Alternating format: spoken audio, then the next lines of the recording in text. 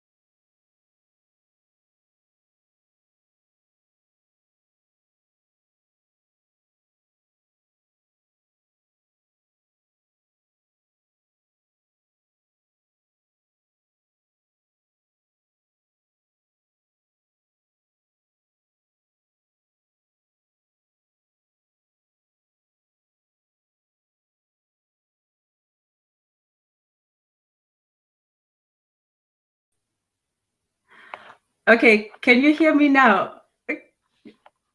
Can you hear me now?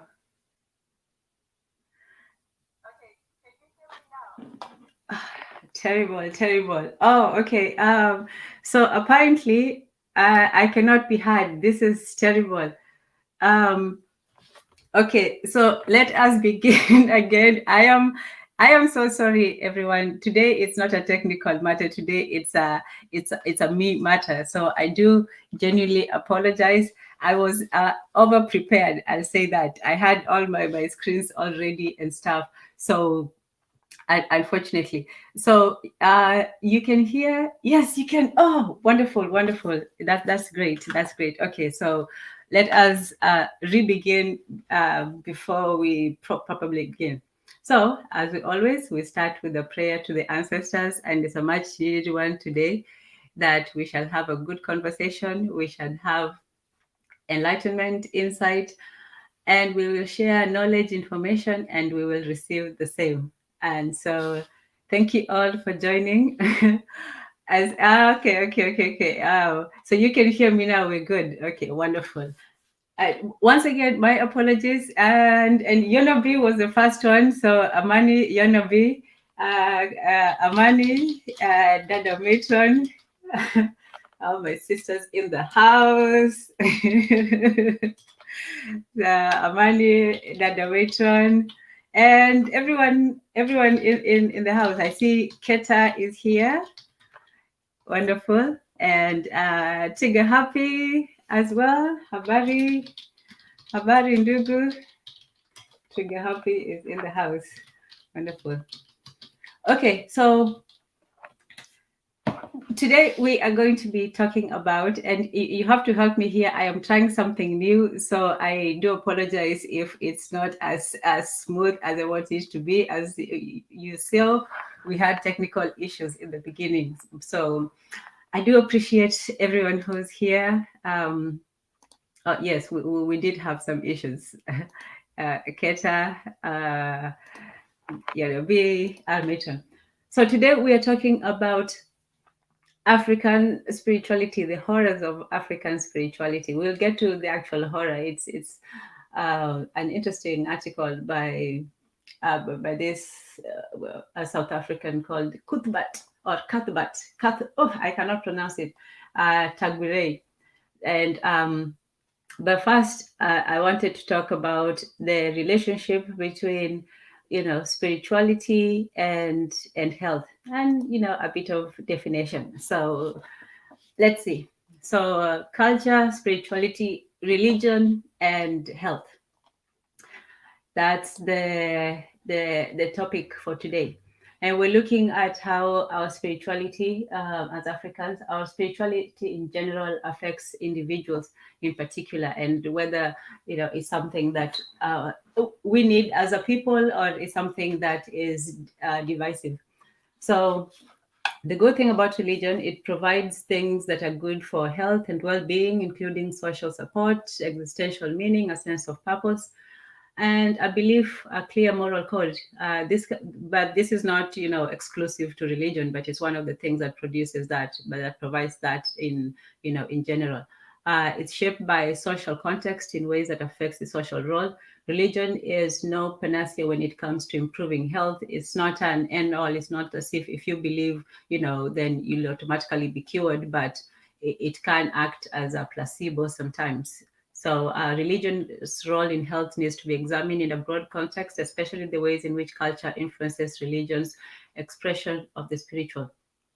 Human health has multiple sources: material, social, cultural, and spiritual.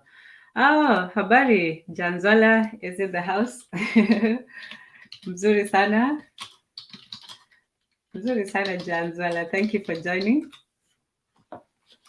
So, religion, culture, and spirituality, the interplay of the three. And human health has three sources. You have the material, social, cultural, and spiritual. There are others, I'm sure.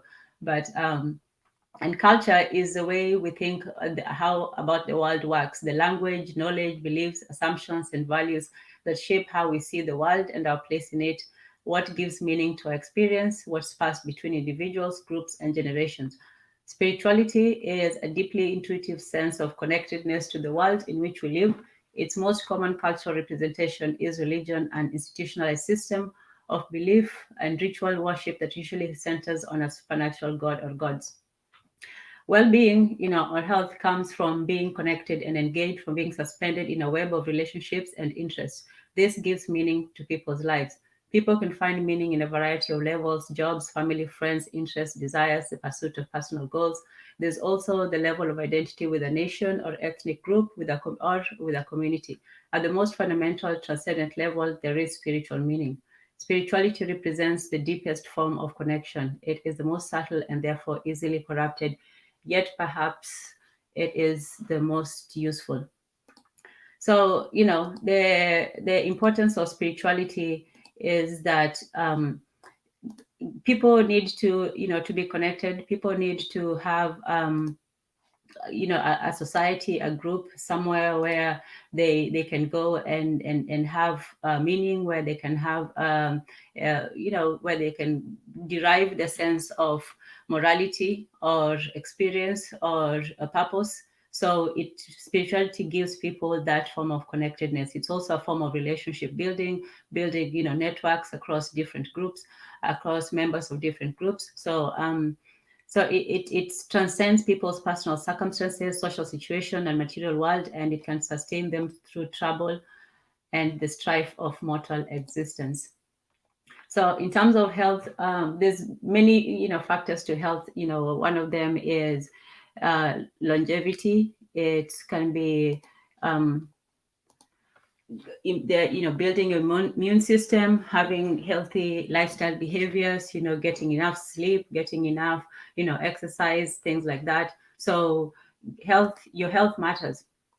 Now, Emil Durkheim was a sociologist, and he talked about the notion of social integration, which is the social support, which includes social support, and it involves the interplay between the two antagonistic aspects of human existence, which is the individual and the social. So, with the individual, you have the ego, you have the personality, the ego, superego, all of that. You have the consciousness, and then within that you have the needs, where you have the physical, material, needs, and so on. And then you have desires. Needs are sort of things that you need to stay alive. The fundamental, uh, food, water, etc. And then you have desires and purpose. These are your sort of your transcendental needs, the ones that you don't need them to live, but you sort of need them to live, to have a purpose for living. So integration is optimal. The social aspect of social integration is the family. You are still, your own person with your ego, needs, desires, but you're also part of, a family. You have, your peers, colleagues, or friends, and so on. And then you're also part of a larger community, whether it's your local community, or a state community, or a city, village, whatever. So yeah, you're both one, and you're both a cog and a part, of the machine. Oh, trigger happy. You're going ahead. You have to come in today, because we do have a lot. We have a lot to discuss, but yes, we'll get to that. Mzuri sana Nzola, Amani Oni, and wow. Okay. But Haguziki is always nowadays just coming for me. I don't know why, but Amani to you too.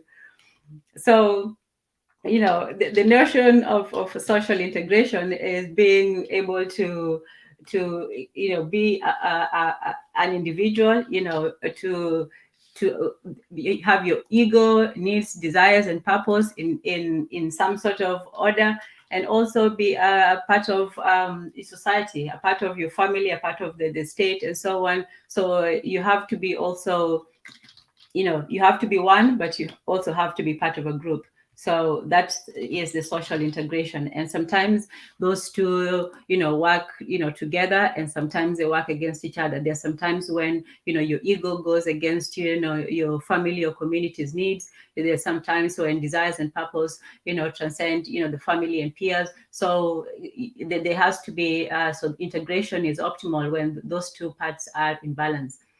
And here emphasize the role of social institutions such as family and religion in binding individuals to society, in keeping a firmer grip on them and drawing them out of their state of moral isolation. So you can't just be lost in your ego. You still have to be in, part of that greater, society. So the cultural influences on the religion, the two powerful cultural factors that work against spirituality in Western societies today. We're going to look at Western, and then we're also going to look at African societies and traditional African societies. But in Western society, the two factors that affect religion is materialism and individualism, and they especially in combination. So materialism is a cultural antagonist of the spiritual, and it hinders or distorts its expression. Historically, individualism was concerned with freeing the individual from social regulation. Historically, individualism was concerned with freeing the individual from social regulation, including the church. So it was, the right of the human being, versus the concerns of the society. But the freedom we now have is both exhilarating and disturbing. In the past, people did not have freedom to make choices in their lives. Their lives are basically, predestined, socially predestined by, your space in, your state in life, your birth, and so on. In Western society, obviously, bringing with it both new opportunities and personal experience. The hazards of individualism are growing as it becomes increasingly associated with the belief that we are independent of others. So, in the West, religion, which is supposed to bind people together, encounters this, idea of individualism, which goes counter to it, which says that you're supposed to be your own person, whereas in religion, you're supposed to be part of a group. So, that's the aspect that, the influence of religion. So culture influences religion. So human beings, no matter our ages, we still do have a need to be, to have meaning in life. It's not just to do things, to eat, drink, and be merry. People still want to have something, to live for or to live up to. And so there's this meaning. If you lack meaning, it increases personal vulnerability. It creates alienation where people simply just, it's almost like an automaton. You're simply going through life because you have no purpose really. And also, apathy. Now, on the other hand, if you have too much meaning, if you attach too much meaning to things, you pay attention, you're too much of a fanatical, whether political or, whichever way, you attach too much to the ephemeral or the transient. It's things that come and go. And you will suffer, failure and disappointment. And, to take into the extreme, people who put too much meaning in, ideologies or in beliefs or in people, they sometimes do subjugate their own self in, for the sake of something greater than them. So one has to have some kind of balance between, not having meaning in life where you're just, apathetic, or having too much meaning where you're too much attached and you forget yourself in a way. So, Amani, Bakari. Good thing people come in so I can take a short break because I have been told in the past that sometimes I can go on. I need to calm down. So I will calm down. So balance and stability in meaning. Now, as we said, religion provides a basis for morality. This is where people derive their moral values, their principles, and so on. So when religion is declining, especially in the West, also the moral values that provided that framework is also frayed. This framework provided what is important, what is true, right, and good. But if there's no such framework, then it's like every person for themselves. And societies tend to reinforce values that emphasize social responsibility, self-restraint, and discourage those that promote self-indulgence and antisocial behaviors. So vices are about the unrestrained satisfaction of individual desires or the capitulation to human weaknesses. Individual and materialism reverse these universal virtues and vices, weakening one of the core social functions of religion, which is central to health and well-being. Cultural messages can create tension, conflict, and confusion within individuals when they run counter to religious beliefs. Yeah, so at the end of it, the question is, for all the health benefits it can confer, is religion a cure-all, or is it, a magic cure? But panacea is, pan is, everything, pan-African, pan this. So pan is everything. So panacea is something that cures everything. And a placebo is, I think we all know what a placebo is. I think it's like a mental drug that doesn't exist, like a miracle drug. But anyway, but when you look at the US, which is the whole idea is that religion was supposed to, create a sense of health and well-being in the community. But it's not, the conclusion is not that it doesn't cure all the ills of society. It's not to say that if you're a particularly religious community that you will not have problems. And that's also counter, because the US, when compared to the other developed world, obviously Europe, Australia, Canada, and so on, the US has a high, high religiosity, but it still has a lot of problems, life expectancy, crime, poverty, inequality, and so on. So in conclusion, Americans' religiosity has not protected them from the rise in, social malaise, including youth suicide, and a feeling of alienation from the youth and from people in society.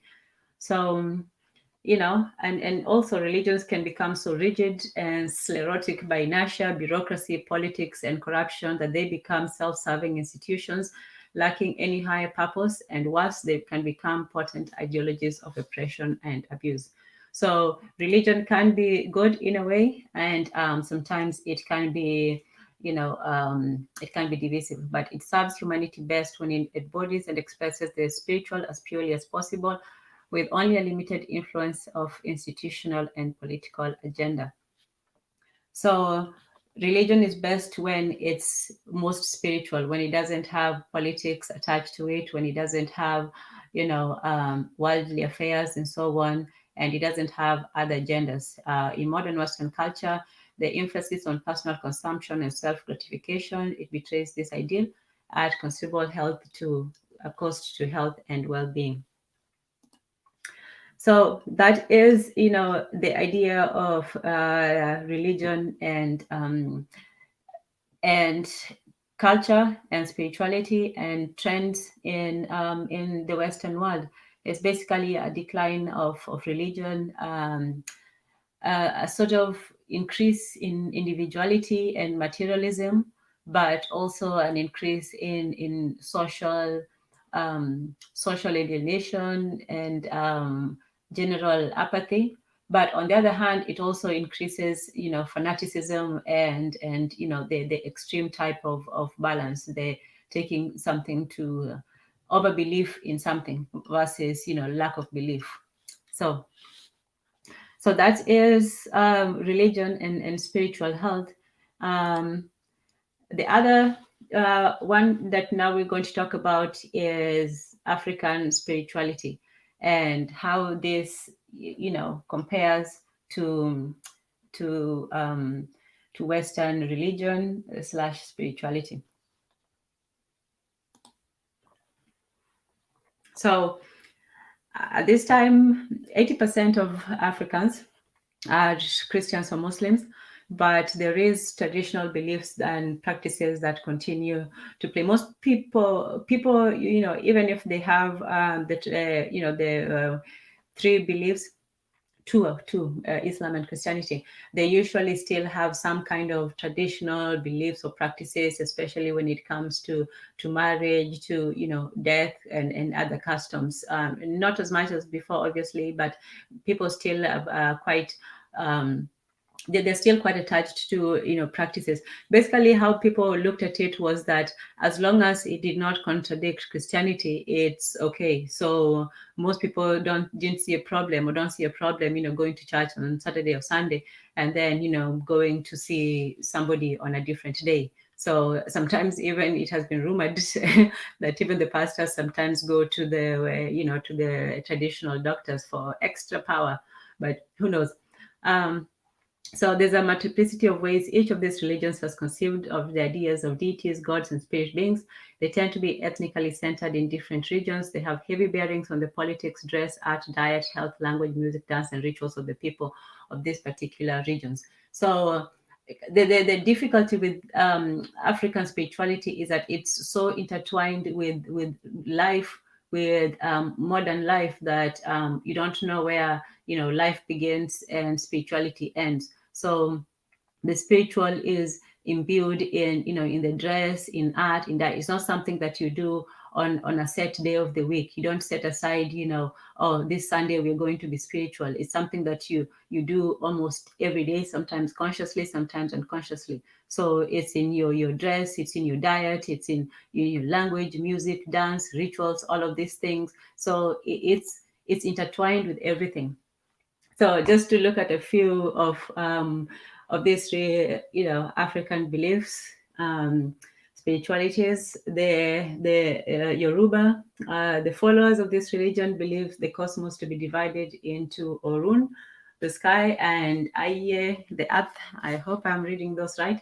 There is the realm where Olodumare, the high god, Orisha, the deities, and the ancestors dwell. The high god is the creator, where the deities are believed to they have transferred humans to the earth where the latter dwell. Yoruban people believe that the deceased members of the families play active roles in their lives and look up to them for fortune, advice, and honor. Some people even considered ancestors to be equal in power to the Orisha. Families maintain the shrines of the ancestors in veneration. The duty of Yoruba priests and priestesses is to act as mediator between the people, the Orishas, and the ancestors. The Yoruba diviner is called Babalawo. I hope I am saying that right. Babalawo, and hold on 1 second. Yes, Babalawo. He consults the Ifa, an extensive literary body of information that covers medicine, science, metaphysics, and cosmology to find solutions to the problem of the people and the society in general. Descent in Yoruba society is patrilineal type, meaning that the children belong to the father, and polygamy is common. Circumcision is also performed. So that is, a few aspects of the Yoruban culture. And the next one is the Zulu. The Zulu believe in a supernatural being called and you do have to bear with me. I am from East Africa, so hey, Unkulunkulu, who is supposed to have sprung out of a bed of reeds and then created the world. Human beings are believed to have an Umzimba body and an Idlozi spirit. In addition, there is an Inhi, okay, that one got me. And the Inkongo, brain or mind, and Isitunzi, personality. So human beings have a body, they have a spirit, they have a heart, emotion, they have a brain, and they have a personality. The Zulu believe that once the Okubiasa ceremony is performed after death, the Isitunzi becomes one with the ancestral spirit. So, like the Yoruba, the Zulu look up to the ancestors for guidance and favors. Ancestors are believed to have guidance and favors, to have control over the forces of nature, and are consulted before all major events. Sacrifice is the bridge between people and their ancestors. The Zulu traditionally use magic, diviners, and herbalists are commonly sought by the people. The philosophy of Ubuntu originated among the Zulu people, translates to I am because you are. It emphasizes the qualities of humaneness, generosity, hospitality, and gentleness. The Zulu are a patriarchal society, and polygamy is also practiced. So that is a bit about the Zulu, and this is simply, a few of the, it's not all of them. We can't go through, all of them, just a few major highlights. Okay, oops. Okay, did I lose? Okay, so now we talked about the Zulu, so now the Igbo. The Igbo have, they venerate the goddess, the gods, earth goddess called, veneration of an earth goddess called Allah, whose will is sought through oracles and divination. Some of the Igbos traditionally acknowledge Chukwu or Chineka, a creator god or supreme being. Anyamvu, the sun god, is believed to cause trees and crops to grow. Igwe, the sky god, is believed to bring rain on the earth. The earth goddess and other deified spirits are worshipped in shrines and temples. Unlike the Chukwu, these deities are of relevance to the daily life of these people. So there is a worldview, and the elements of nature include animals as mediators between human and spirit levels. Diviners and priests have the offer, a symbol of authority, justice, and truth. They interpret the wishes of the spirit, bless devotees, and punish offenders. The living, dead, and unborn are believed to form parts of the continuum. Enshrined ancestors are supposed to live in a world of the dead that mirrors the world of the living. Ancestors are paid tributes by families through sacrifices. The process of marrying an Igbo woman is elaborate. Various stages in which the man asks for the woman's consent, negotiates using a middleman, the groom's character is put to test, and the bride worth dowry is paid. This often takes more than a year. The Igbo society is patrilineal and polygamous. So, that's just a few of the traditional societies in traditional African spirituality. Just you know just a quick view. So, but formally, officially, the religions in Africa are Islam, Christianity, and to some extent, the indigenous ones. And then with the indigenous ones, we also count the diasporas ones, because a lot of these religions also, had their continuation and their practice in other places. So, the indigenous religions, like we said, that they, mentioned the Yoruba, the Zulu, the Igbo, and so many others. Every single tribe have their own religion and have their own spirituality. So these are just a few of the the most common. And in Cuba they have a regla de ocha, and in Haiti obviously we know about the voodoo, and in Brazil they have something called the candomblé. So there were, it's a mixture, and even in these diaspora religions, there was a mixture of, Christianity, mixed in with the religions as well. So the complexity of African religion, spirituality, sorry. And this one is written by someone who is his point is that we tend to reduce African spirituality to just a few simple tokens, and we should look at the whole the larger system. So let's see. So he says that African spirituality, as it is now, is simply a pseudo denomination, and it's just ultimately an extension of Eurocentric exotification of Africa. That is why all the motifs used by the so-called African spiritualist is directly into the loose generalization of a tribal Africa with drums, Ubuntu, and libation. This is not accidental, because the worldview of sorry, one second. Yes, this is not accidental, because the worldview of most so-called African spiritualists, especially in the West, is a celebration of a Western stereotype of Africa.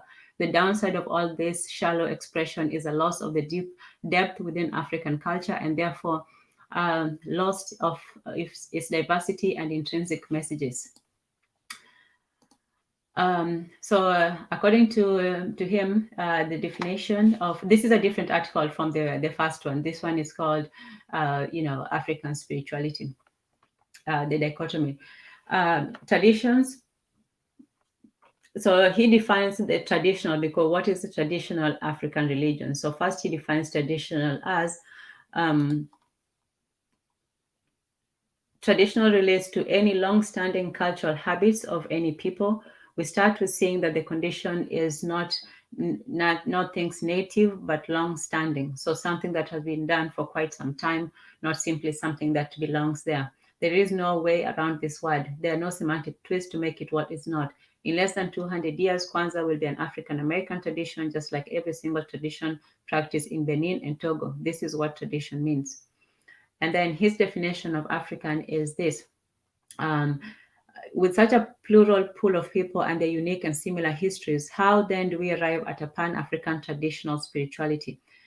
Quantifiable connection, unique not only to the continent, but so purposeful in its definition, it excludes Arabs in North and East Africa who have been part of that history for thousands of years. What force could cause a black-skinned distinctive connection between such a diverse continent?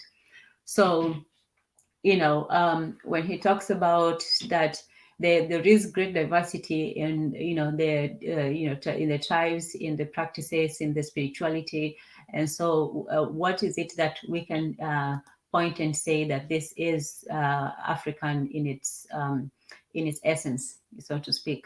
So he examines that. Oh, okay, yes. Let me take a break to Bobby E, right? Amani, Amani and Ndugu. Good to have you. Good to have you. We're just talking about African spirituality. So we looked a little bit. We started with a look at Western spirituality and religion, which, as we see, is in decline and is being countered by the forces of materialism and individualism. And so now we're looking at what is traditional African spirituality from this article. So yes, habari gani, Bobby, right? Bwana Haguziki is in the house. You stopped throwing the barbs. That's good. Bobby Wright says, in Louisiana, African people practice a form of African spirituality known as hoodoo. The term hoodoo comes from the Ewe word hoodoo, meaning spirit worker. Yeah. Yeah, so this idea of these beliefs and practices did travel with the people who left the African continent, and that's why we can look and see what is specifically African, because we see similar practices in West Africa, we see in Haiti, we see in Cuba and all these places. So there is an underlying similarities between all these different threads. So yes, so let's examine that. And so he wants to know what is that makes it specifically African. The other aspect of it is, the semantics, and he talks about spirituality versus religion. So spirituality is an energy, and like energy can create light, fire, heat, motion. So what determines spiritual? The culture of those who express it. Spirituality will be as diverse and as broad as African people are diverse. When he talks about religion, gradually in Western societies, the word religious came to be connected with the public realm of membership in a religious institution with official denominational doctrines. Spirituality takes earthly form when it's transmitted into religion. So religion is the application of spirituality in terms of rituals, symbols, deities, taboos, laws, and musical expression. Gradually, in Western societies, the word spiritual came to be associated with the private realm of thought and experience. So, while in Western societies, spiritual became, a private, thought and experience, while religion became, a public, a public realm of worship. It became an institution, and it became official and doctrinal. So that sort of schism started to happen between spirituality and religion in the West. Whereas, as you said, in African society, it was actually hard to distinguish where spirituality ended and even real life began, because everything was so, intertwined. Spirituality describes the world of supernatural interactions, forces outside of traditional science. Like power, it can be contained or expressed in a battery, a power plant, a fuel cell, or a nuclear reaction. It is the essence of energy. In regards to religion and the dichotomy between spirituality and religion, he says the God concept does not survive long outside of the bottle of religion. Religion is an institutionalized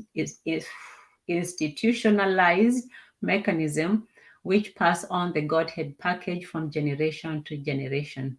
Religion is what holds and defines or makes usable spirituality in terms of functionality. It communicates between that realm and reality. So religion is supposed to be almost a tool of spirituality. It's supposed to make spirituality functional. It's supposed to, bridge the gap between reality, the material world and the spiritual world, and, bridge that gap. But in the society that we live in, those two have been bifurcated into two different, practices. Amani, respect everyone. Yes, it was a good read yesterday. Yes, I was I was there as well. That was a good read. Make sure you go and listen to Dada Matron. She had a good show about Chancellor Williams, the book that everyone and I didn't know about it either. Asante Dada Matron for that one, because I didn't know. I only knew of that one book, The Distraction, and I didn't know about about the other side of the coin. So yes, indeed, that was an excellent read. So Merton says, in the West, my honest opinion is that religion is a tool to organize an economy. Yes, indeed. Oh man. Okay. All right, we will. Yes, Bwana Guziki, you definitely need to get that. I need to get it too. We all need to get that book, because you cannot read, half of the problem and then you don't read the solution. So we definitely need to get that book. So religion and spirituality in the West has been, bifurcated into these two different entities. And so with materialism and individualism, it becomes harder and harder to combine the two. The third aspect of it is the idea of spirituality without religion. And that's another contentious. He says African spirituality cannot exist as an authentic African paradigm.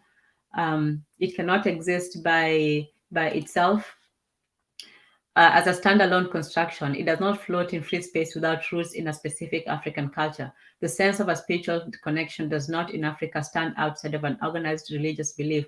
When people say they're just spiritual, they're saying that they have belief in divinity, but have no culture, no rituals, no communal responsibility, no structure. How is that being African?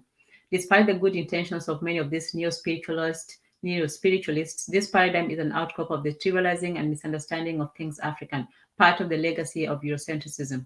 It is a de facto new religion without a name.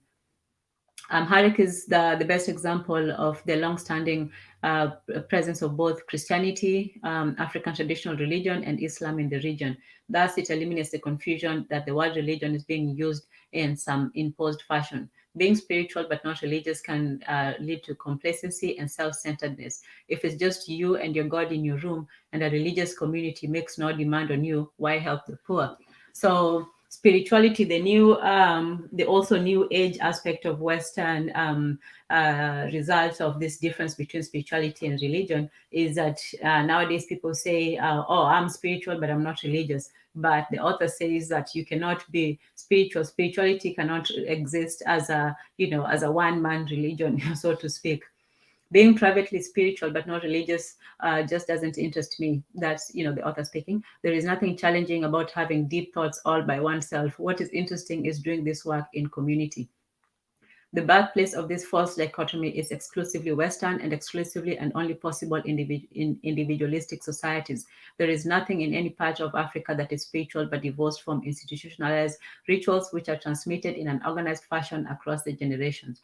It is therefore telling that African people will adopt this spiritual stance in some revolt against what they see as the white man's religion or oppressive religion, when it stands against some of the most intrinsic African values of community.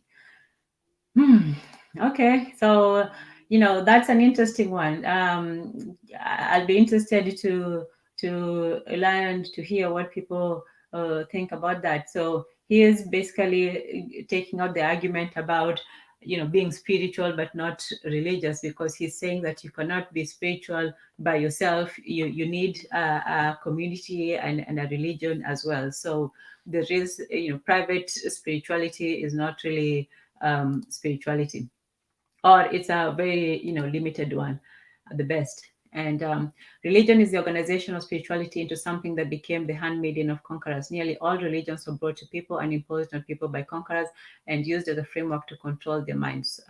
John Henry Clark.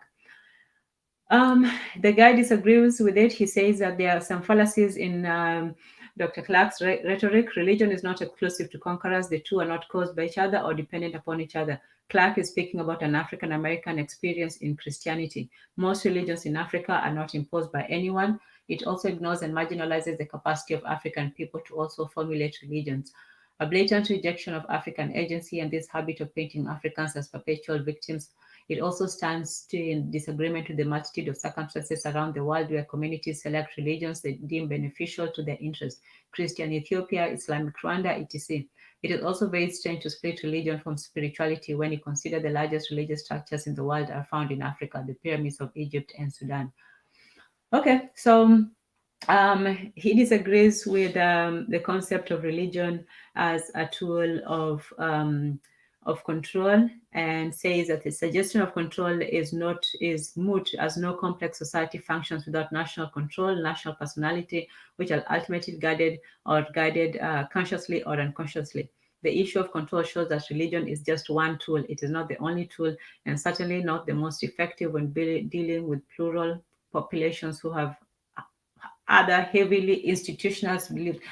Wow, it's just trying to kill me with all these long words, like Europeans trying to conquer and colonize Muslims, for example. So he says, that the control of religion is limited, depending on, it has to be combined with the systems, habit, traditions, culture, and politics available to exercise its interest. Religion in any configuration cannot be isolated and given some special weight in an attempt to build a case for some uncontaminated spirituality which is exempt from being exploited. Okay, so that's a good place to stop. We still have one more, but if anybody wants to come in and and share their thoughts so far, I would be very interested. Oh, shoot, what did I do? I think I did the wrong thing. Okay.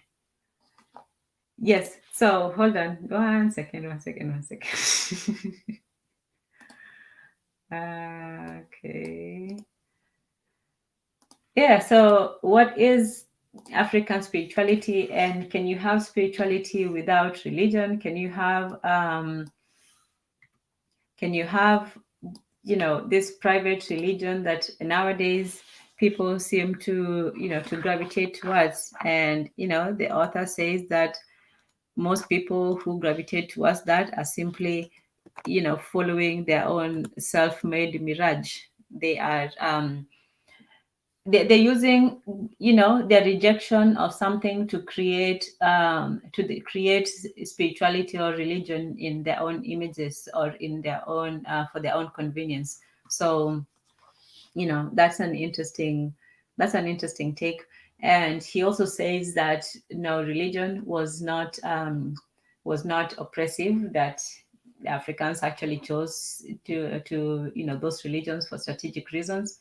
And yeah, Bobby Wright says, yes, the rebirth of African civilization was incredible. Oh, you have read it. Okay, wow, good for you. Yeah, I wish I could say the same, but I might in a little. Brother Bakari says, our Matrons Learning Curve, the problem with that economy in our neighborhoods, only the past.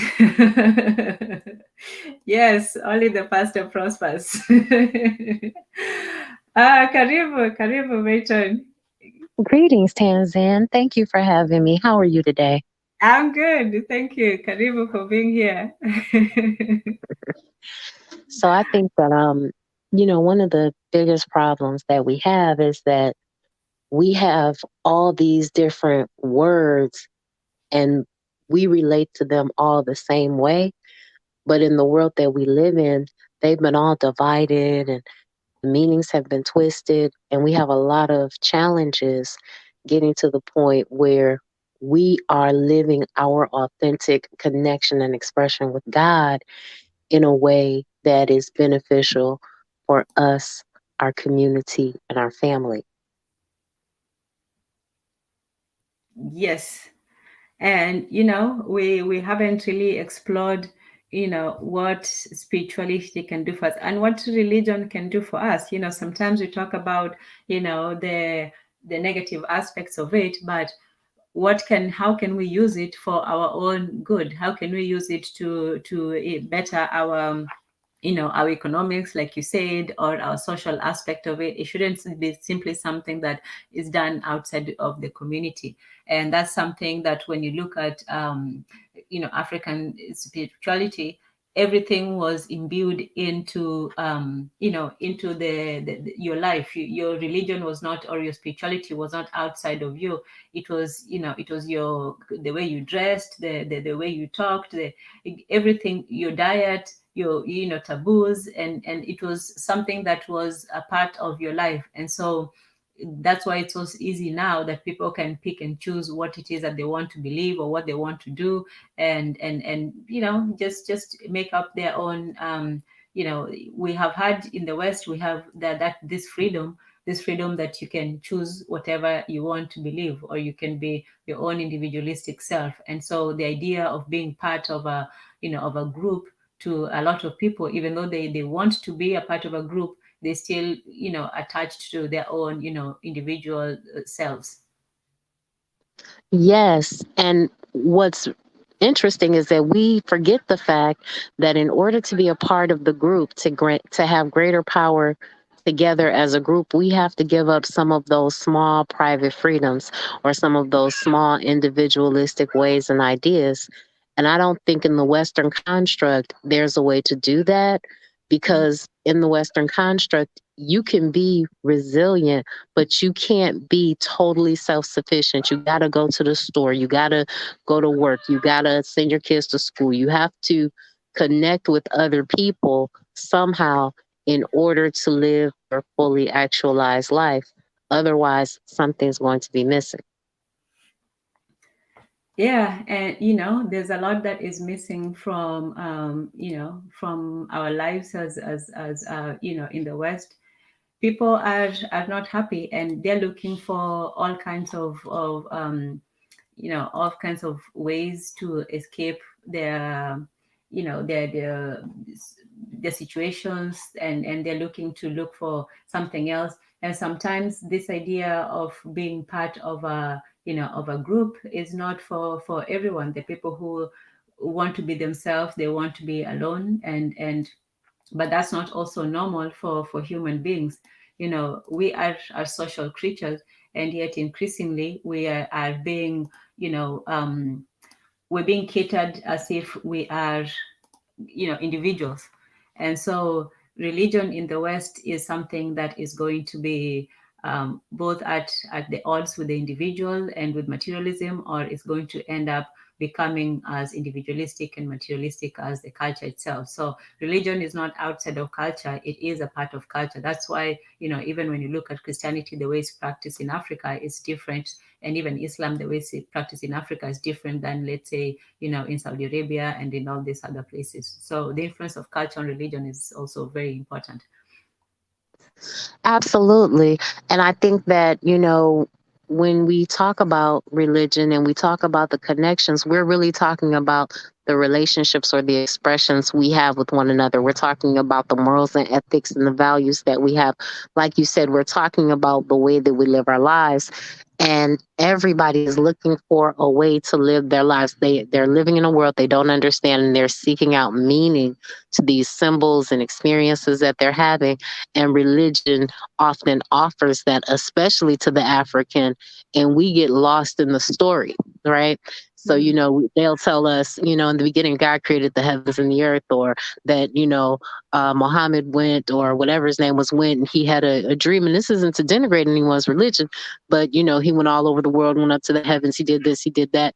And all of these allegorical stories and messages to pass on and transmit information that are really and truly um, ways for people to learn about handling power and having relationships with one another, about how are you going to relate to the government, your fellow man, and yourself. And we don't interpret it that way, but that's really a lot of what the Bibles and the Qurans and even the Vedas are talking about, because we have to be able to live on this planet together publicly. But then when we go home privately, we have different relationships with the people that we choose to be in intimate, close quarters with. And I think that we need more meaning and definition for most people in that regard. I agree. I absolutely agree. And in regards to Bobby E. Right, yes, we were both talking about the reading last night. We were both talking about the reading last night of on your show, Dada Matron. Yeah, that was a good one. I look forward to next week's chapter 9. Yeah. Oh, so the guy who's writing that, the one who disagrees with Dr. John Henry Clark, that's his website there, African Holocaust.net. So he basically saying that the part that I agree with him is that the bifurcation of the idea of religion and spirituality in the West. The part that I don't know how much I agree with him is the part where he talks about Dr. Henry Clark. But yes, that's him from his site is called African Holocaust. So he talks a bit about Bobby Wright says, I agree with Dr. Clark's analysis because the first thing the Muslims did was to declare war on traditional culture. Well, yeah, everyone did. And the next piece we're going to do, the title of this, The Horror of African Culture, of African Spirituality, actually talks about that, the war on traditional culture. And you say we do it selfishly, and the people that are not selfish have been vilified in the media. We don't know the story. We have the common understanding. Yeah, a lot of the things that we think we know, we have just been told. We don't know the real full story. Yonobi says we were killed to accept their religion. Africans were just fine before religion. Yeah, and we were fighting before a whole lot of things.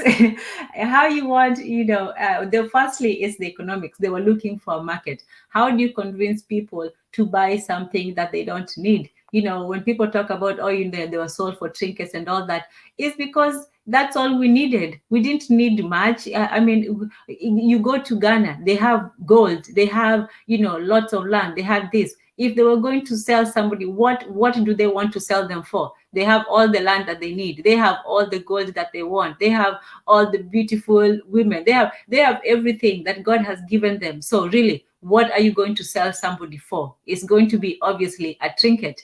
I'm not saying it's a good thing. I'm just saying that we had everything we had. We were convinced to do things against our better interests because of some I don't know, they're crazy,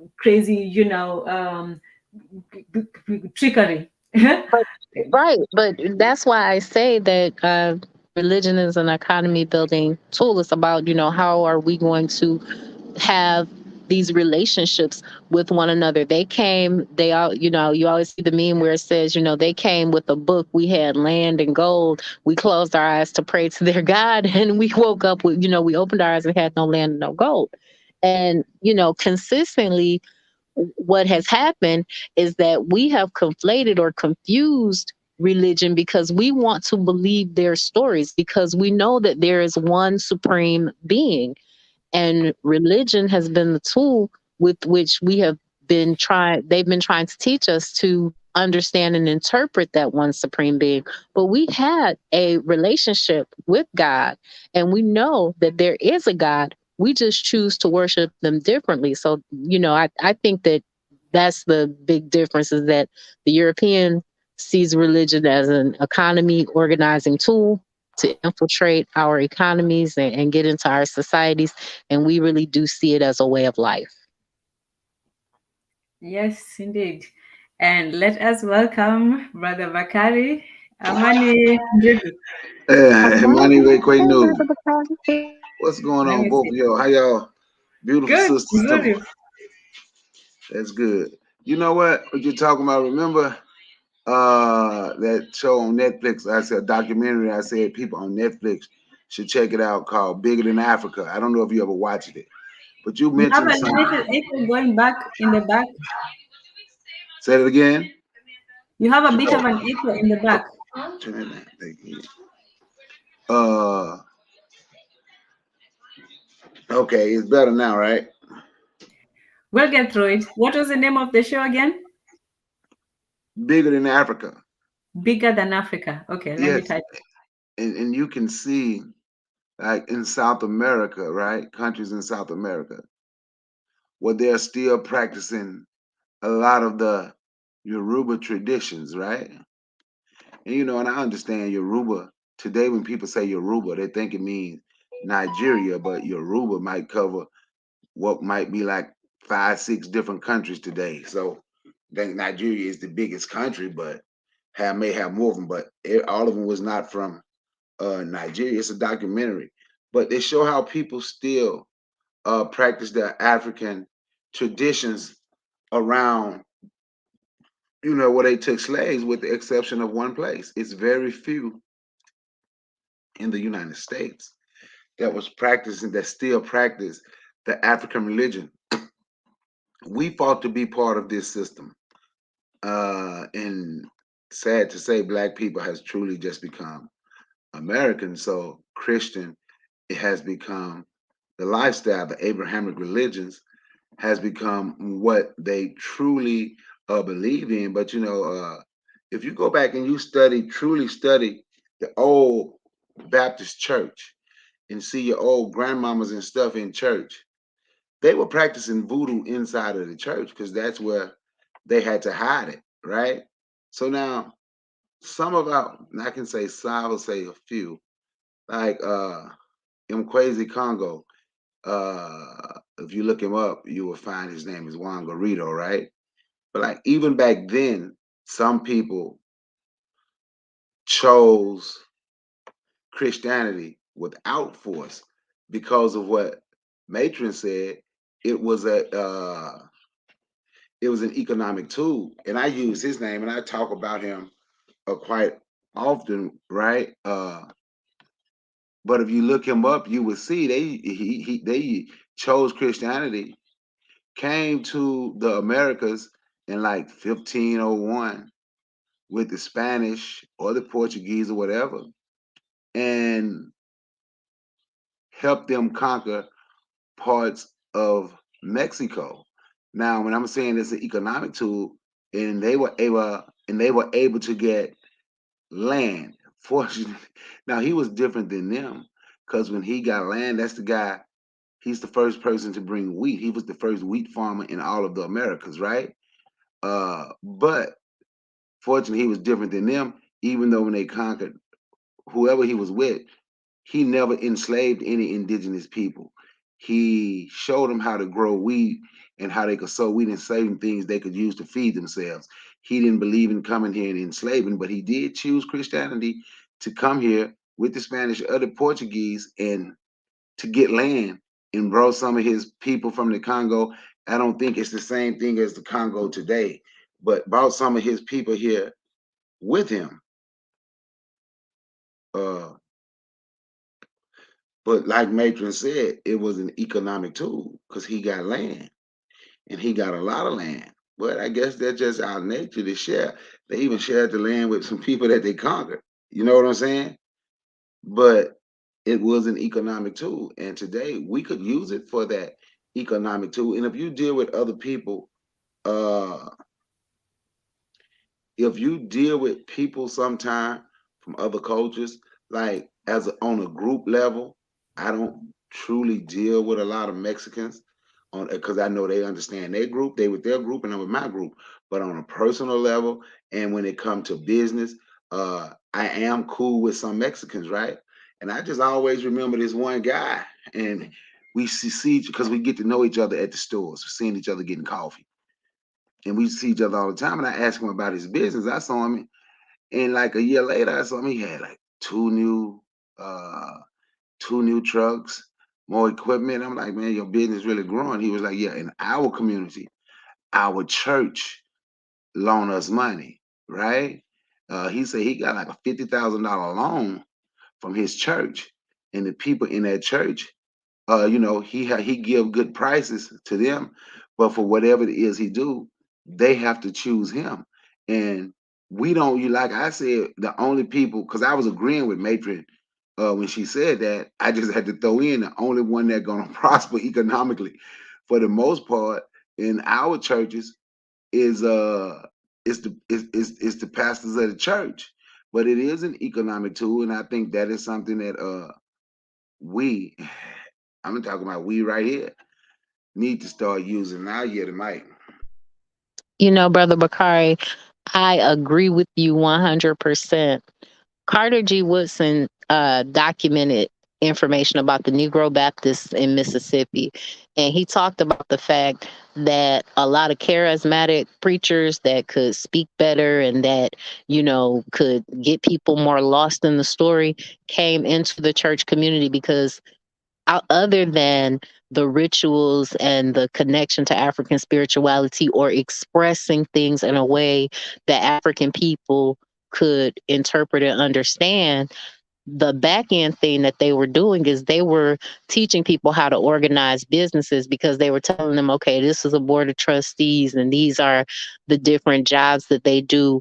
And they were showing them the little information that they had about how to organize a business. And they were doing the rituals, and they were doing different things that you do when you organize a business. They were having the meetings, they were collecting the funds. They had mutual aid funds. They did a lot of different back end things that the church just stopped doing for the congregation, because these charismatic preachers that wanted to express this happy go lucky prosperity giving, oh, God is magical, oh, God is something outside of yourself, they sold them on that set of ideas, and they infiltrated the leadership of the church. So, yeah, I agree with you. Do you agree we should start using it that way? I do. I do. I do. I tell y'all a lot of time. The shortest distance to the African mind is through his religion. Because if you can meet the material needs of your people, or you can explain and express to them a way to live, and you actually are benefiting them, then you will have your group of people. You know, my problem with using any already existing church, because we could really talk about it. My problem with using any already existing church, except the one that Dr. Keith Slaughter, and I'm not in a position to move to Georgia yet, is that they are all corrupt, serving only themselves and their families. So I got to start a church, start a ministry, be a traveling minister, something, so that people can understand and get, and do the things that are necessary with the financial literacy and the business organization, and, showing them how to actually do these different things. Yes, Yeah, indeed. And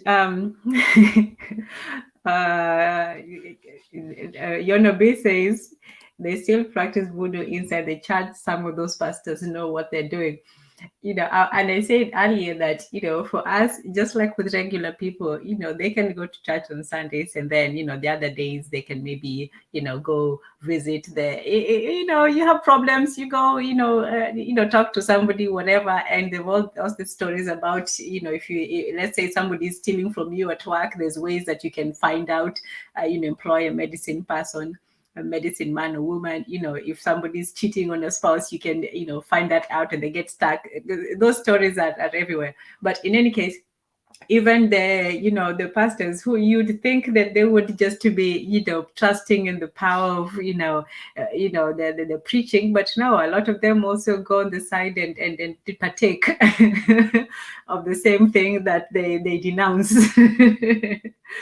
And she says they still practice voodoo inside the church. Well, at least they're practicing is inside. For us, where they go outside, and do it on the sly, and then they come back and. But anyway, Keto says the church is the only institution we have, but we take religion too seriously. Yes, I do agree about that institutionalized part of it, that, it still provides the social aspect, the framework for values, for, a common story and reference and so on. So, yeah, and unfortunately, if you can't provide an alternative to the socialized aspect of it, I don't know how you're going to create it. And like he said earlier, with the African, the idea of a private religion, it doesn't really, make sense. Keta says the 7 billion people actually worship actually 700 gods. Wow. So what's that? Is that a million per god? Is that a million per god? How much are they getting? Are they getting fair dibs, or one person holding all the souls? Tiga Happy says, what about hoodoo as an alternative? Yeah, I mean, if you can, if can it galvanize our people at this time? Can we, rally around, a religion? I don't know, because one thing that the religions, the mainstream religions have done really well is to be able to, unify people, to gather people, to get their attention, and so on. It's a public, religion. Yonobi says, "Tan, they do it right here in Brooklyn." Disgusting because too many of our people don't notice what's going on. Very disturbing. That's why I left the church. Yeah, yeah. I mean, it's crazy. It's, sometimes you look and you're like, does everybody see what I'm seeing, or am I the only one looking? Yeah, yeah. There's some things that nowadays you just see and you're like, you shake your head and you just move on. These days you got to be able to afford to go to church. You know how much that costs to go to church. Really, just put on your nice clothes, and I think it costs about as much as to go to a bar. I would think, and most of the people there were out on the night before anyway. So hey, half and half. Church is just with the hassle of a few of us. The pimps left the street and started pimp pastors. Okay. Okay. Richard, I mean, Brother Bakari? he is not lying. To speak to Bwana Hagaziki's thing, to go to church, it costs 10% plus because a lot of them churches do 2 and 3 offerings, like they'll tell you we ain't raised enough money. You got to go dig deep, dig deep. I've already dug the deepest I can dig. And in regards to what Ketter's absolutely right. One of the things that, they do in their testimony and their story is they'll talk about how God cleaned them up and how God made them new. And when you're a desperate person seeking hope, you hear and listen to that message and you think, wow, God did that. But what they're saying is that they learned how to organize a business and they integrated into an economy. And that's what that means when they're doing that and they don't analyze the fact that even Paul, who they say was this great prolific writer of the New Testament, said that every man with fear and trembling needs to work out salvation for himself, which is what that Chancellor Williams statement last night was a nod to. Every man has to work out salvation for himself, what gives you internal peace. But religion is how we relate to one another and how we're going to build and organize our economy. It is a group team effort and it should and must be transparent. And just like that preacher in Louisiana that I talked about the other day, he went to prison and had to pay back money because he had a church. He told them he was going to open up a school. He was getting all these grants. So that means that he understood the business part, but he wasn't doing the work. And so he was cheating the people out of their offerings, out of their tithes, and he was stealing from the government. Now you can cheat the people. The government don't care about that. The government gives you the power to establish a religion and a church and to be a not-for-profit or a nonprofit and say that you're collecting this money. So you can do all of those things. But at the point that you decide to go for those government funds and those grants and you don't fulfill your word over time, then you'll get caught up and you'll have, your hands smacked and you'll go to jail. You'll have to pay fines and stuff like that. My thought is that we actually do want to do the work, which is, as Brother Bakari said, why we need a church. And, Yona B said that NASA keeps discovering billions planets. Why we keep thinking they're only one God? The only thing I got to say to you, Yona B, is Creflo Dollar already said when they discover them Martians, he gonna ask for $1 billion for a space shuttle so he can go up there and teach the Martians about Jesus. That's all I got to say. Creflo gonna teach the Martians about Jesus. Go Creflo, go Creflo. Wait a minute. I say all the time we need more missionaries. So I ain't mad. Missionaries. Oh my goodness. One thing I have to admire is the boldness of these people. Like, Hey, you could have heard it, but the thing about it is, you should have heard his church.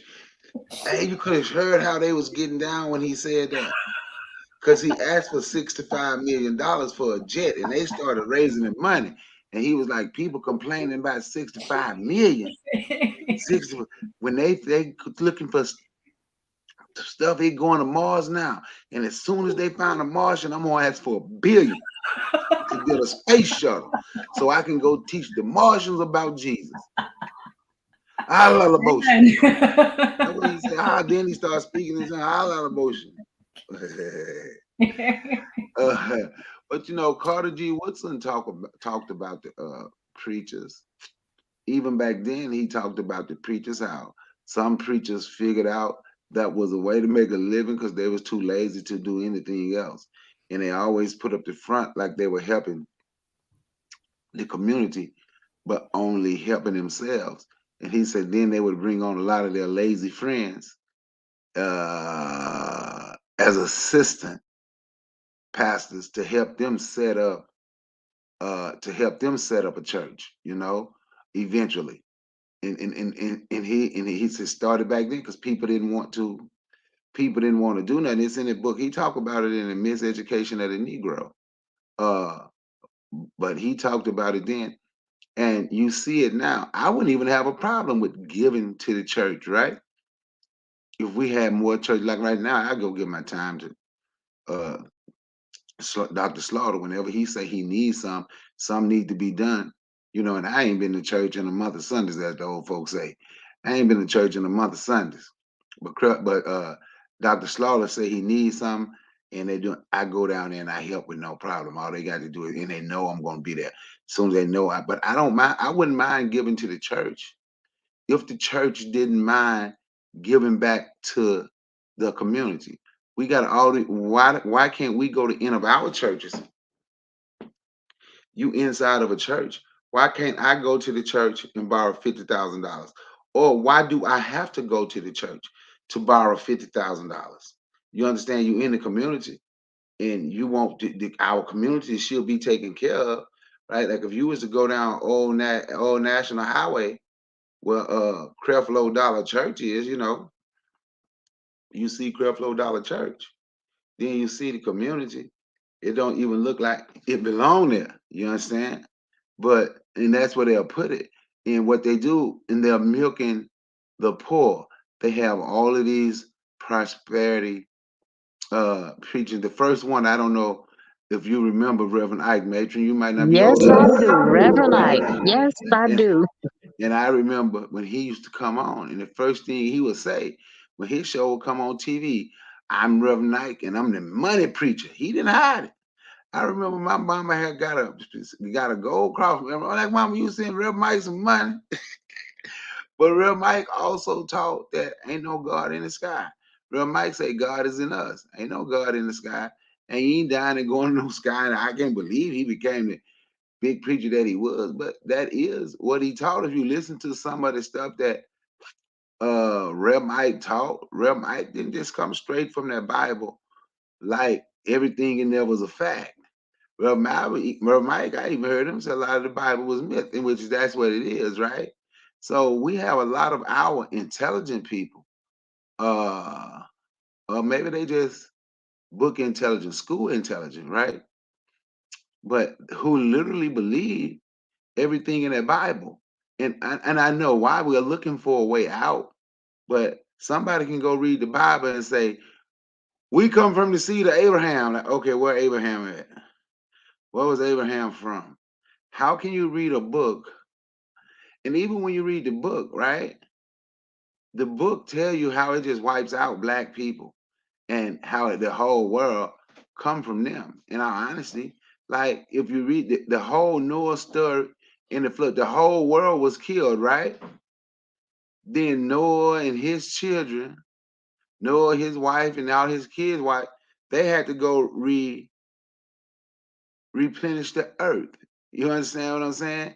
And these people supposed to have been Turkish. Right? I'm saying if you hear people talk, but then some of the stuff in the Bible and where they say that area was from, like, because that's where the boat ended up. So they were from around that area. They were not African people. So the Bible would tell you that it was those people that replenished the earth. And that's where we came from. I just honestly believe the book is a Jewish mythological book for Jews. That's why the Bible says, I am the God of the Jews. But the Bible will also tell you, I want to say you can go inside of Luke and John and Tyrone and Jimmy Dale, all them different books, right? And especially there's one in Luke and in James. Uh,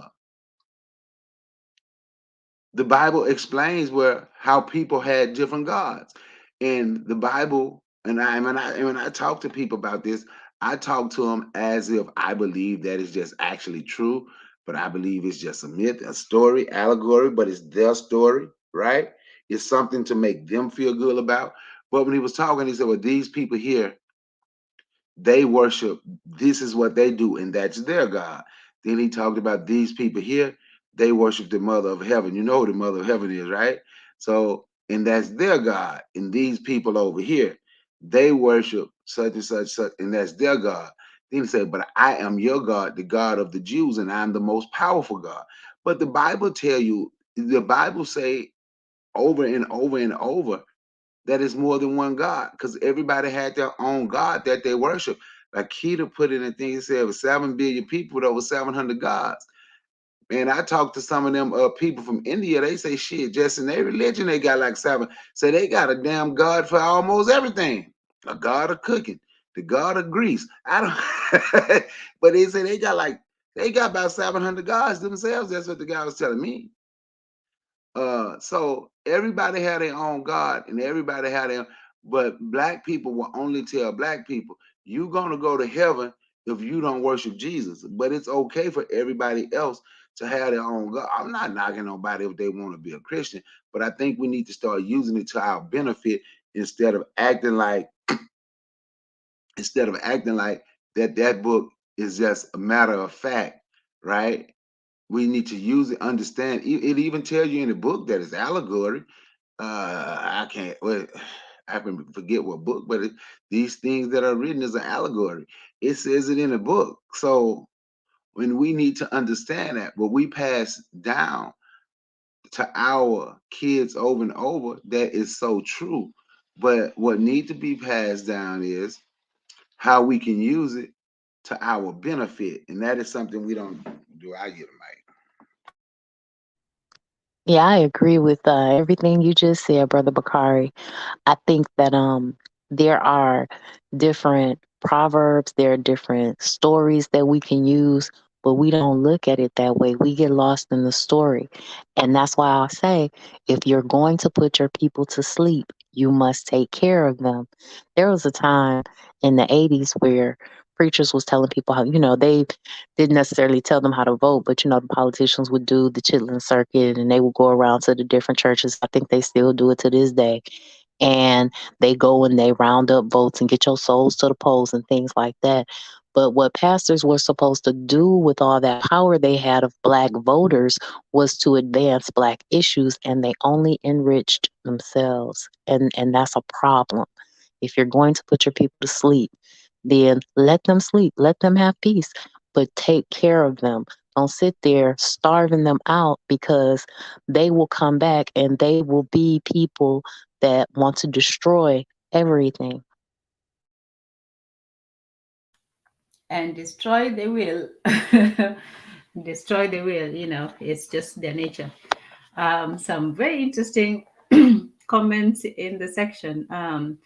Tiga Happy says that, like, of course, Jamaica will be rambling about China because it's pushing out many when people make it sound like the nation isn't African. Okay, that I don't know what that means. To me, push your spirituality because it's congruent to your ancestry. Simple as that. Okay, so clear spirituality and ancestry. This means combating soft power against other groups that also presents a psychological hold over revering other people in a sacred manner. Arabs and Boers have this advantage. Yes, because they create their gods after themselves and we follow other people's. Saudi Arabia can ban all other religions, but Africans are probably, yeah, they are, unfortunately. Okay, that was a lol to something different. Yeah, to the Creflo one. You Um, know, may I speak? yeah, go ahead. I also wanted to say that when you look at their documents like the Magna Carta, they made themselves God, or the papal bulls that they issued and different words that they wrote down and documents that they preserved. Mm, They decided that they themselves had the right of kings and the ability to go and claim land and take over and conquer people and convert them violently and treat them poorly because they were the only men. And so there are a couple of lessons that we can learn from that. First and foremost, they deify themselves and they revere their ancestors and participate in ancestor worship. They just call it something different and we Exactly. don't interpret it that way. The next thing is that all religions deify a people and they go about organizing institutions and groups to preserve those people. And we don't do that.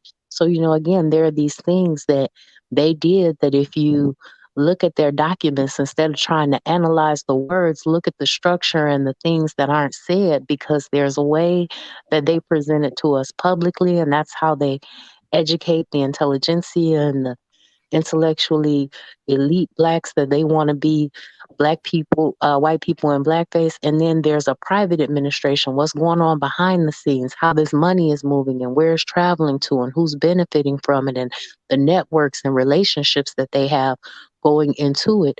Those people socially and sexually integrated themselves into Egypt.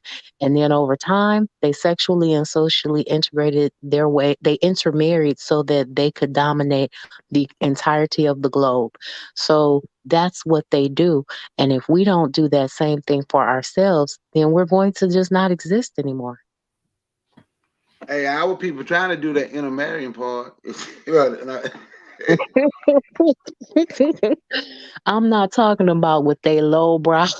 I'm not talking about them taking the best of our people and not having a structure and a community of black people for them to get into.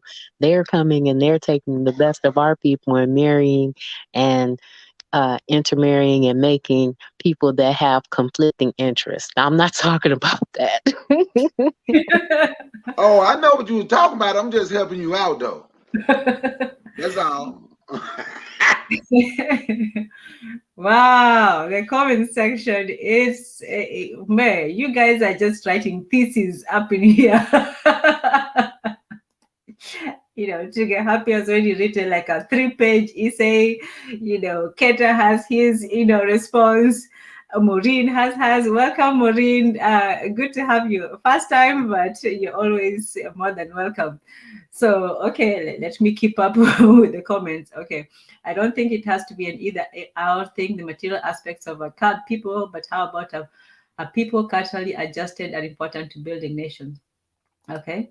Yeah, debate with the socialist versus culturalist, nationalist. Okay, no, I don't get that, but maybe you'll explain. Socialists emphasize the economic but leave the cultural behind. Okay, I get it now. Some cultural nationalists emphasize the cultural and leave the economic behind. Okay, yes, absolutely. There has to be a balance. They're equally important. Remember, we're dealing with trying to empower, fix, allows people. The white man didn't just come to Africa and destroy economies. He also destroyed culture. Exactly.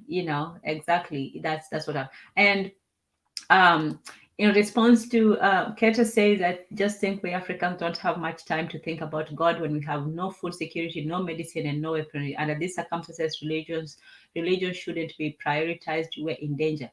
Actually, Keta, the opposite actually plans out to be true. When we started, I compared, the decline of religiosity in the West and the excessive religiosity in Africa. The more that people do not have food security, they do not have medicine, and they do not have weaponry, the more they will actually turn to God. And in one of the articles that we read, they talk about religion, being religion and health being a way to actually combat some of the societal problems. When people are faced with problems, both personal and, societal, they will turn to either a higher being or they will turn to societal, support. So when it comes to, the dire need, the dangerous society, people actually become more religious. And then when people get, materialistic and they become individualistic, like we're talking about Western society, there's actually a decline in religion. So I think the issue of, talking about religion, especially when it comes to Africa, is very important because we are the ones who are most at not a risk at we're the ones who are going to be more religious than other people, whether it comes to Islam, Christianity, or whichever religion that we adopt. So when it comes to both being African and being, poverty, whether they're related or not, we are the most religious people. So yeah, and those religions are practiced in different ways. We're both religious and spiritual, depending on how you look at it. Like we said, in the West, they look at it as one or the other, but in Africa, they were all looked at the same. So actually, when people are poor, all they have to think about is God and society, and because it's hope. When life can't solve your problems, you hope that something outside of it can. So yeah, go ahead. Did you want to say something, Milton or Brother Bakari? I was listening to you, but I do agree. When life can't solve your problem, you're looking for some on the outside. So when we look for the first thing we look for on the outside, in our honesty, I'm gonna be honest with you. This white people is black folk God, the government, white folks, that's black. So when that God on earth don't do it, and I know that might sound rude me saying that, but I'm just saying how I see things. I could be wrong, and it's okay if somebody say I'm wrong. But so then you have to call the mystical. Uh, you have to call on Jesus. So when we can't do it, you need somebody else. So I'll yield the mic. I agree with some of that. I think that ultimately, at the end of the day, religion is a easily reducible, understandable way for people to form and build relationships with one another because they control the money system. So, of course, they print the money. So, of course, Black people would begin looking to their institutions or their organizations or what they have in an attempt to try to solve some of their problems. It's like the most powerless people in the society are going to cry out to the mystical, invisible God, the God you can't see, the God you can't touch. And all of those stories sound so beautiful and they have so much meaning and they give you hope to make it another day. But you still have to figure out a way to live on this planet. And we are in the West for the most part. There are not enough of us that have decided that violent armed struggle is the way. So, since that's not the way that we're going to decide to handle this problem, we have to use other tools to operate within this structure so that we can create safe havens and places where people can actually live their best life. Absolutely agree, Dada Maton. Absolutely agree. And I was trying to, to hold up for the religions, but Maureen says the worst thing that happens to Africans and Africa is Christianity. So we know where she stands. So, so, do, so, do you, so do you think Christianity was really worse than Islam?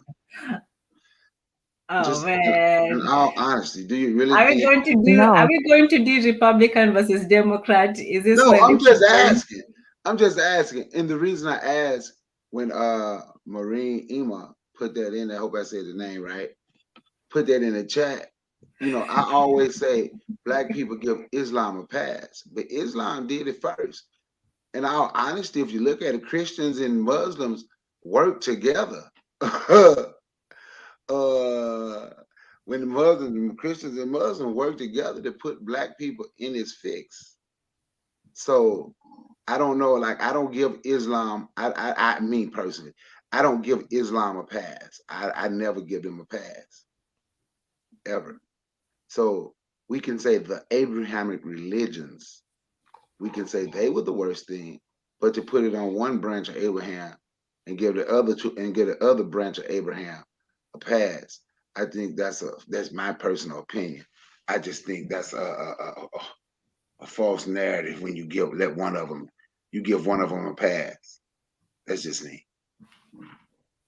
now I agree with that complete and totally because they are two branches of the same tree and they both seek to dominate the African. And the only way we can assert and even pierce the consciousness of most people is to use those tools and explain it to them from a new perspective. And then those that finally come all the way out and get to the light, we can give them the next step and stages of the plan. But until we do that and actually reach these people or, touch the people we need to touch, we need to be able to provide safe harbor and safe haven for them because they're just being chewed up by the system. They're just being utterly destroyed generation after generation. Dada Yes. Bakari, I think. Oh, Do I give Christians a pass? yeah, Ndugu focus is coming at I you hard. know. So hey, Forecast is so scared of me. But anyway, no, no, I he's don't not. no, I don't give Christians a pass, but I do speak on what the Christian church have done for black people in this country throughout its history. Like Keita put in the chat, say some people they think Islam get a pass because it was used to radicalize black people in the West, but they never done anything radical in the West. Stand on the corner and sell bean pies in the final call, but they never done anything radical. They never stepped to white folks, but black Christians did. Black Christians actually went to war with them. Black Christians used to have churches full of guns and bullets. That was the stronghold back in the day. And we need to get to back in the day type of church. But that was the black people stronghold. And I understand that some black people might not know that. And I'm not knocking nobody if they don't know that. But so no, forecast, I don't give them a pass. But I do talk about what they have done. And they have done a lot for black people throughout its history. Not today. Now, if we look at today, no, can't talk about them. But throughout the history of the black church in this country, the black church have actually done a lot for black people. Mic. Well, there you go, forecast. You've gotten your answer. So Drop the link. Tell Forecast to come on here and say it to our face. yeah, No, I'm come kidding. on and say. He's so scared. Tanzan say he ain't scared, but that's why he'll put it in the chat and laugh, but he won't come up here. All right, I'll drop the link again. Let's see how scared he is. Okay, forecast. If you're scared, come on. If you're not scared, come on up. If you're scared, go to church. Tell him again, Tanzan. You heard Tanzan forecast. If you're scared, go to church. Yep. So either church or come on up. Yonobi disagrees. She says that the Black church has done a lot to hurt the Black community, not to help. What do you say to that, Brother Bakari? Well, I did a reading. I'm gonna ask Matron to read that book because she's a much better reader of the book than I am, and she on YouTube. But I just asked people to read the book. We Will Shoot Back. I've done a show about it. But you can literally go throughout the history. That's where black people organized, right?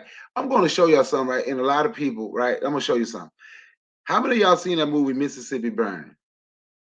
I saw that movie. Okay, watch this. Mississippi Burning. They went into that church one time. They showed him going to the church and kicked the little boy while he was praying, right? One time. In that show, how many more times did you see him go to church and do something to black people?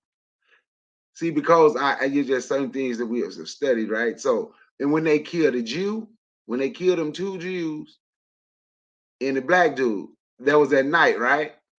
Mm-hmm. So let me show you what the church did. I'm gonna just name one thing right now what the church did. So what was going on back then? Black people, they was having a lot of kids, work fields, whatever. Plus, like they were making kids, right? But one person would leave and go to college from their family. At least one would leave and go to college, right? So what happened was black people learned the law. And with Matron say she having people from Mississippi, I don't know if she still go. But if you go anywhere in the South, though, because I see it here in Georgia, and you go to smaller towns, you notice the church is in somebody's yard, right? Mm-hmm. Because people learned the law. They could fight back. That's why the church became the meeting place. The church hid guns. The church was helping people. The church was helping them what they could. Churches help build schools. That's what people could go when people was coming back who went and got educated. That's where they were meeting people to teach them to read and write. And as my mama say, and put emphasis on this, read, write, and count. That's where they were meeting at, was the church. I'm not saying the church haven't, I ain't saying the church haven't hurt the black community at all. But the history, if we go back in the past, right, the church has done a lot of great things in the black community. And I said great. And I yield the mic. And there you go, Forecast. You say I give them a Yep. pass. What pass do I give them? Podcast. What's up, y'all? Amani Ndugu podcast. Amani, what's Karibu. up, y'all? Hey, forecast. Hey. What'd you say, Bukari? What pass do I give a Christian church? Because you say I give them a pass. I mean, it sounded like you just got out of a revival meeting a few minutes ago, the way you talking on here. I already told you I'm the rapture. Yeah. I don't know, Bukari. It sounds like y'all. I mean, I do know something that y'all all are giving the past, because it's three Abrahamic religions here. You know what I'm saying? And I noticed y'all only really stuck on two, so I know which one y'all really give the pass. I was gonna speak on that next, but go ahead. I was gonna speak it's on too that late next. now, so well, you should have I'll speak on it after you, but go ahead, because I'm gonna tell you where I was going with it. Go ahead. Well, no, go ahead, Bukari, because y'all should have did that first. You know what I'm saying? It's too late now. No, we was answering questions in the chat, so go ahead. No, well, yeah, I'm just saying y'all do.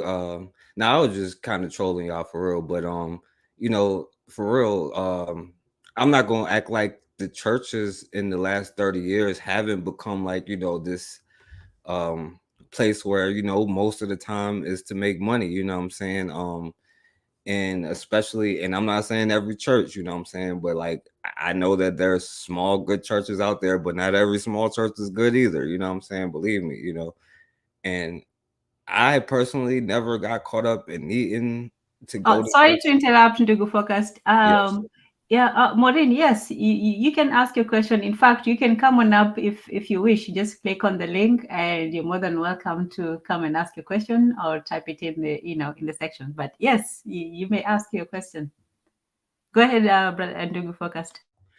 Yeah, no, you know, no, I'm just saying, like, with the last 30 years or whatever, and the amount of money that was made and the amount of money put back into the community, and then you look at the negative side, the amount of trash that is put back into our community through the churches. And then, you know what I'm saying? Because I hear it all the time, it may not be true. They'd be like, yo, in the end times, they'll have all of these kind of people at church and stuff like this, and it won't be a place of whatever. And then you see like gay preachers and all of this stuff, you know what I'm saying? I'm just saying, like, in a debate, you know what I'm saying? In a debate, I'm not even going to say it. Go ahead, Bukari. Oh, see, when you can, because I was gonna touch them, but I was answering questions, right? So watch this. Because you was talking about we leaving out the Jews, right? But you really, in all honesty, you're not leaving out the Jews, because the Christians bow down to the Jew God, and the Arabs, who say they are Jews, bow down to the Jew God. But the Arabs and the Jews really ain't nothing but the same damn people. So like just listen to some of their language and their culture. Jews eat what they call it kosher. They kill it, they drain the blood, right? The damn Arabs do the same thing. They call it halal. The Jews wear something on their head called a small hat. That's what we call it. And the Arabs wear the little same thing similar to the Jews on their head. When the Jews speak, they say shalom. When the Arabs speak, they say salam. They the same people. That's why they're arguing and fighting, because they really believe that's their God, and it might be their God. So they fighting because the Arabs say they didn't get their they didn't get their they didn't get their inheritance from God. Remember the one in the Bible who was tricked out of the inheritance, the one who was the stepson or whatever? And they claiming that's how Arab, that's how Esau gave his birthright to Jacob. Yeah, and and he was Jacob tricked. tricked his father Isaac into by wearing fur sheepskin to trick him into giving him his brother's birthright. Yes. And they And claim because of that, his name means trickster. And what people don't analyze is the fact that a trickster has co-opted everything and is making us all bow down to their ideology. But go ahead. Yep. So when you talk about Arab or Haji, because I got that from MG2, he said they don't like to be called Haji. I call him Arab. I know they don't like Arab. Uh, when you talking about Arab, you talking about a hook nosed bagel eating Jew. That's what you're talking about. So I'm not leaving them off because they're all bowing down to that. But that's why in their book they'll tell you, and they talk about African nations when they talk about the mother of heaven was Isis. That's the Greek name. But what's the name? That's the what is the name? But that's who they talk about when they say the mother of heaven. That was the largest worship at one time in the known world was the Egyptian worship, and those were black. But yeah, so and they talking about the people burning candles and incense, right? They worship their God their way. So when I talk about an Arab, I'm talking about a Jew. They the same thing. They the same thing. Ain't nobody scared of them. But you, I don't know. but you and ye. I don't know. It sound like what's his name? What's that reverend name? They gonna put Geno Jennings must got some kind of thing on you or something like that. Like he got Geno Jennings. Does anyone have an answer? We can come back to it while we think, because yes, we should think about it. Maureen Emeh's question: why is it that when Africans at home and in the diaspora come together to talk about Africans, we start to regurgitate the white man's history of Africa? Let us ask this question and let's ponder it for a bit and then answer. And then we'll get to the last and final presentation, which is called the horror of African spirituality. This was the crux. Is it crux or cracks? I know that some people pronounce it cracks, crux, but to me it looks like it should be pronounced crux because it's crux, which is crucifixion. But anyway, I don't know. So yeah, why do we always regurgitate, the white man's history of Africa? Thoughts? Well, I think one of the things is that, they highly popularize their books.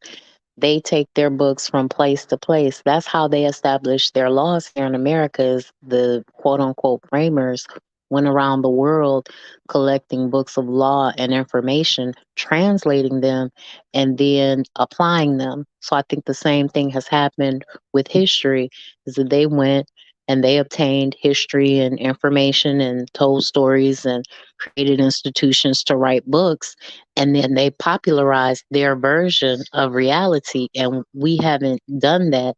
There are stories that I've heard that say that there are thousands of scrolls in Africa, in South Sudan, where Lower Egypt, where Upper Egypt was, that have not been translated, that are just sitting there rotting away, and we're not doing that work. We have one person over there trying to do the work, and he's doing the best that he can. What's his name? Anthony Browder. You know who Anthony Browder is? Yeah, Tony Browder, yes, sir. Yeah, he's like the only black archaeologist over there, his group, and he's doing a good job. But a lot of stuff, when we talk, I use Dr. Ben, I use Dr. John Van Henry Sertima. John Henry Clark. Not Van Sertima as much, but those are I even go with John G. Jackson, right? Professor Walter Williams. So everything when you hear it come, it's not all, but I understand what she's saying. Like when we come together, we do use actually Dr. Ben is a black man who's from that area, who's actually Ethiopian and went back and did the work to prove uh to prove some of the stuff that he was talking about. But he didn't just he actually went there. He actually went back home and did the work. So sometime, but I can tell you this, even without, so this is my thing, right? We know the white man has lied so much, right? Like Dr. Amos Wilson said, we know they have lied so much. So just like we know they're lied and we don't trust them. They know, yes, Dr. Ashwa crazy, Bobby, right? We know they don't. We know they know we don't trust them, right? So sometimes they can give you the truth, and they know we'll throw it away because they white. They know that, and we have been studied like a book. You understand what I'm saying? So they know how we feel. Just like when Dr. Amos Wilson, and I got it from him speaking on conspiracies, right? And he was like, black people, because they have really people have really written books on black people in conspiracies, right? And how black people is easily attracted to conspiracies, right? But what Dr. Amos Wilson said, he died in the 90s, and I just equated it to the vaccine, brother. I wasn't telling nobody to take it. I was just using Dr. Amos Wilson words. And what he said was, he was like, we've been studied. He said, don't ever throw away the conspiracy. It's there. But by the time the conspiracy come to us, these people have already done what they're gonna do. So a lot of stuff we're just making up, right? He said, but since they know we don't trust them, right? These people could actually do something good for you. Conspiracy, Bwana Hagazika conspiracy. Uh, these people could actually have something that could benefit you, but they know how we feel and they know we will get away from it. So that's my take on that. You can use it if you choose. If you choose not to, I'm not telling nobody that they have to, but it is black authors out here. It is black historians that actually have gone and done field research. Like, and he put in there, Ashwa Kwesi. He's over there, he's gone, he's done the field research. Dr. Ben, who was Ashwa Kwesi's mentor, and did actually went and did field research. Anthony Browder is over there now doing field research. So we don't have as many as them, but we do have some that have actually gone and done the field research. And I get a mic. Yeah, and for me, I would say that the reason why we haven't done our whole history is because we're still following, the colonial, imperial, whatever system in most of the places that we are. So even our education has not been fully Africanized, and it's in fact, to be Africanized, you have to go outside of not just the mainstream education, but you have to go outside of the mainstream media, outside of the mainstream, political discourse. You really have to chart your own path, and some people find their way, and some people get lost. So for me, I think that knowledge, history, information right now has been, weaponized against us, and people have to. It has been, collectively controlled, so that if you do want independent and free and personal information, you have to go on an individual journey to go get it. There is no communal, enlightenment. There's no communal, spiritual rapture or something. That moment when you start on your journey to finding, discovering, thinking about things, it's a personal one. Unfortunately, knowledge, information has become individualized in this era that we live in. So, unfortunately, history becomes that as well. So, we can only work with the sources that we have, and unfortunately, most of us, we have to start, it's like, the artifacts that, those African artifacts, most of them are still in European museums. So, if you want to learn about yourself, like in that movie in Black Panther, you actually have to go to their museums to find out about yourself. The biting irony of that is just, ludicrous. But yeah, so you start by scratching the surface, and then you go deeper and deeper, and then ultimately you have to go and find that connection between the people. You have to go and dig deep, and not just rely on surface resources. And that's the hard part. So that's why I respect people like Chancellor Williams, who actually went and did the legwork, which is the most difficult part. Sitting down and doing research and doing that, that's tedious, but it's comfortable. Actually going out and meeting people and talking to people and all that, that's the hard part, that I think that we as modern Africans have not really, we haven't gotten past that. People are doing travel blogs and so on, but we haven't done a really an African conscious movement to actually collect the knowledge and to have a real dialogue between ourselves. So, yeah. Can I say one thing right quick before you go to your next Yeah. topic? Right there? No, you're good. You can talk. Oh, so Maureen, I know you say Igbo. Are you like just DNA? Like your ancestors were Igbo, or are you Nigerian? My and the reason I'm asking, because I would love for you to come up here, because I have Nigerian friends that Igbo, and when I said the Arabs, the help the white people, well, the white Arabs help the white Europeans. One of my friends that's Igbo from Nigeria, he was like, it was interesting. He said he find that interesting, and he liked the fact that African Americans keep up with their African history. But he said a lot of stuff that we talk about, they won't find in Africa, right? But he said, but there's a lot of stuff that's in Africa that they don't bring here. And I get that they help, because I'm just going to what he told me, because he said the war between the British and the Nigerians lasted longer than people know. According to him, he said the war lasted 100 years, right? And he said uh, they had actually, the reason it lasted so long is because of the Hausa who stepped in to help, because they had chose Islam. And the Hausa, what he said, I'm gonna tell you, they didn't physically fight, but they told a lot of secrets, and that's how they were able to be defeated eventually. But he was like, when people say African people were never together, whatever tribe you see in Africa right now, according to him, in Nigeria, came together and kicked the British ass. That the British came back and they kicked them again. He said, but then the Hausa, because the Armenians, he said the Armenians was over and taught the Hausa, and Hausa became Islamists, and the Hausa worshipped the Armenians, who ain't nothing but white people, as like they were gods because of Islam. And the Armenians told the Hausa that they should help, the Christians. And he said that's how they eventually fell. But he like they continued to fight after that. That's why I say the war lasted so long. So I don't know. I'm just saying what I was told by somebody from the continent of Africa. So Maureen Emeh, when we get together, we don't always just, like you say, use the white man's words. I'm just going to, this is what a brother from the continent of Africa told me. Like, have y'all ever met any Nigerians that are real standoffish? When you try to say something to them, they have an attitude with you. Have y'all Who ever met any? hasn't? So watch this. He said, especially here in the United States. And I just tried it after he told me. When they real standoffish, he said, man, be persistent and talk. Make them talk. He said, I really bet you they're Hausa.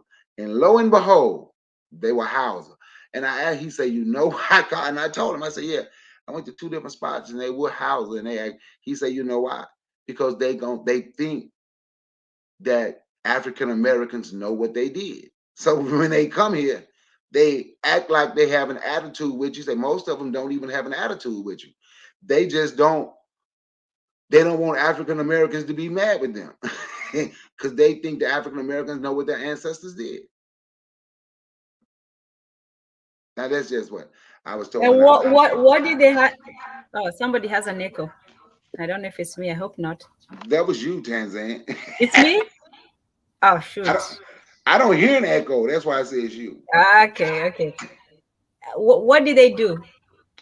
He said the Hausa worked with the Muslims, the Armenians, the Muslims worked with the Christians.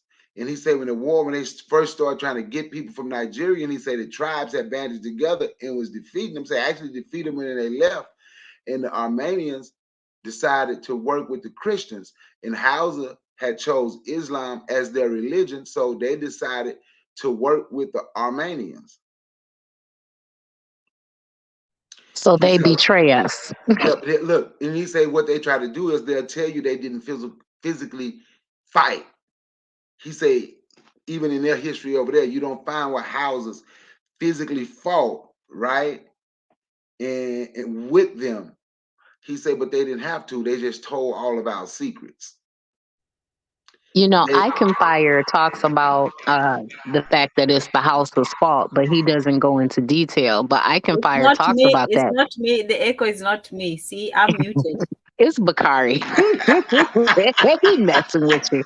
It's Bakari. But Icon Fire talks about that, and next time we see him, I'm gonna talk to him about it if he comes back, because he talks about the fact that the Hausa are a part of the problem that we're not calculating into the equation for our answers.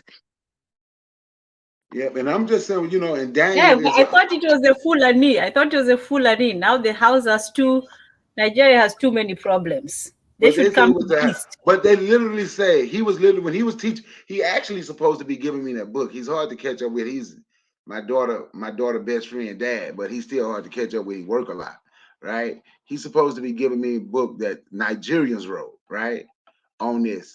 And when he talk about it, like I said, he said the other tribes in Nigeria, what's considered Nigeria today, had banded together to fight. Say they were not out there arguing about what tribe. He said that's the white man. Now that's what he said. He said that's the white man story they tell y'all. So they'll tell y'all the tribes wasn't getting along. He said that's the white man story. That the tribes was just selling one another like that. He said he's speaking for Nigeria, right? He said that's the white man story. But he said the African story, it was the houses. Say the houses are the ones that and that's why I have friends that's Edu. I think I said that right. Igbo. I had a girlfriend. She was Yoruba. Yeah, one I can't even think of the one star with an A. I have friends from, and you know what? All of the ones I talk to have underlying issues with the houser. All of them. Even when you go to the African restaurants to eat, and I go to the West African restaurants to eat, I go to the Nigerian restaurant. You're not gonna ever meet I've never met any Hausa in none of their restaurants. All those other tribes you come in and meet and they talk, but I have never, the only way you're gonna meet a Hausa in a restaurant if you go to a restaurant that a Hausa own and they gonna act funny with you. And he was like, he said, that's why they act funny with you. They think that y'all gonna blame them for what their ancestors did. So that's why they're standoffish. So Maureen M, see, we don't always just use the white man history. I just wanted to tell you that, Maureen Emeh. I hope I said your name right. You saying no, so the story is wrong? I'm just saying how I got it. You should come up, Maureen. You should come up. I know. Do come up, man, brother Bakari, Ndugu. Mute that other YouTube. You don't need it right now. You don't need it right now. But for some reason, it seems Bona Haguziki has taken the role of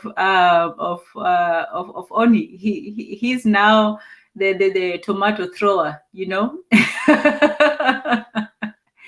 He's the one taking shots from the safe stands.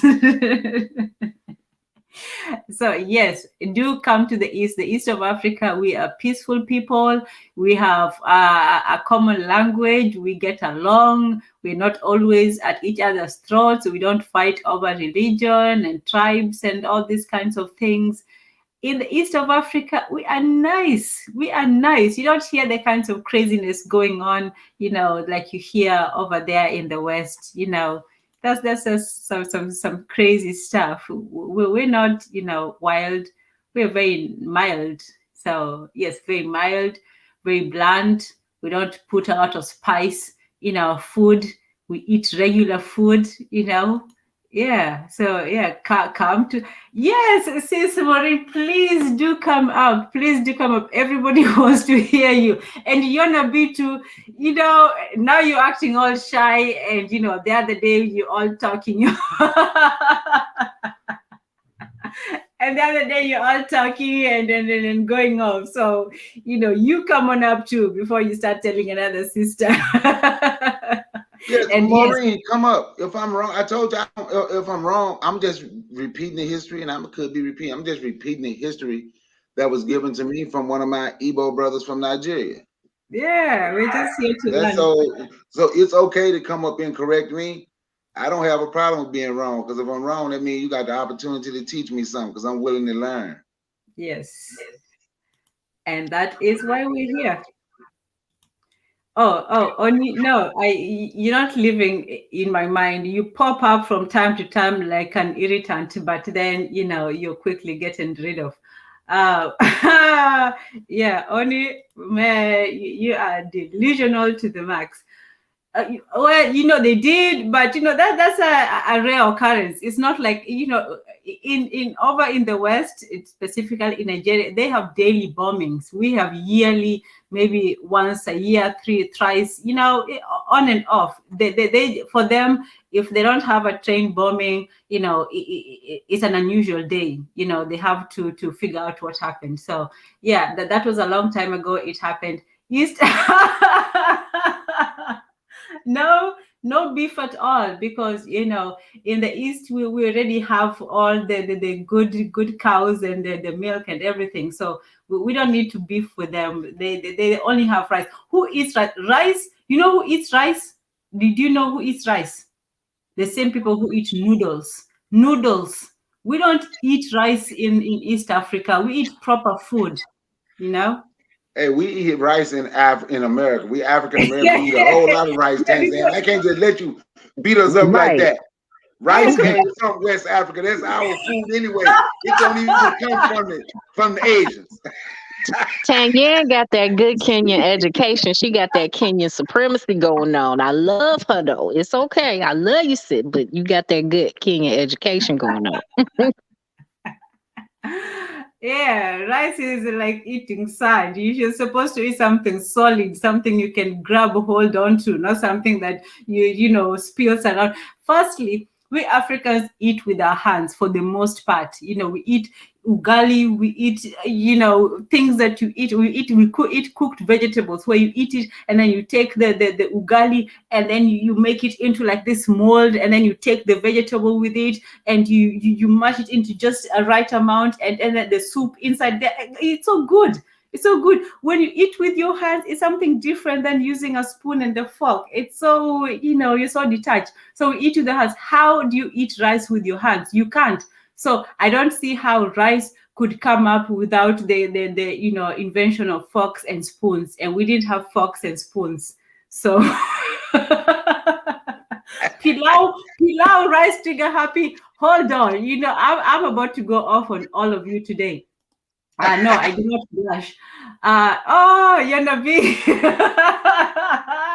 Yanabi is all there just, unbuttoning her trousers. It's okay. I look forward to you coming on next time. We'll have an excellent conversation.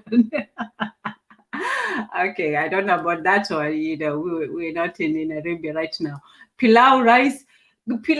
Firstly, pilau is an Indian word. It's the Indians who brought pilau rice to East Africa. So there you go with that. Rice, you're full. You're gonna be right now from rice. You will be empty in about an hour and a half. Believe me, if we're still here in an hour and a half, you will be so hungry. Like, where did all that rice, those little pellets of nothingness go? Yes, that's what rice is. It's nothing. Whatever. Hey, going in, man.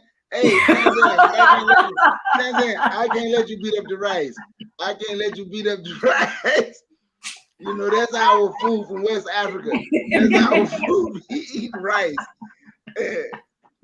Okay. Defend your those two books, Maureen Emeh. What is wrong, Maureen Emeh? What's wrong? You won't you come up here? I'm going to get that. Sorry. Let's be serious. Yes. If you don't, dependency and dual mandate. Okay. Let me say that. Dual mandate, flora show, topical dependency. Okay. I'm typing that right now. Dual mandate. Well, yeah, and that's why we need this kind of information, because there's a lot that we don't know. And like I always say, we pray to the ancestors to give us knowledge, information to be able to share and take information graciously. So dual mandate, flora show tropical dependency. Flora show tropic dependency. Go ahead. I'm googling things and bookmarking things. The dual mandate in British tropical Africa. Okay, I'm reading it right now. Let me see if I can share it. Um, keep talking while I figure this stuff out. Now you went all quiet on me. Okay. No, I'm finna Google the book too. You know, I stuck right there. Leave it up there. I couldn't even say it. Yes, I'm trying to find it as well. Dual mandate. Let's see. You might have to do a reading on these two books, Matrix. Yeah, yeah.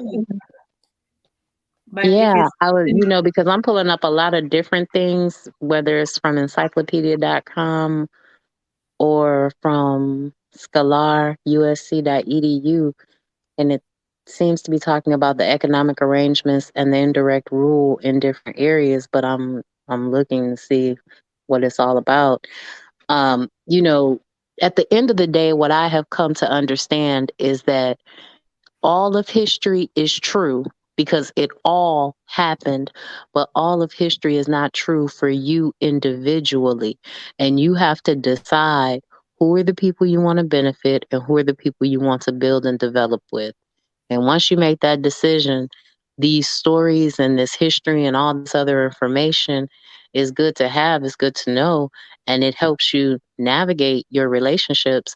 But we need to be able to pick people that we want to benefit, people that we want to build with, and people we want to develop with.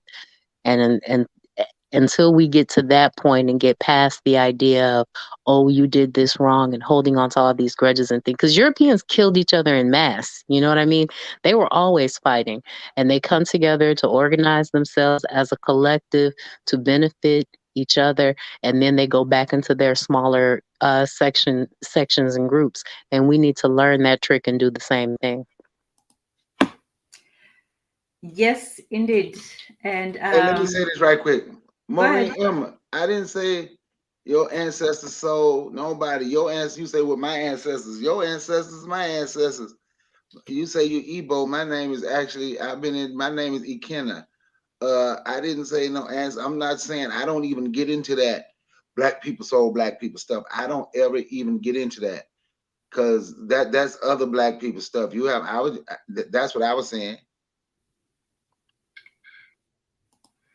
So I never said your ancestor sold anybody. So I just want you to have that understanding. Yes, indeed. And Brother Bakari, yeah, I'm I sure bang it's more on the Jews, cooking Jews in the oven during the so-called Holocaust. That's what I bang on. How they hurt Right, each and other. How they hurt each other. exactly. Exactly, and organizing propaganda against their own people because they think that they can be the special ones, so that they can reintegrate into the larger Aryan community. So they did way more worse stuff to each other in recent history than we ever did to each other in any history. yeah, yeah. And there's still a lot that we don't know about our history. Even in my country, we were taught history as a very bland matter of fact, just cramming information, no context, no value, no importance to it, just a way of passing your exams. That was all that history was taught to us. So in terms of us knowing history, even the history that's taught to us is not taught properly. So there's a lot of things that we as Africans also need to evaluate and reform about how we approach knowledge and information, how we transmit it. Because in the past we had this direct transmission of knowledge where some cultures had written information, but a lot of African cultures were purely oral, where knowledge was given, from one person directly to another. That's how grandmothers passed stories to grandchildren, and that's how fathers taught the children, apprenticeship and so on. So it was all very direct. But nowadays we do have to to use the new tools.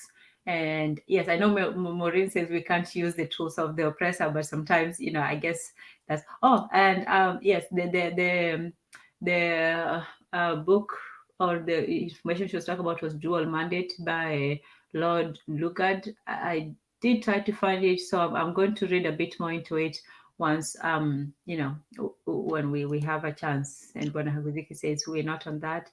Bobby Wright says I studied about the Igbo kingdom of Nri that never participated in slave trading and gave refuge to escaped enslaved Africans.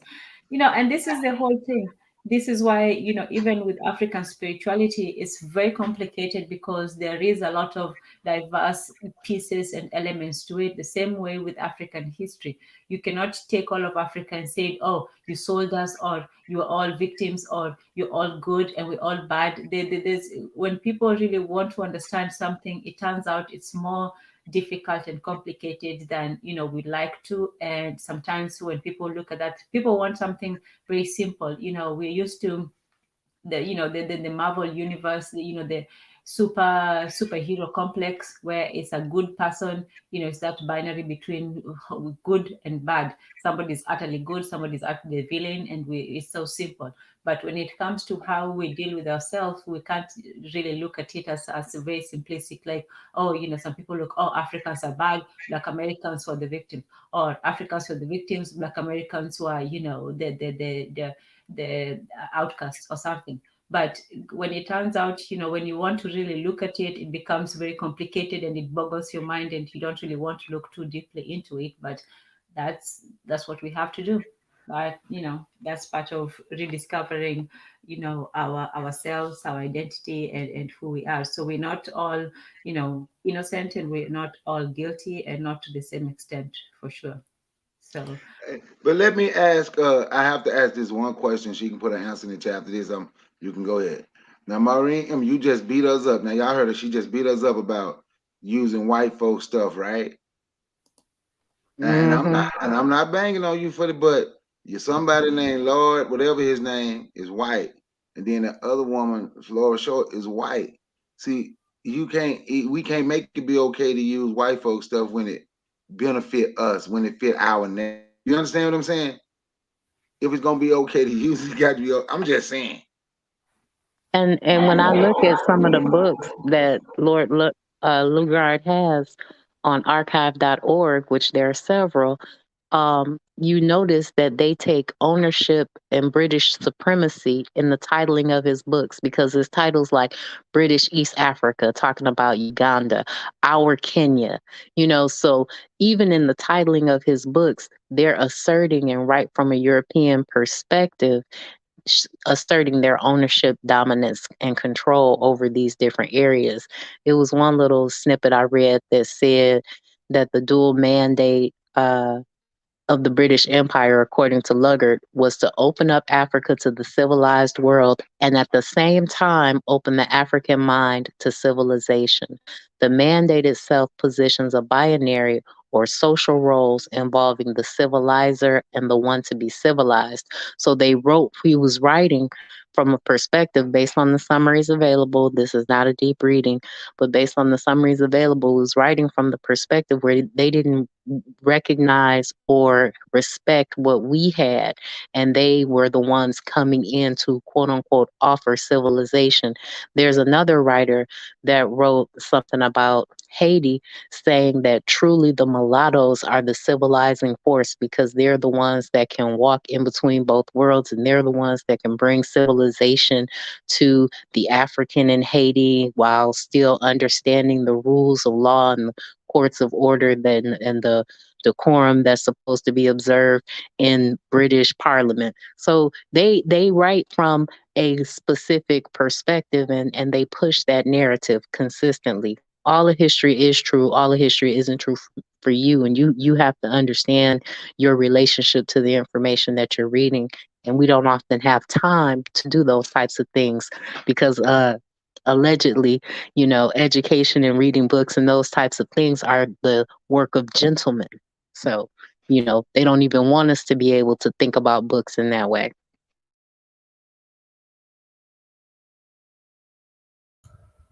Yes, and with that, that is a good intro into, a bit of a reading about African spirituality and, discover the roots of African spirituality. What is, what are those aspects that define African spirituality? And those aspects are, what is African spirituality to you? Some of the aspects are, just a few of them is introspective awareness. It's This is to determine when African parents became aware of the unfavorable behavior of children or family, they will always consult with the spiritual intercessor. So, is this consulting someone who is, who has a gift, for wisdom or knowledge, and through listening, of becoming aware of people's agony, calling it a vulnerable mission. So introspective awareness calls for empathy as well. Another aspect of African belief is the spirit realm. In faith and reality in Africa link closely to the spirit world and the spirit themselves. There are descriptions of different spirits in the African traditions: nature spirits from the sky, moon, stars, rain, wind, thunder, lightning; the earth, mountain, trees, forests, metals, water in different ponds; the sky and earth spirits. And the second group of spirits is the human spirits. Spirits of distance past are present in the folk stories to immortalize how they were in the mortal plane. Some of these spirits are the most outstanding leaders of the past. The third aspect is global effectiveness. African spirituality doesn't withdraw from the world. It is not an escape from reality, but rather an engagement with reality. Although African beliefs and religions are not written in sacred books, it is written in the lives of the people. Performing different rituals and attending different festivals are such ways of showing spirituality in a more overt fashion. Spirituality is also a celebration. It is declaring to the world that you're proud to commune with the universe. The fourth aspect is community emphasis. And this is what I guess, the earlier writer was talking about, that you cannot have a private spirituality. You cannot just sit by yourself in a room and call that spirituality. It may be, meditation or thinking, but it's not spirituality. So the community emphasis, community is an important part of society in Africa. Therefore, African spirituality is communal rather than individualistic. The community is responsible for the continuity and preservation of beliefs and traditions. And given such, the primary function of African religion is to connect the world of the ancestors with the mortal realm, all while fostering community harmony and a sense of belonging in the people. Number five is the importance of family. African spirituality teaches people that marriage and childbirth reduce and neutralize the effects of death. Additionally, African children are brought up with the belief that marriage is a sacred duty that every person must fulfill. This is due to the fact that it leads to family and belonging, and marriage correlates to spirituality. Marriage also brings together the three stages of human life: the departed, the living, and those yet to be born. The sixth aspect is the notion of openness. Africans are ready and willing to engage in dialogue with people, ideas, relationships, and revelations from other cultures. Spirituality necessitates an interfaith approach, which entails actively opening oneself to other points of views and religions. This also involves listening to positions and perspectives other than one's own, as most Africans have done. The seventh and the last one is non-dualistic reasoning. I'm not saying it's the only one, but it's the last one on this list. Reality in the African worldview is a whole that is greater than the sum of its parts. This is because everything interacts and reacts with one another. According to the traditional African worldview, all life is spiritual, and the spirit realm governs everything, including the physical world. As you can see, African spirituality makes no distinction between the physical and the spiritual. The sanctity of everything that exists in the universe, whether it is in the mortal plane or not, is significant. In the bigger picture, we are all one. So the final word about it is African spirituality is a way of life that recognizes beliefs and practices as well as every aspect of humanity. That's because African religion is truly holistic. It cannot separate from the ordinary. Yes, so that's, one person's view of Africans' spirituality. The second aspect of it was the seven African powers, which talks about the Orishas, which are the seven powers, and I won't go too much into them, but they're basically, the seven powers, the Ogun, Orish, Obatala, Yemaya, and so on. So, one thing that you can, talk about, with African beliefs is this concept of the force, forces and different aspects, people responsible for, deities responsible for different aspects of life, um, and then and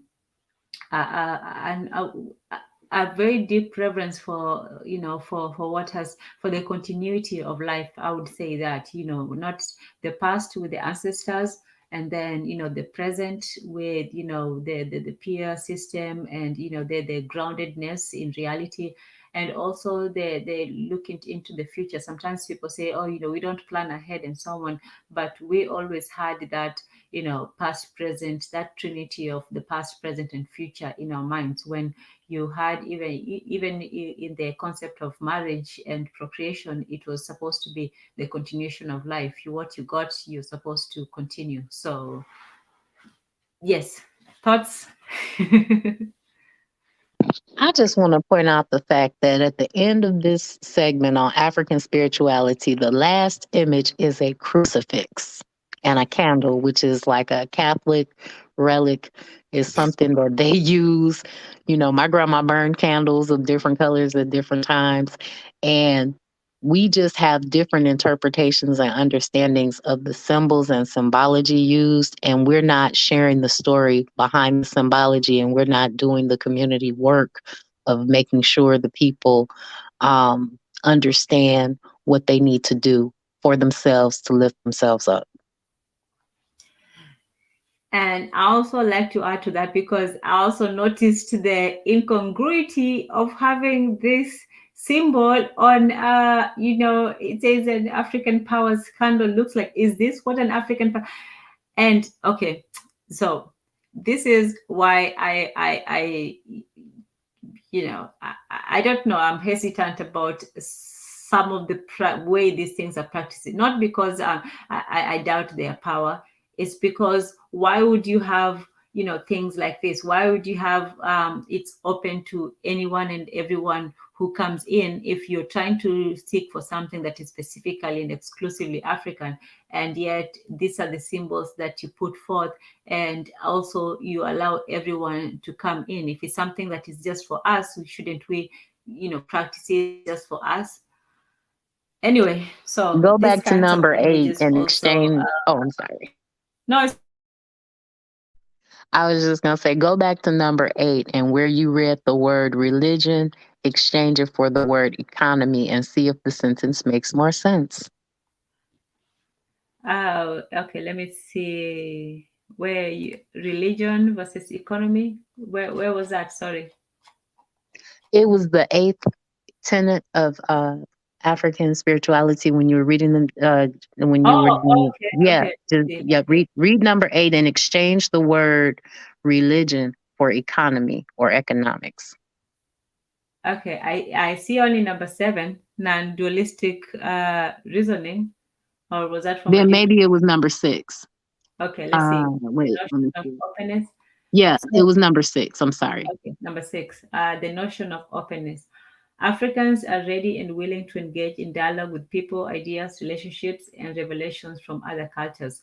Spirituality necessitates an interfaith approach, which entails actively opening oneself to other points of views and religions. This also involves listening to positions and perspective other than one's own, as most Africans have done. Is that the one? Right. That's the one. So where it said, which entails actively opening oneself to other points of view and economies. This Ah, also involves listening to positions and perspectives other than one's own, as most Africans have done. So when you read it as economies, and then you look at the symbology of them being open and them using their symbols and trying to exchange and communicate ideas and resources with them in an equitable way, to me, it makes a little bit more sense. very interesting. And Okay. it's under the idea of the notion of quote unquote openness. So public and private administration are different. What you represent to people publicly and what you show them and what you tell them is different, excuse me, from what's going on behind the scenes and how you internally address your spiritual life and your relationship with God. But you need money to live in this world. Oh, you know what is interesting though? There's this concept in both Islam and Judaism, which is a concept, I think in Islam it's called Tawfiq. If there's any NOI in here, you can let me know. But there's this concept where it's almost like masquerading or this. Dissolution, not dissolution. You know, when you pretend to be something that you're not, you are allowed to pretend to be something you're not in defense of your faith. So you're allowed to say partial truths to other people who are not inside. You're allowed to be slightly deceptive. You know, the story of Abraham and Sarah when they went into Egypt.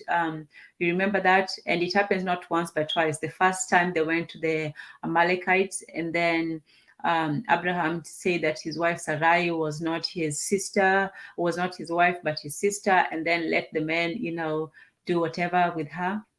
That's in Genesis. And then which he lied, but it was a half lie because yeah, there was some semi-incest still there because Sarai, his wife, was also they had the same father, so they were half brother and half sister. So yeah, but he pretended that she was his not his wife and just you know his sister. And so you're allowed to pretend to you know to be something or to say half truths to other people if you're not if they're not of the same thinking or you know religion as you. But when you look at with the Africans, this notion of openness, and it's also not just openness, but it also entails the idea of hospitality, of you know welcoming strangers into your land. You know, in the Bible it says, you know, oh, do not be afraid to welcome strangers because they might be angels in disguise, something like that. But for us, we always assume that strangers are you know not angels in disguise but actually you know fellow people who need help, so we don't you know necessarily have to turn them away. But we do have this notion of openness which sometimes could be good you know for the way we deal with each other as people, but sometimes it also leaves us you know open to people coming in too easily and infiltrating themselves in our midst. Yeah. Yeah, I agree with you. And I also think that, you know, again, for us, the conception of God is that we can see the divinity and the handiwork of God in everything. There's an Ashanti proverb that says there is one supreme being, but people use different tools of technology and techniques to access that supreme being, to interact with that supreme being, and to interact with each other. Money is the tool that we use to communicate with each other and to get things done, to inspire people to have relationships with us, or to inspire people to do business with us or to buy our wares so that we can sustain our life because we believe in the power of money. And I think that religion is an economic tool. It's an economy organizing tool at the end of the day. So like even with the right to religion that's listed in the US Constitution, you have the right to organize your own private economy, call it a church, and benefit the people that you want to benefit from that enterprise. Oh man, trigger happy. Why are you jumping ahead of the game? We don't have enough time, but there was this one small presentation I wanted to talk about. It's called about the Balanta rules. It's similar to the MAD principles, but they have a different perspective on it. You know, everybody's everybody looks at things a different way. But the first saying that the first principle was about the life force and the energy and the spirit and all of that stuff. So I don't know if we have enough time to go into it today, because I'm also trying to get into the horror. Oh, there's too much to talk about the horror of the African spirituality. This was a reaction about these white Zimbabweans who who were born there, but they were not part of the they were part of the colonial tradition. But when Zimbabweans rose up, now the way they looked at Africans had to sort of change, but still to protect themselves. Maureen Emeh says, you cannot go to war without understanding the mindset of your opponent. Exactly. Yes, indeed. Reading books written by the people that enslaved and colonized, the books that tell us how they did it. Yeah, it's like that famous saying, know yourself, know your enemy, and in 1,000 battles you will lose no one.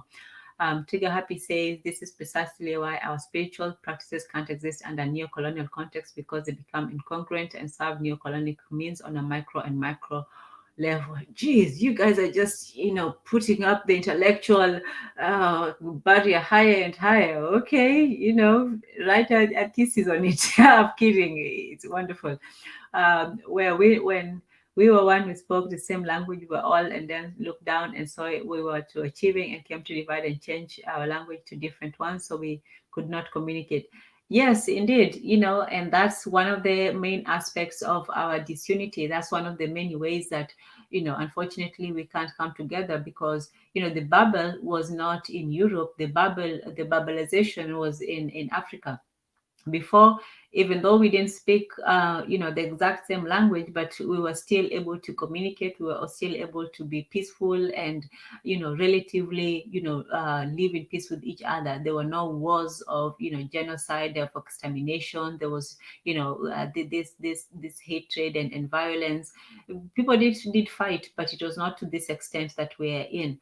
But when that division is still so deeply ingrained in us that we're still not able to look behind, beyond the immediate wounds. And sometimes it's hard. It's hard if somebody, the immediate person who looks like you mows you down, and you're like, why are you doing this to me? You're supposed to be on my side. And then that embitters you towards your own people, and you don't see that somebody else is playing, both sides of the puppet strings. So yeah, it's a deep thing. It's something that's why, and once again, I'm going to prop up, the East, because one of the ways of division is through language. If you don't understand, each other, that causes distrust. That causes you to look at each other as opponents, and at the very worst, opponents, rival, and the very worst, enemies. And then if you have different beliefs, different faiths, different creeds, and so on, and then you're from different tribes, and on top of that, that's just a recipe for conflict and disaster. So communication, understanding, being able to talk. Sometimes we take it for granted that, oh, people talk too much and blah blah blah. But these people have think tanks. They have people whose job is just to think. Can you believe that? They just paid to think and write what they think and go home and relax with a cigar and Chardonnay, just to think. And for us, we think that we were talking a lot. They not only think, they sit down and plan and work all these things out, and work out scenarios and play them out both in public and in private. And we think that our talking is too much. They talk way more than us. If people knew how much the Japanese, they stay in meetings all day long, just being in meetings, and we think we talk too much. We have not talked enough. Anyway, I have talked enough. Go ahead. Matron, Bakari, Ndugu podcast. Anyone? The boys have been quiet. We need them to talk. The men have been quiet. We need them to talk. I've been talking. Forecast came up here and he heard my voice and got scared. No, I'm not trying to mess up Tanzan show. I'm just listening to y'all. I'm already turned up, but I ain't trying to mess up y'all show. So I ain't got no filter. So I'm just listening. I ain't gonna say nothing. Hey, you know what? I'm gonna be honest, man. My friend Erzulie, she like to say spiritual. I'm gonna be honest. I always say I'm gonna be honest. I don't even know what people be meaning sometimes when they say spiritual. I don't know. Sometimes it might be my anger or something. I don't know. They get in my way because I'm like, because I believe I got different spirits. Because our spirits, then we have all those so-called moral spirits. I don't think my spirits is. I ain't got the same moral spirits as other black folk. My spirits have told me it's time to do what other people have done. Do to them. If you have to, what they have done to us. I don't know if that's spirituality or not, or if that's just me, who I am. But uh, I think my spirits is a little different. You gave a little explanation, but spirituality, I don't always understand it. I'm being honest. I don't always understand it. I have an understanding of what religion is, but I understand that, I guess, because I was raised around that mode. Not saying that I agree with it and I'm a religious person or anything, but for as spirituality, have I truly don't have a real understanding. I don't even know if I'm connected. I'm just being honest with you. Child, you.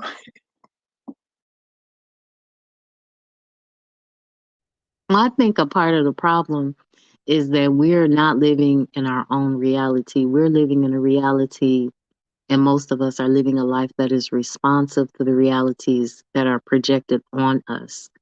Um, and religion, spirituality, and how you commune with God are different things. And we have to reconcile with that because if we don't, we're just setting ourselves up for failure and we're not taking care of and giving hope to people that we want to benefit and we're not taking care of ourselves. So again, I just think that religion, spirituality, and how you commune with God or how you interact with God or deal with what's going to happen to you when your body dies, where your energy goes, is something that we're not really dealing with, and they're all different.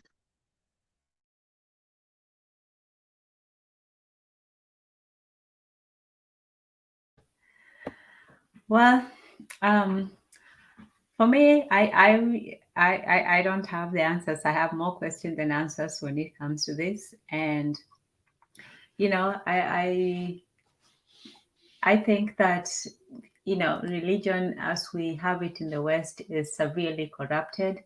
But I think that people still need religion or some aspect of socializing voluntary force. And the reason why I say that is because everything else in life is, it's mandated, it's necessary, it's something that you have to do just because you have to do it.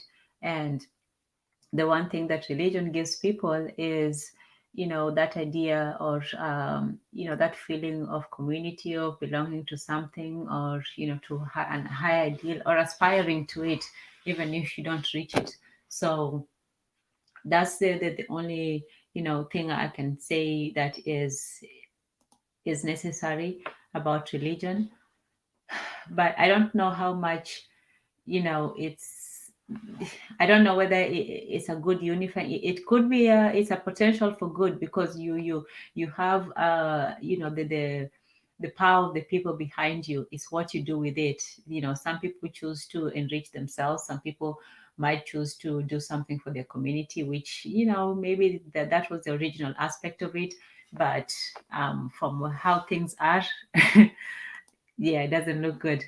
Yonobi, Maureen, yes, do ask your questions. You're more than welcome to inquire, to challenge, to object, to agree, to yeah. Please, we welcome your opinions. Everyone's voice is welcome. So go ahead and ask about religion as an organizing principle. When we say God, what God are we referring to? The God in you or who? Yeah. Oh man. Yeah. That's some deep stuff.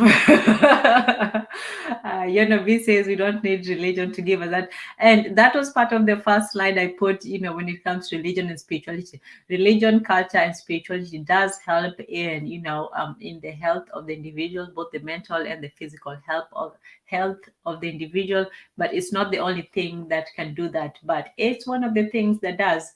Yeah. So we don't need a religion for it, but religion can also provide that to some people. Afro Native World asks, question for Tanzan: African spirituality in the East is scarce. What do you think about East Africans embracing it when it's so far removed? Um, IMK, if I'm mistaken.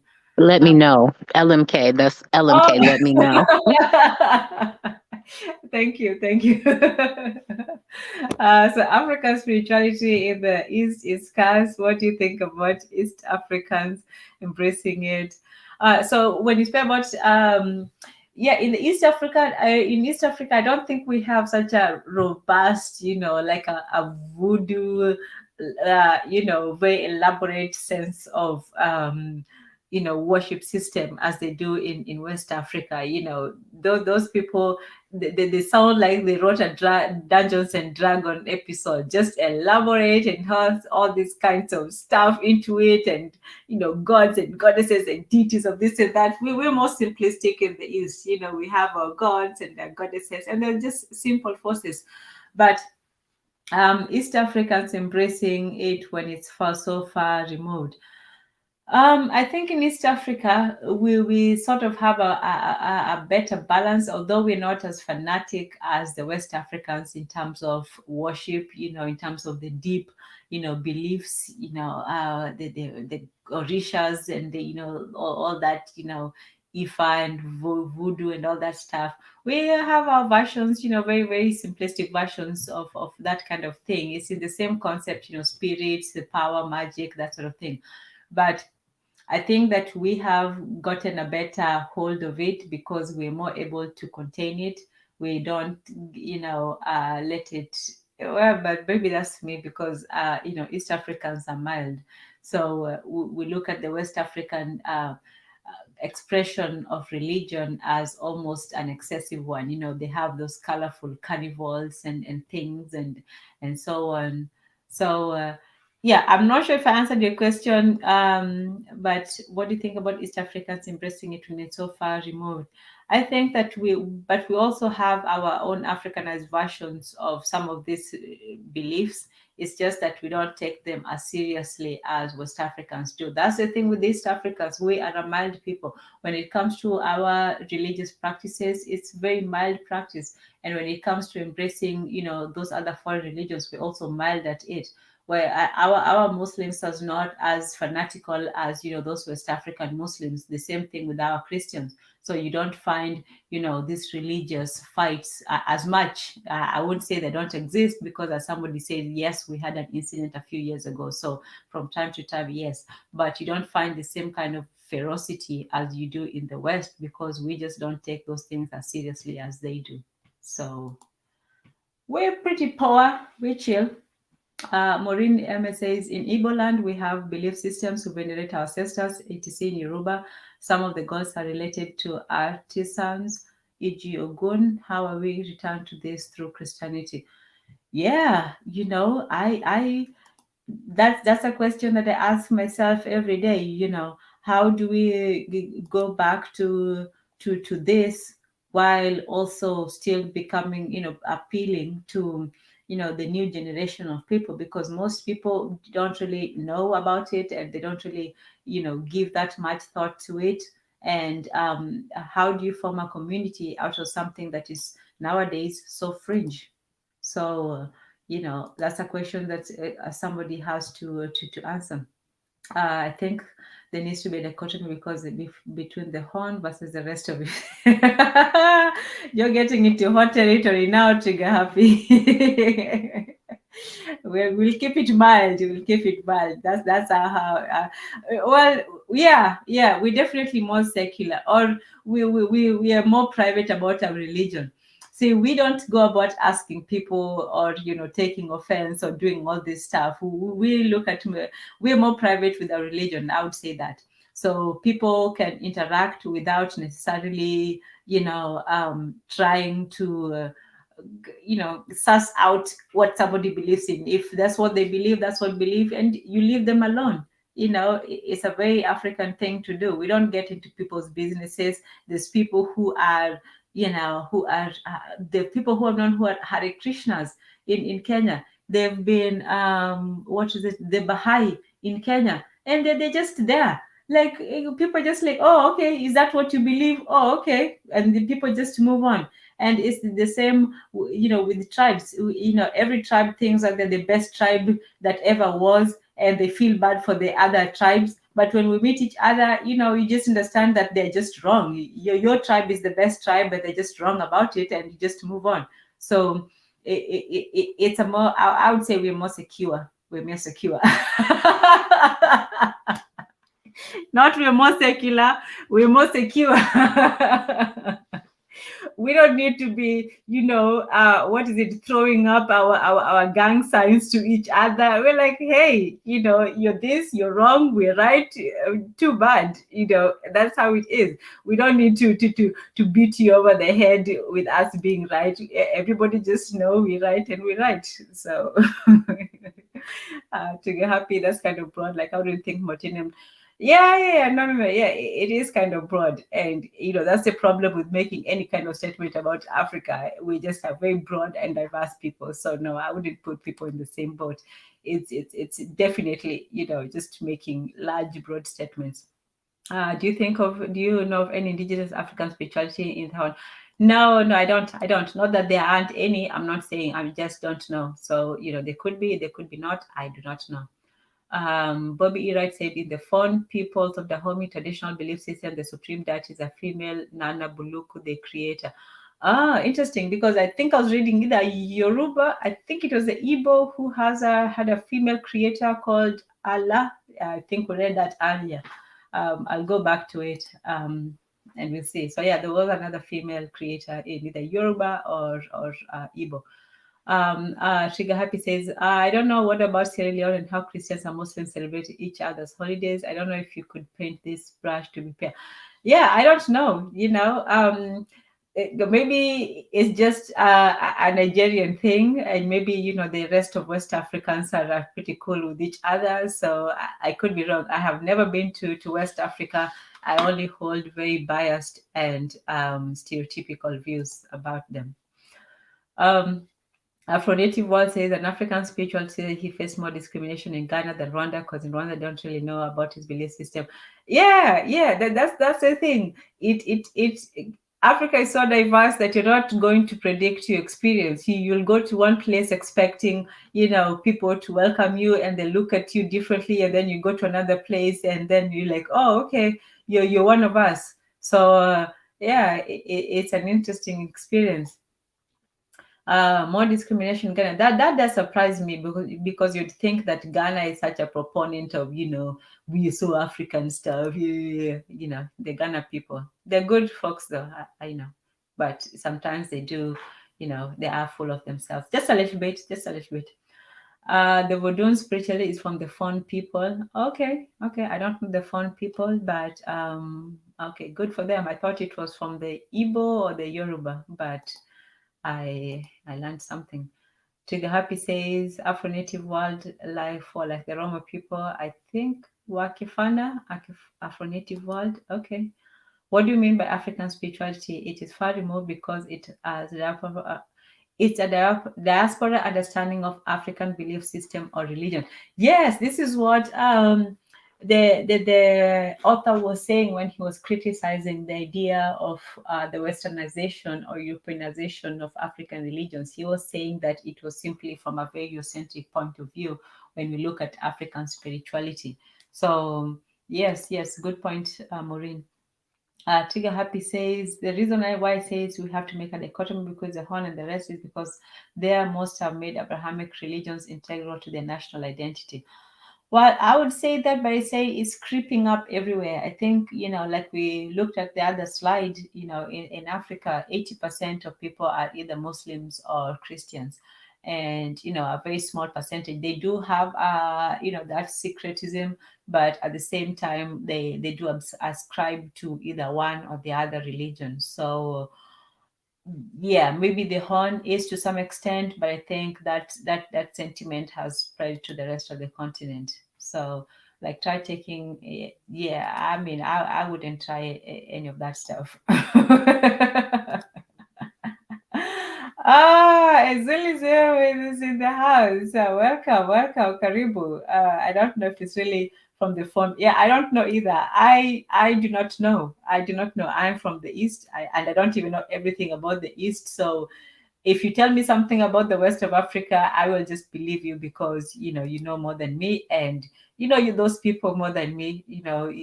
Nigerians and the rest of the Black Americans are very very similar. When they argue to us, we just two brothers arguing. There they go again.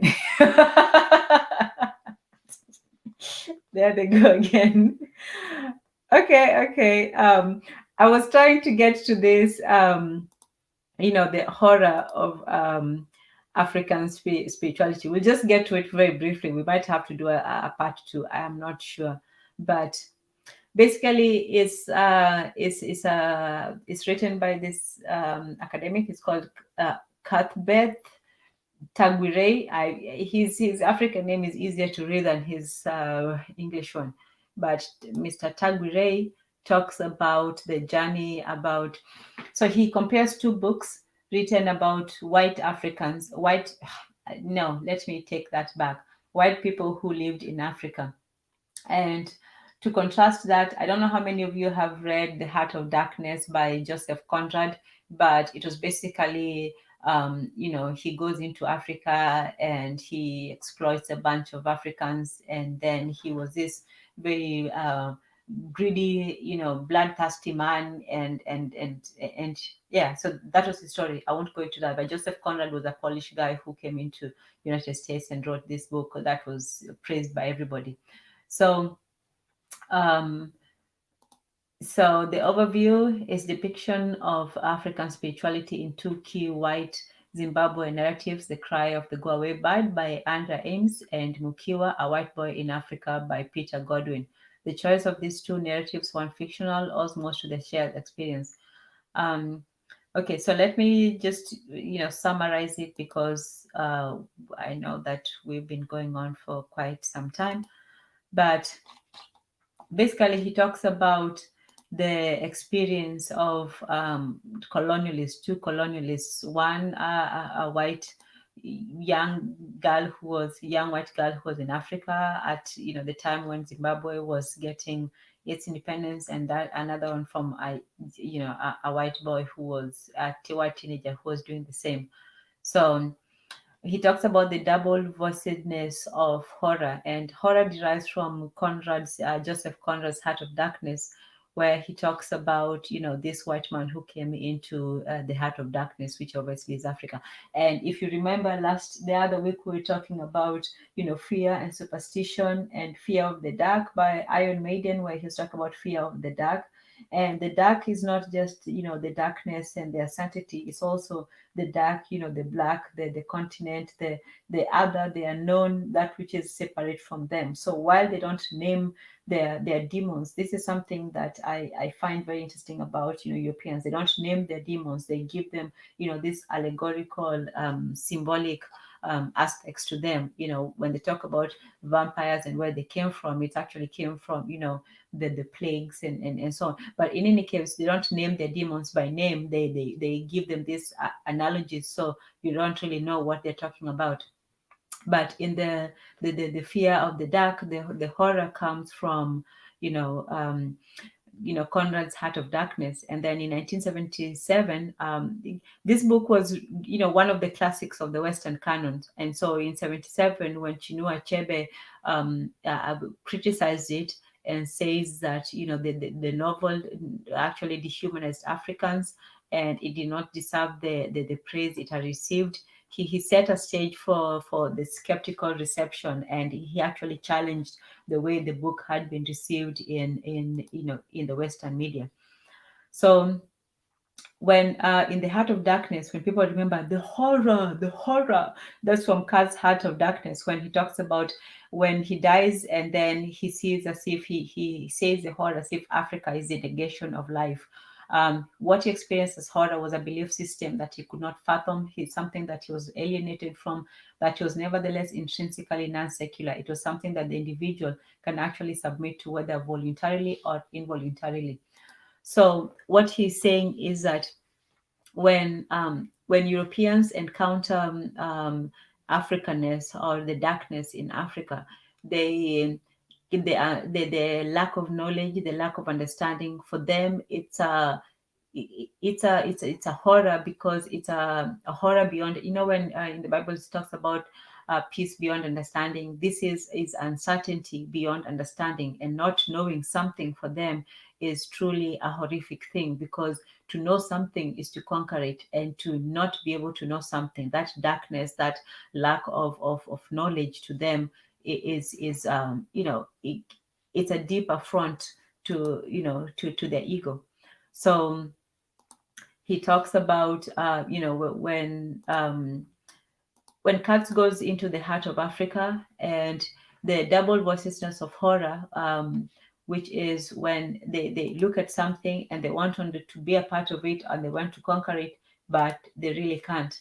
So double representation relies firstly into assimilating the exotic, which the African, into something of the sameness, which is to say that it's like, all Africans are the same.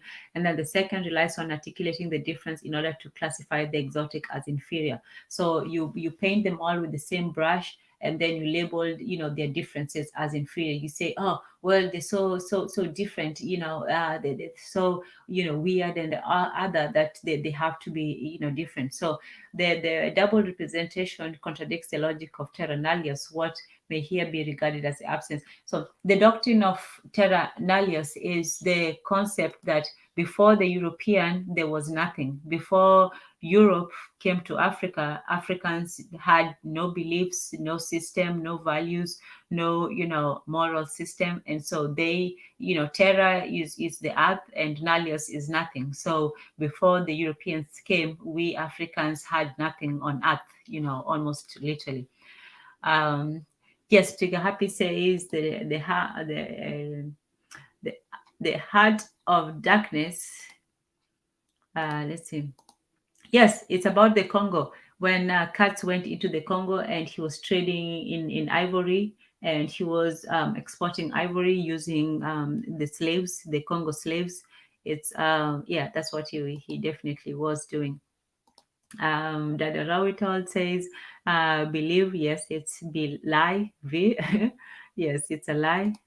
Trigger Happy says, I'm all pushing for African spirituality as the strongest cultural majority of the continent, but we have to be realistic. Some people don't have the African spirituality anymore. Yeah, definitely. I agree. And that's why for me, I am reluctant to, give up on throw away religion. I think that it can be a tool rather than, something that you discard, because you're not going to replace all these people. Yes, so the heart of Africa is about Congo. Yes, Congo is the heart of Africa. It's really geographically in the heart of Africa, and it, to me, I consider it the musical heart. They need to see the returnee of African Brazilians who've been in Nigeria. Generations hold on to their Catholicism because it's the Afro-Brazilian culture, and they must keep that alive. Yeah, culture is what people make it to be, and for them, if they feel that the religion is their culture, I mean, I guess. How do you naturally remove the imperialist culture and upload the indigenous one? Yes, that is the $1 million question. Diasporic cultural formations have been kept alive multi-generationally through the church as its cultural institutions. See the Africans from the US who've been in some manner, DR, hold on to the AME church. So yeah, I agree with the concept that culture, religion can bring people together. I just think that is there other, and there are other ways, but at this point, the most powerful, institution is religion. whether you believe or not, whether you're part of it or not. That's if you're planning to reach your people, that's where they are, unfortunately. I'll take a break there for a second. Matron, Hey, Brother Tanzania. Bakari. Yes. Yeah, I'm just saying, speaking of religion, it says there, when they didn't know what something was, they responded in horror, and their reaction to that is to, like, try to control it. And then when our reaction to the unknown is to invite it to the barbecue, even in ancient times. It's because y'all so spiritual, But well, that's it. No, that's a good one. That is a good one because in the two books that he looks at, they don't, they're not comfortable with African spirituality. They look at it as as a foreign concept. They look at it as very, even when they do try to embrace it, they look at it as something that it's outside of themselves.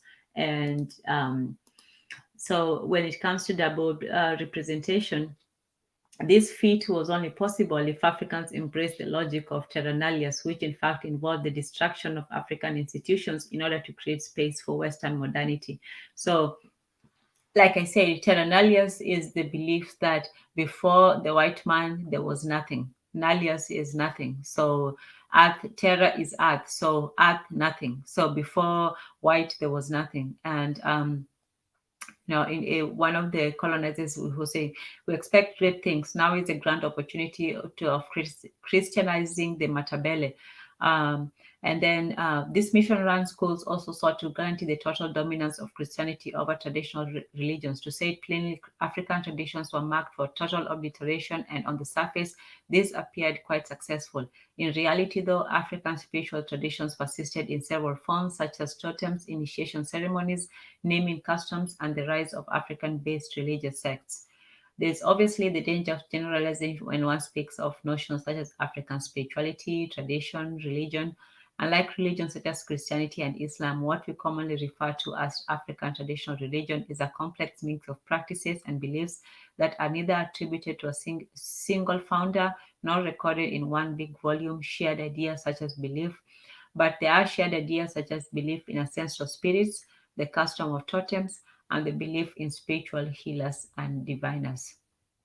So, you know, this notion, this terra nullius, it's a very deep, thing to imagine because what you're basically saying is that there is nothing before white, that the history of life started with white. So unless you have been discovered, you are really nothing.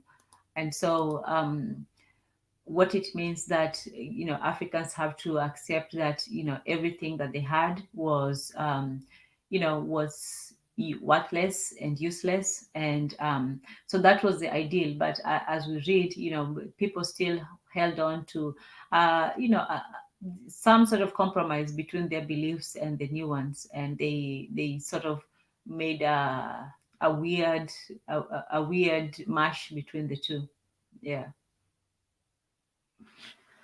Yeah, because God said we got to civilize all the people, so that's what we got to do.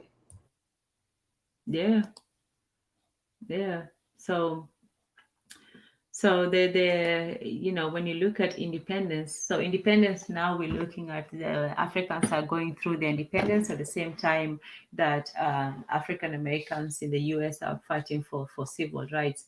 And now there's a shift. So in the past, the Europeans who went studying African customs or culture and traditions, they looked at this as saying, oh, these people were not really religious. They were simply practicing, this primitive thing that they didn't really understand. But increasingly, when independence came, Africans started to define themselves in their own image, and they started to throw off that colonialist understanding of their traditions and their beliefs. And so, the national discourse, it evokes the memory and the potency of African spirits. The nationalist wars of the 1970s, this is in Zimbabwe, is imagined as a revival of the Shona and Mbele spiritualism embodied by the aforementioned Nehanda and Kaguvi, among several others. These are the gods, the deities that were worshipped, by the Ndebele and the Shona.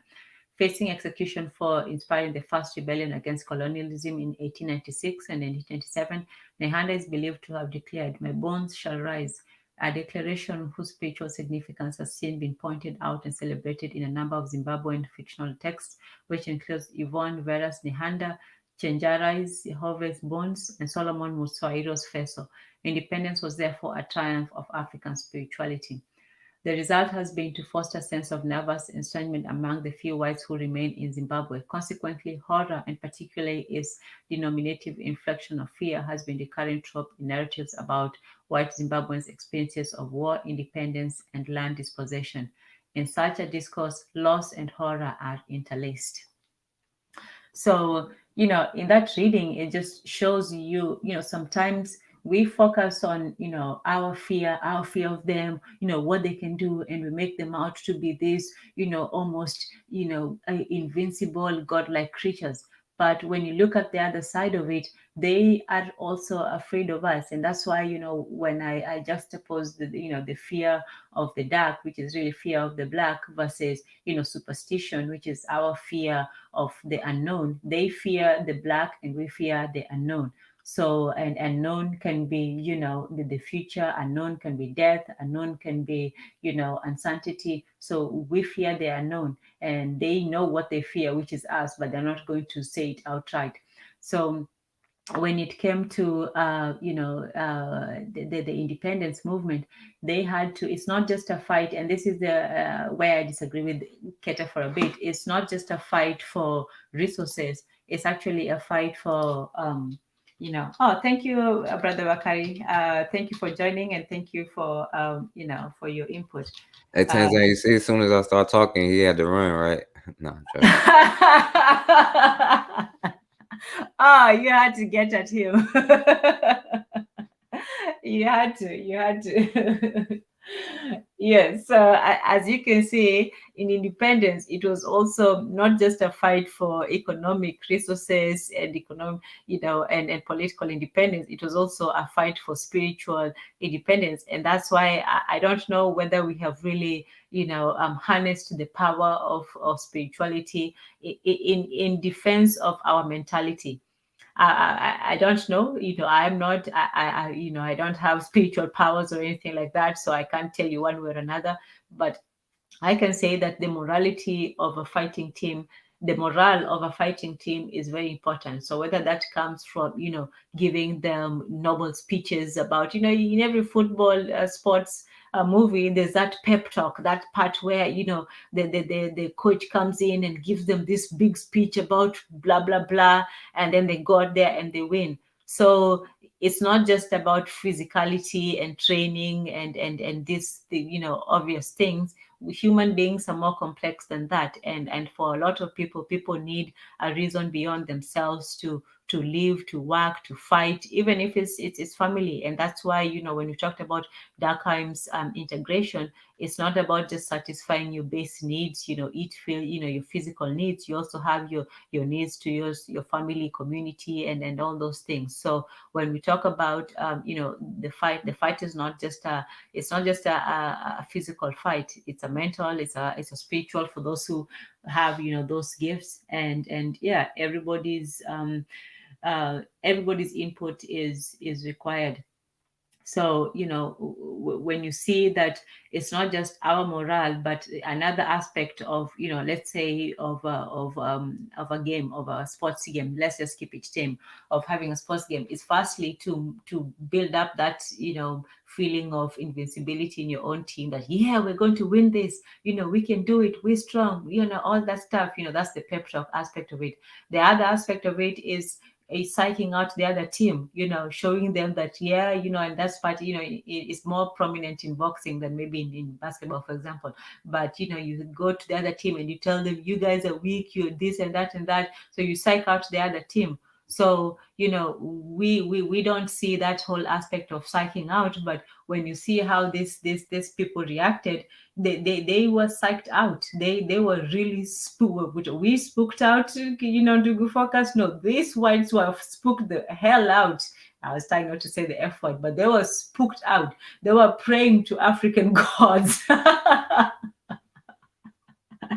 They were praying to African gods to save them from Africans. So imagine that power that we could have, and yet we are still over here just being, scared. We're scared of them; they're scared of us. It's that like that whole thing with black women and white women. Black women are trying to get the white women's hair, and white women are trying to get the black women's behinds. So, one is trying to get the top of the other, the other is trying to get the bottom of the other.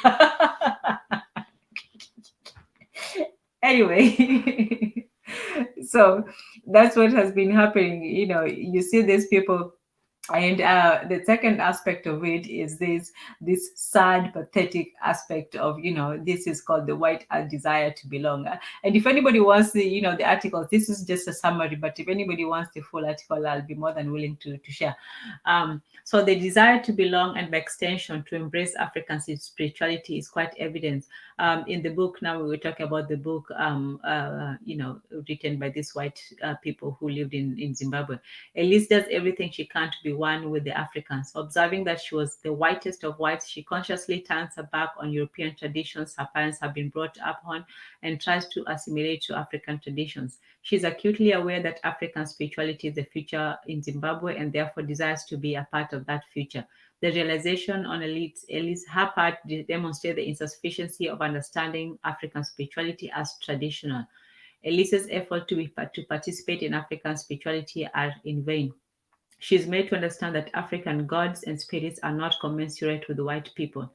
Resultantly, they breed fear and hatred among the whites who are unable and or unwilling to accept the changes that have resulted from the end of white minority rule, the revival of African traditions in the aftermath of colonialism, and the reclamations of land by land-hungry black Zimbabweans. None of them admitted to believing in spirits, but all of them did.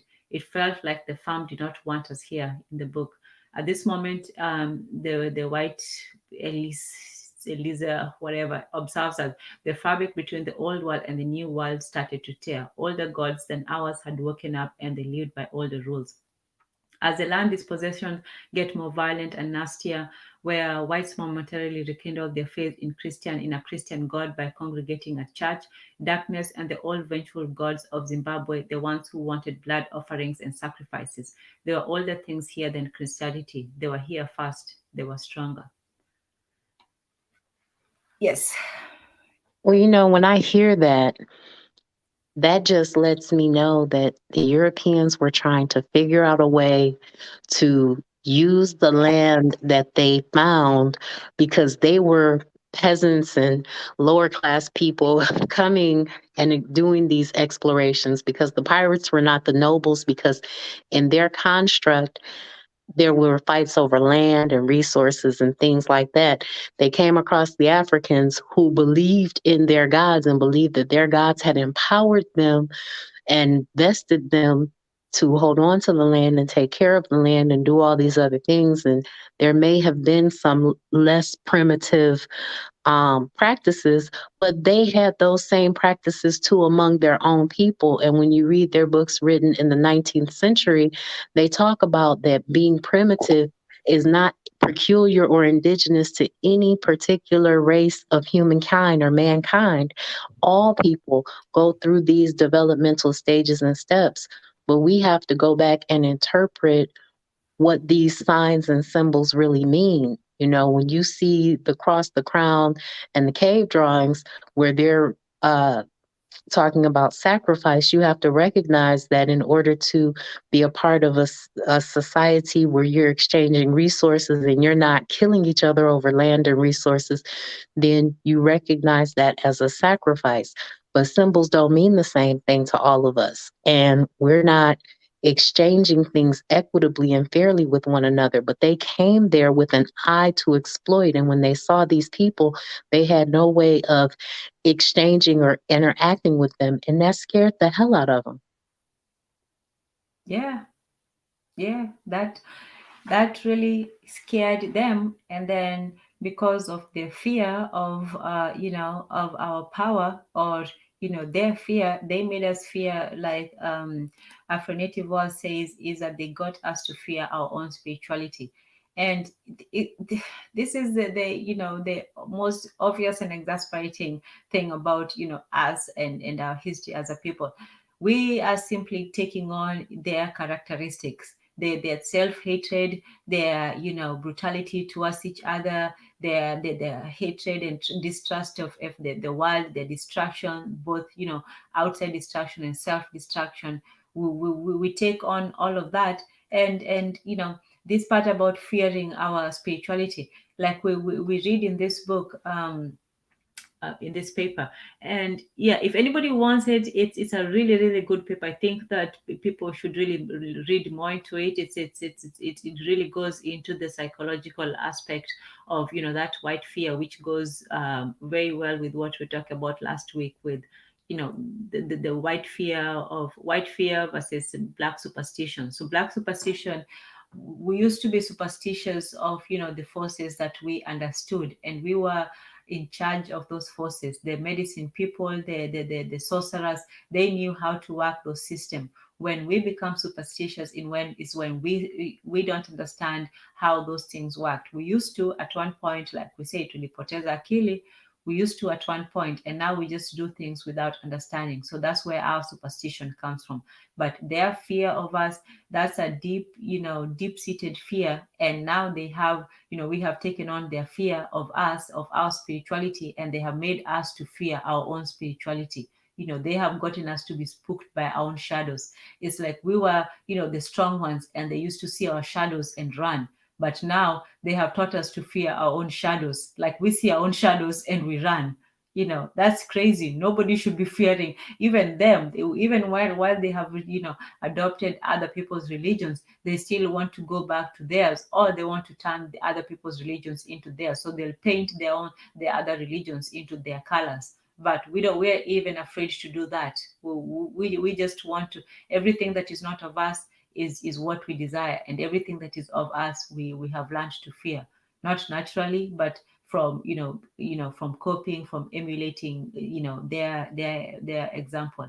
And that's what they do. They do fear our spirituality. They fear our voodoo. They make, and that's the other thing about these Europeans. And one day I might do just a whole show about that, about this comedic aspect of white people. We are very, sensitive to that, to being made fun of. And this is a power that they have over us that we don't really even understand. This dismissive sarcasm, where this sarcasm come from? Do you think we invented sarcasm? Did we invent, somebody saying "Pff," as if, or whatever, or that's great, or I'll kill, just lying, obviously. But they're good at not just sardonic, but comedic put downs and all that.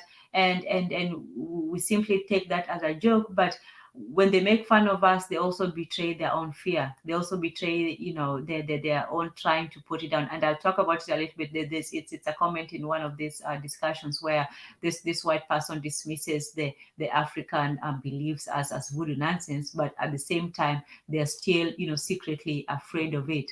So don't even take their laughter seriously, because their laughter is still a mask for their insecurity.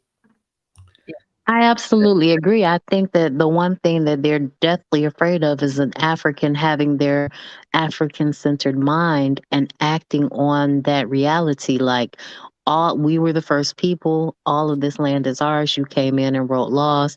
And if I get rid of you, and if I annihilate you like you annihilated so many other people, then I can have my land back. Now, we're not necessarily committed to doing things that way.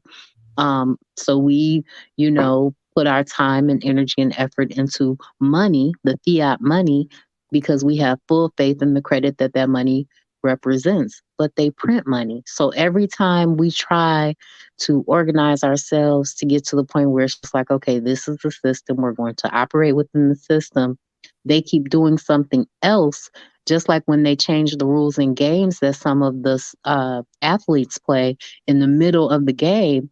And they're waiting for us, I think, to come to the conclusion that there's only one way to get out of this. There's only one way to solve this, but we keep trying to use other things. And that's why our spirituality and our religion and our belief structures and cultural practices are so scary and difficult for them to grasp, because we dealt with the natural reality of life. Life and death are two sides of the same coin, and we dealt with it. Yeah, Absolutely. I agree Yeah, with go you, ahead. Matron. And I would also just say, I think it's not just the fear though, it's this weird kind of obsession too, where they are obsessed. And I think, like, how they be like, go back to Africa and we snap our fingers, we living good in Africa tomorrow. Like within 5 years, probably within a few months, you know what I'm saying? People gonna be knocking on the door trying to get in. And the thing is, with independence and making your own laws and your own rules, because first of all, like that's just snapping the finger, because most people aren't on that level of what Matron just said, you know what I'm saying? So if you do that, you know what I'm saying, are you ready to be able to prepare to protect your borders, or are you just gonna let them in again? You know what I'm saying? Or do you feel like people should get another chance? And I think as far as independence, you know what I'm saying, think we should embrace independence, but also realize that independence also means responsibilities, you know what I'm saying? And that's it. Yeah, I definitely agree that firstly we should not be so afraid of you know finding out.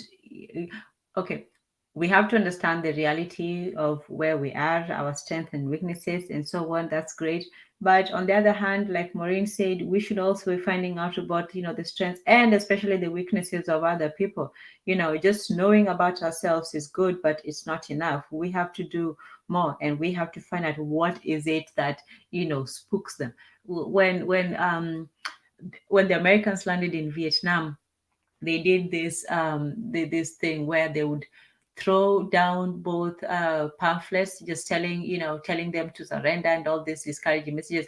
But what they did was, because the Vietnamese, they had this very strong belief in ancestral spirits, and in burying their people, and they believed that if you didn't bury your dead, that the dead would be walking around aimlessly and calling out for satisfaction, in other words. But and then so what they did was they hired a couple of Vietnamese people to make these sounds, and to sort of emulate these sounds, and then they would blast play them on loudspeakers to the Vietnamese villagers, telling them, oh, we are your long lost, I died in the field, please, just surrender to the people, stop fighting, over and over again. These sounds of people wailing and crying and talking all this stuff.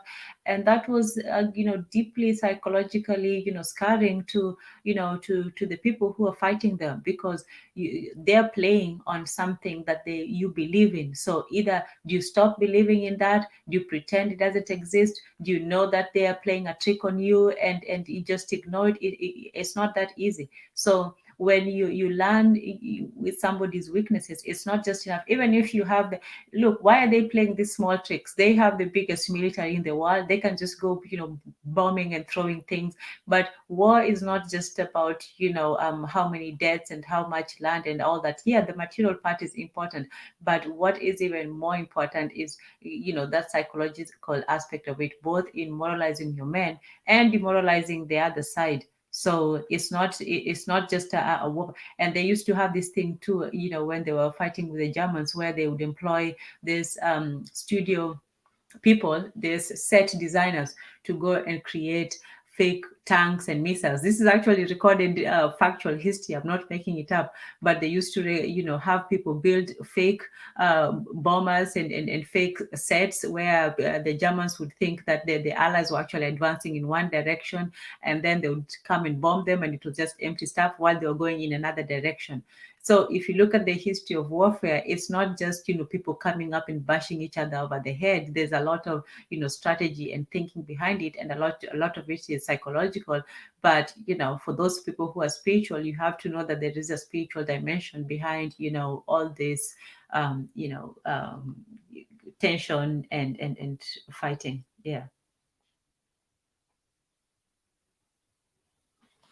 that's me. Okay, so I'll read more if anybody wants to jump in, that's great.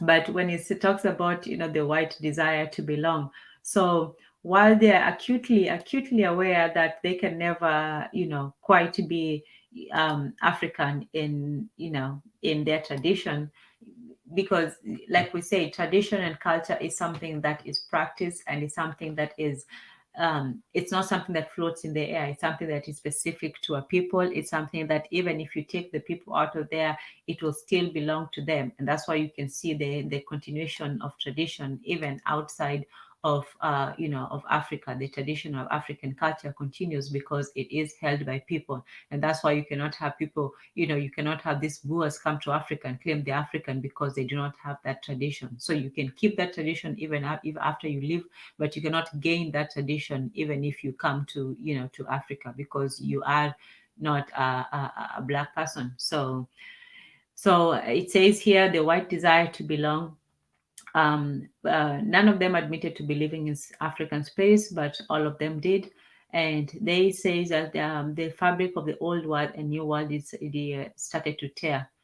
As the land possessions get more violent and nastier, whites momentarily rekindle their faith in a Christian God. Because, like we say, in the West, the belief in God, in morality, has been waning for quite some time. But if it's something that they need to, to bolster their morale, yeah, they will go ahead and believe in a Christian God.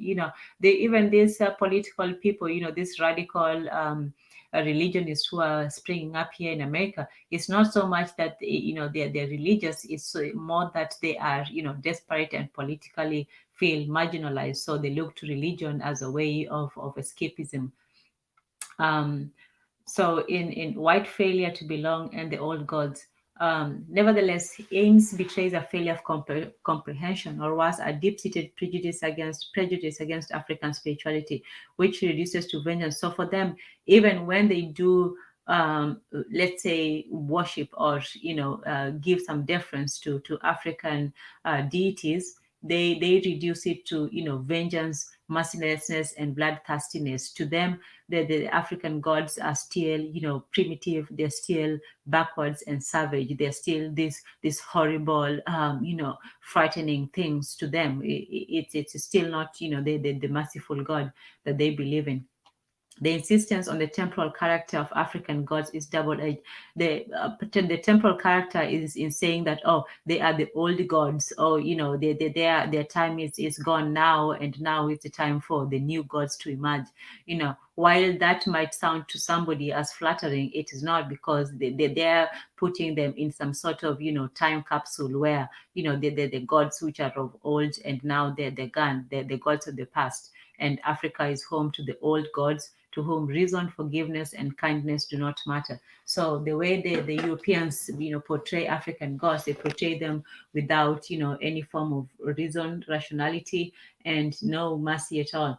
So these gods who are of the past are incommensurate with the needs of the present, which among other things includes transnationalism, interculturalism, and globalization, all of which promote the interaction and coexistence of people from different cultures.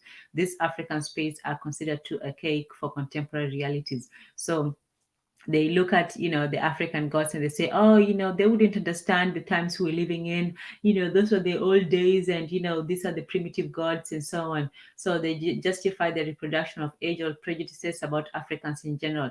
They're depicted as tools carrying out dirty work on behalf of their ancestral spirits. African spirits are considered spiteful and rigid, unlike the Christian God known to be loving and forgiving. Okay, thoughts? Hey, Tanzan, let me say something real quick. I just with this, of course, that's how it's called projection. You know what I'm saying? Their gods, like their Pope said, their gods could come over and enslave the people if they don't believe in their gods and kill them or treat them any kind of way. They could take land and call that manifest destiny, and then they call your God, the savage. And I wish, I'm saying, we had a little bit more savageness in us. If we're gonna be spooked out, I wish it was a little bit more savage, to the point where you just won't let anybody run up and take your stuff, or do all of the things they've been doing for hundreds of years. I'm just saying we should have a little bit more savage. But Tanzan, I gotta get up off of here. Yo, this was a great presentation. Sorry I was so quiet. I learned a whole lot through the whole show. I mean, I ain't have nothing but if all the questions I had would have been negative, I ain't want to go down that rabbit hole. No, do be negative. No, we appreciate it. But thank you, Asante Sana, for joining, for contributing. And I know I was in and out sometimes, between the reading and the conversation. But I hope you got something from it. And yeah, I do appreciate you coming on. So definitely you're welcome, and thank you.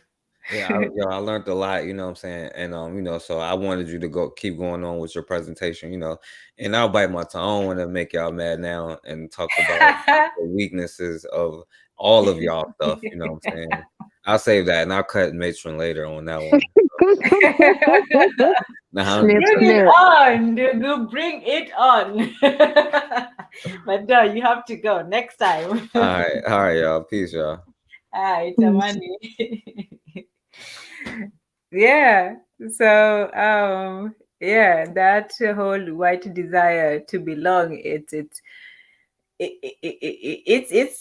sad for us, and unfortunately it's the worst thing. There's that this desire to destroy, but the worst one, I think, is the not the worst one. I can't say which one is worse or not.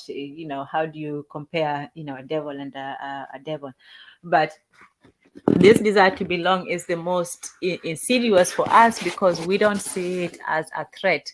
If somebody comes to your house and is brandishing a weapon or whatever, you're on alert and you're going to do what is necessary. But if somebody comes to you as a friend and is smiling and is sitting there and is doing all this stuff, that's harder to combat than in the other case. So these are the people who come as as the friendly NGOs, as the charity workers, as the explorers, as the ones who come and learn your language and sit down with the women and learn how to cook the local food and learn. They immerse themselves in the culture, desperately hoping that they can sort of assimilate and blend into it, but at the same time still wanting the recognition that, oh, look at me, like the lady said, I'm the whitest of the whites, but look at me, I can still chill with the natives. Yeah, unfortunately, we seem to welcome people too much. And social and sexual integration and invasion is something we don't readily recognize. We don't recognize the threat that they are. Like when oh my gosh, when Maureen was talking about, reading the books of the Europeans and things like that, one of the things you'll notice in their writing is that they're sending back reports to whatever their home base is at different times in history to explain how to tear down this civilized booming economy that they see. They documented things like,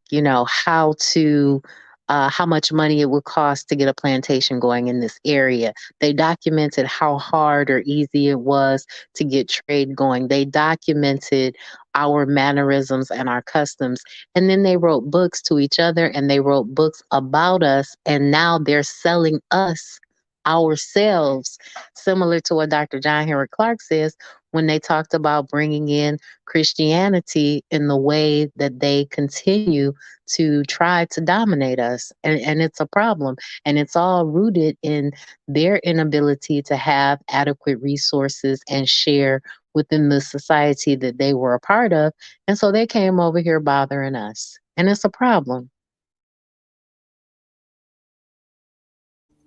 And the problem is that we're still letting them, when the guy that people didn't agree with when he was talking about, don't disagree with John Henry Clarke if you don't want the ire of the conscious people upon you. But, when he was talking about the political tool, that we don't understand how they operate, how they take things from us. and we simply look at them as this infallible being when we're supposed to be counter critiquing them. Like you say, they come, they study us, they find out, and we just let them. But we don't do the same with them. The spook who sat by the door, that's one, but they have several spooks sitting in several of our committees, or in our villages, in our churches, in our everything. They have the spooks every single place. We're talking about just one. Absolutely. And then I was looking at the last bullet point you have where it says as land possessions get more violent and nastier, whites momentarily rekindle their faith in a Christian God by congregating at church. And I'm going to read both sentences, but that one I want to break down to say that that means that at their churches, they get the emboldening speeches and the pep talk they need to go do violence against Black people. But we go to church and we want to worship an invisible God. And then it says, darkness and the old vengeful gods of Zimbabwe, the ones who wanted blood offerings and sacrifices, there were older things here than Christianity. They were here first and they were stronger. And that's because we dealt with the reality of things. And when they continued to educate us in a way that we no longer dealt with the reality of things, and we wanted to believe their fairy tales and their allegorical messages and listen to their story and get lost in the story, then we lost our land, we lost our independence, we lost our autonomy, our ability to defend and fight for ourselves. We we don't understand that storytelling is the only job there is. When you go to a court of law, you're looking at two people tell a story to try to convince 12 people that one person should administer justice based on which story they do or don't believe. When you go to the doctor, they call it a medical practice because they write a story about your illnesses, the evolution of your disease, what types of experiments they tried on you to fix the disease, and what happened. It's a story. When you go to school, it's a story. The only job there is storytelling, and we used to be really good at it, but we got lost in the story and forgot the reality of things. Yes, we did. We forgot that we were the original storytellers. We were the ones, and even this idea about religion versus spirituality and all that. It wasn't this versus that. Like the person was talking about in the earlier article, there was no, that strict demarcation between this here is religion and then here is spirituality and here is reality and here is real life. All those things were somehow intertwined in a way, and not even, and even medicine. Even medicine was also, part of that. Your whole body, your whole feelings, emotions, the way you are, it was part of you, as a whole, and part of you as a community. There was generational effects. You had to have, there was generational blessings as well as generational curses. Sometimes if something happens, you had to go find out what somebody in your line did, and then you had to make amends and bring the spirits to peace. So there was more than just the superficial aspect that we're looking at now. And when you look at these white people, their desire, the reason why they can never belong is that they have a natural instinctive, need to atomize things, whereas we have a need to unify. We want to make things make sense. We want to the way they have the demarcation of powers, whereas, and this is something that they knew about themselves. They know their weaknesses. I'll give them that. They know that they have power hungry, greedy, savage, unreliable people. So they say, look, we cannot be trusted, so we have to have a check on our powers.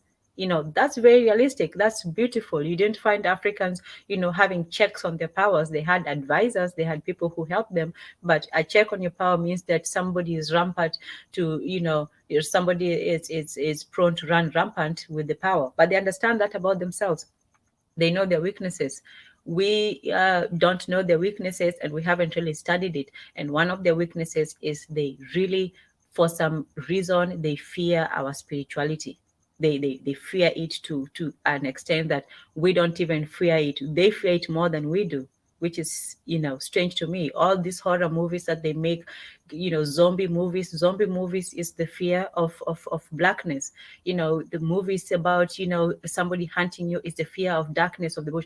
I wanted to talk about that in the next session, about this the fear of the bush is really the fear of, the black man, of the darkness of, this African terrain and environment, which they put in, their in their mentality as well, that the bush, the darkness, is this strange place where, anything is bound to happen. And that's when they get most superstitious. You think that they are logical. They are way more superstitious than us, because they can take the beliefs of us and, and try to make it their own, even if unsuccessfully. Yeah. And I really think that at the end of the day, they are afraid of us doing to them what they did to us. And if they ever gave us an opportunity to stop and think about what's actually happening, that we would take our faith, which is the power that every human being is born with, and we would activate a a change in our situation. You know, we seem to have bought into their idea that we have to be good and behave, and that some arbitrary entity that created us all is going to give us a quote unquote heaven that they invented, that they control. And I don't think that that is a realistic perspective. I think that's the way that you would explain things to a child. And until we can break that chain of being enslaved and held hostage by their children's stories and not learn the very mature adult lessons that are enshrined in those stories, we're going to continue down this path of not being able to be fully actualized men and women, to be fully African, and to be fully connected, building our own table, doing the things that we need to do to benefit ourselves. Yes, and in attempt at Erzulie, the weakness, fear is a weakness, and that's a weakness that we have. That's a weakness that we don't think that they have. We don't think that they're afraid of of anything, especially not us. But as it has been shown, even when they have greater military, they are still afraid of some of what we are also afraid of, which is our spooky African primitive voodoo beliefs nonsense. So as someone says, if they put this much effort to get into a cultural practice, whether these things are are powerful or not, the fact that somebody has that much fear or phobia of these things that you wield means that you have some power, because somebody's fear is your power. If they fear something, it's the same way that we fear them, and our fear of them is their power over us. So if they have a similar fear of us, how can we look at that and say, what can we get from this? Oh, the link. Oh, yes, of course. More than happy to. I would happy to come and hear your whole take on that, Erzulism. So, you know, that's all it is. They do have a certain reservation when it comes to our beliefs. And I don't know, I'm not an expert on beliefs and their effectiveness, but there is quite a lot of evidence that they have tried very hard to keep our traditions and our culture and our practice of it to to a minimum. Well, one of the tenets of Hermeticism is that the mind is all. That means if you can think and you have the ability, then you have the ability to create and shape reality. Now, whether that's, telepathy, telekinesis, or any of those other things, I don't know. But I know if I decide that I'm going to get up and walk across the room and take from you something that you have taken from me, and I'm going to defend the thing that I take to the death, that you have to make a decision about whether or not you're going to kill me to get it, or you're going to go away and leave me alone and let me have the thing I took from you. And I think the African gods and our conception of it, because there's a book called African Religion and Spirituality. It's like 800 pages, and it talks about the characteristics of different African gods. I can share it with anyone that wants it, and I'll talk to you about it offline, Tanzan. But in that book, there are different characteristics and aspects of gods, and I think that they are afraid of us making a decision that my God has empowered me to act and operate on this land, and this land is mine. And I have imbued myself with the divine right of kings because I am a king. I am the arbiter and author and finisher of my faith. I am the one that can make these decisions. I am empowered to do these different things. I am capable of making and writing laws and upholding those laws and enforcing those laws because I am powerful. And I think that's a part of the reason why things like affirmations and reconnecting to yourself and understanding these qualities and characteristics are important, because I think that's a part of the missing piece that we don't connect with, because everything is so divided, because spirituality, religion, and God are different things. Hey, Erzuliism, how you doing?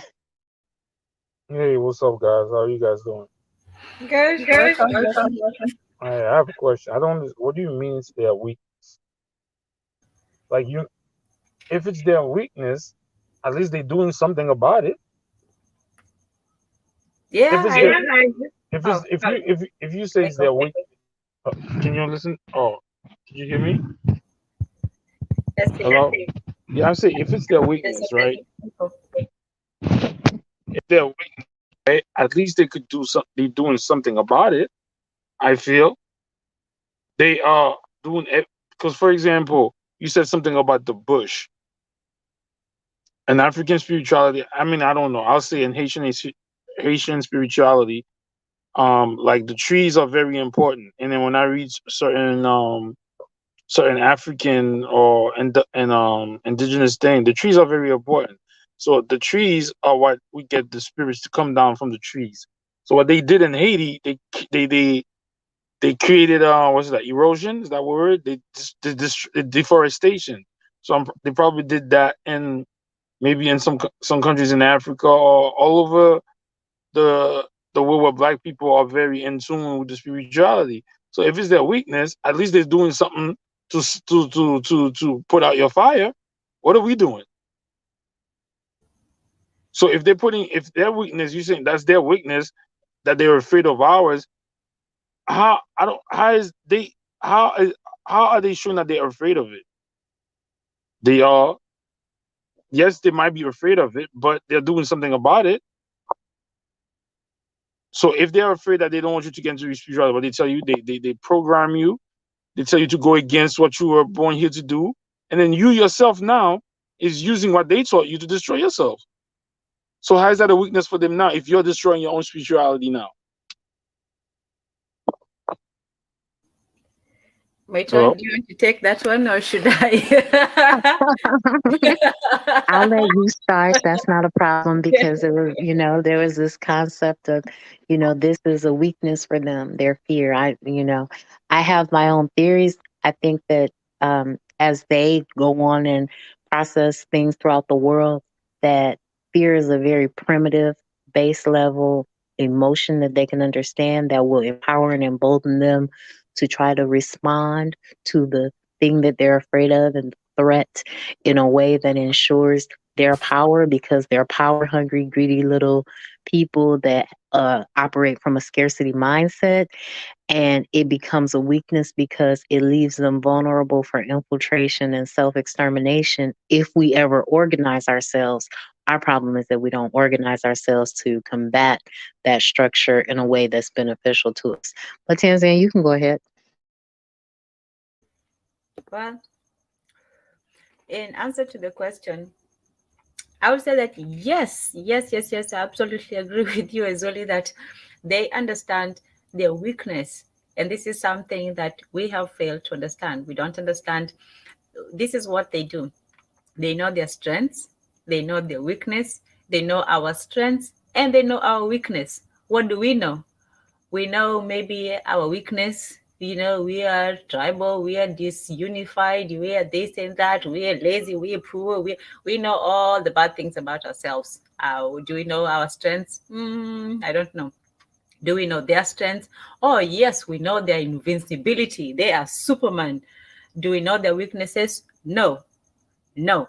To most Africans, blacks, white people are basically the closest thing to Jesus, God, that they ever been.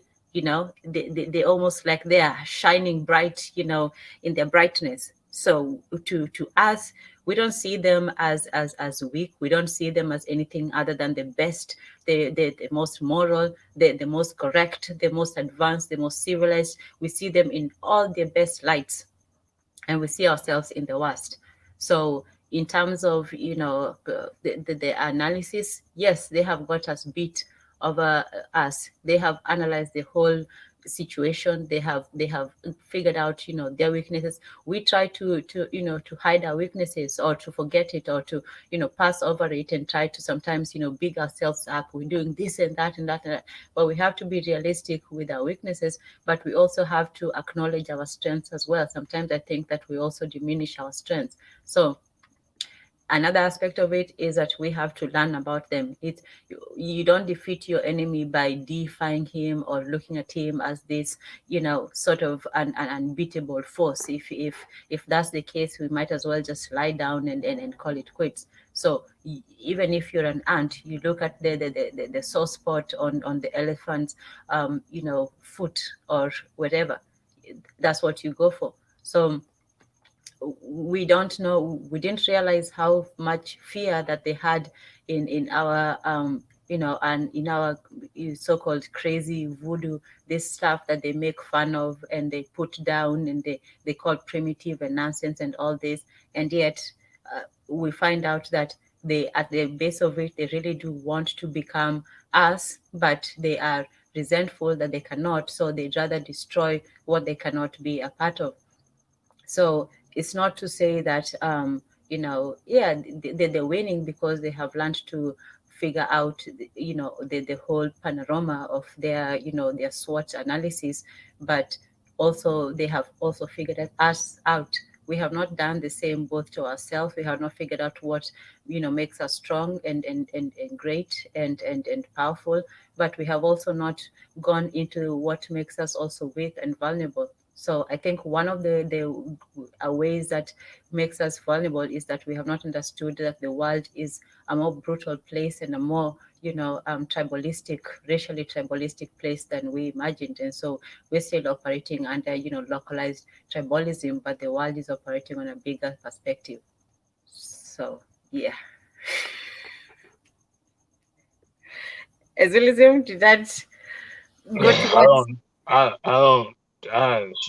I don't know what you just said, but all I Ah, real shoot. I hear what you said, but they don't. Let's stop. They don't fear you. They don't fear us. Could you imagine? I let you join my army, teach you all about all these weapons and stuff, and then I don't bat an eye that you're gonna do anything. Do Africans produce guns? Do African people produce guns and missiles and all of that? No. We sell it to you. We give you all of that, and they have no fear of you because they've done what they did with their mind. They got you out of your square. You look at your spirituality. You look at your spirituality. The funny thing about Black people and like African people and Caribbean and South America, those who are religious. Okay, sorry, Zuli. I have to give, kudos to a good joke. So I lost you at hello. Yeah, you lost me. Oh my god, that's funny. I'm just saying it at the end of the day, because even this topic, like the African spirituality or the Haitian spirituality, even like the Haitian, I've learned that it's not really so. In the Haitian, in the voodoo, there's something called the veve when you write on the ground, which is like each god's got their own. The only thing that we share with the pantheons that we share with the Yorubas is Ogu. We say Ogu and you guys say Ogun, and maybe Shango. After that, all of our spirit have different name, but they have similar characteristic, I guess you want to say. But with all of that, it's like they're not afraid of us. Let's stop. Like, I think that gives us a false sense of, oh, we big, we just got to realize it. No, they're not afraid of you. They give you books, they give you technology, they give you everything, and you still don't go back to your source. How they give you knowledge, you have the internet, you have all these things that you still don't go back to your source. That's what I don't understand. Like when people, oh, they're afraid. No, they're not. They're not afraid of you. Maybe they was, but they did all their brainwashing, and then you buying into it. You destroying yourself. It's like even like if you read the Bible, even the Bible, like the first 5 books of the Bible, it's not all that love thy enemy. Where do black people get that shit now? And the Old Testament, if you cut my ear, I gotta cut your ear back, bro. Where do black people get this shit now? Oh, I forgive you for destroying, for killing 10, like for killing, for genociding a whole generation. And Tanzania, didn't they just say the last Tanzanian person just died a couple of years ago? Genocide. The Congo, genocide. The Nama people, or the Herero of Namibia, genocide. Where's the fear?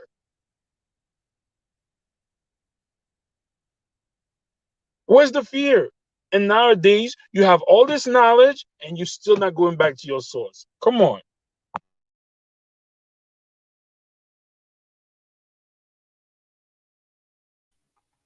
All right, let's think, ooh, that's a lot to digest as well. Let's welcome Hotep, Ndugu, Guy, Nollywood Jr. Hey, what's going on, sis? Good, good, Hotel. good. Hotep. Oh, learning curve. Hey, Hotel to you, guys. sister. Hotep. Hotel to my brother who just spoke. You know what I mean? Okay. Really? So I want to just weigh on this because I was just listening, and I think this is a great topic. I think when we turn away from our, because you listen to the Hebrews, right?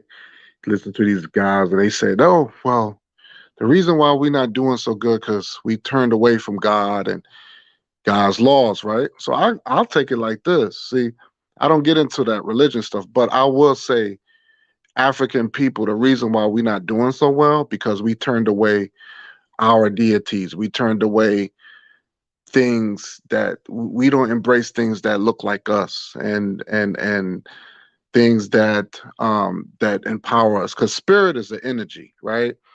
And what the Europeans did, they took away our energy.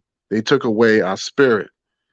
And this is the reason why, even when it comes down to these movies, they weaken us by showing negative images about Africa. They show negative images of us being slaves and being inferior, and they just keep putting that stuff in our heads. They showing the African child with the flies or their face, and they kept beating us with it to the point that we turned away from even our motherland. We don't even want to talk about Africa.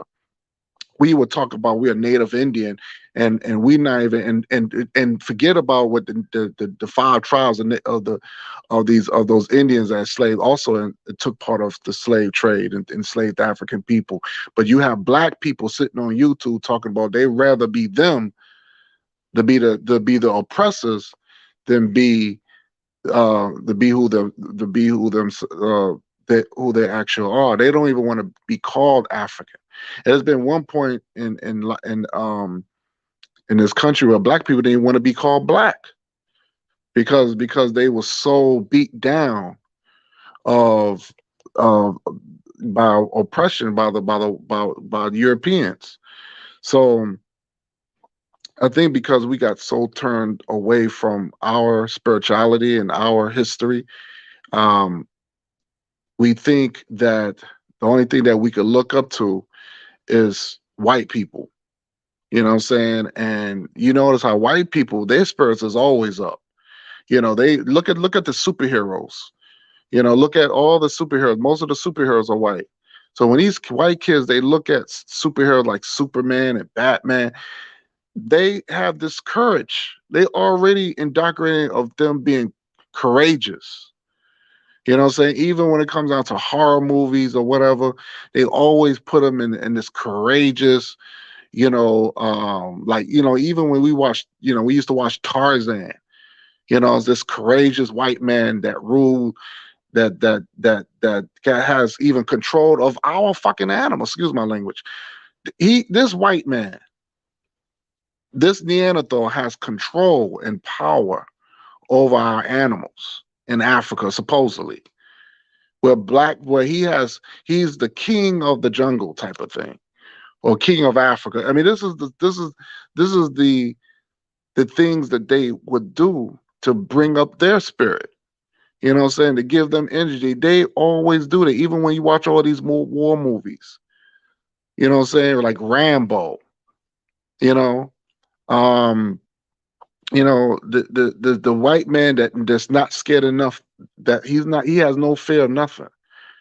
But when it comes down to us, we always the scary. We always we have nothing to look into. We don't have nothing to look to bring up our spirits. You see what I'm saying? To make us courageous, to make us not fear. And like somebody has said that we can make guns too. We can make guns. We can make weapons.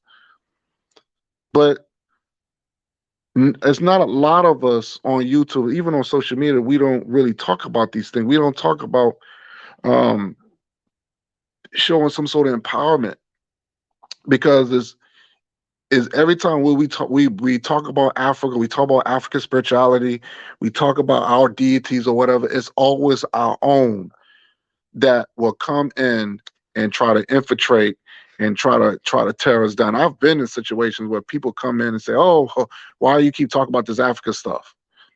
They have something negative against Marcus Garvey. It's always something negative, and our people are dying spiritually, because without the spirit, the body dies. You see what I'm saying? So, um, we gonna have to learn to embrace our culture. We're gonna have to start making cartoons and start making making heroes, because a lot of those if you notice, a lot of those superheroes, those European superheroes, come from African gods. You know what I'm saying? Look at Superman. He's like the superhero of the sun. But what's the sun? Haru or Ra. You know what I'm saying? He's the god, the sun god. You know what I'm saying?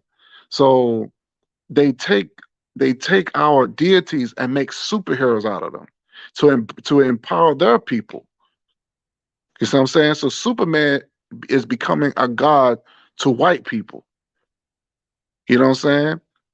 So and so that's why I kind of notice. I observe, even with media, I understand. I observe what's going on as far as white people. This is the reason why they can.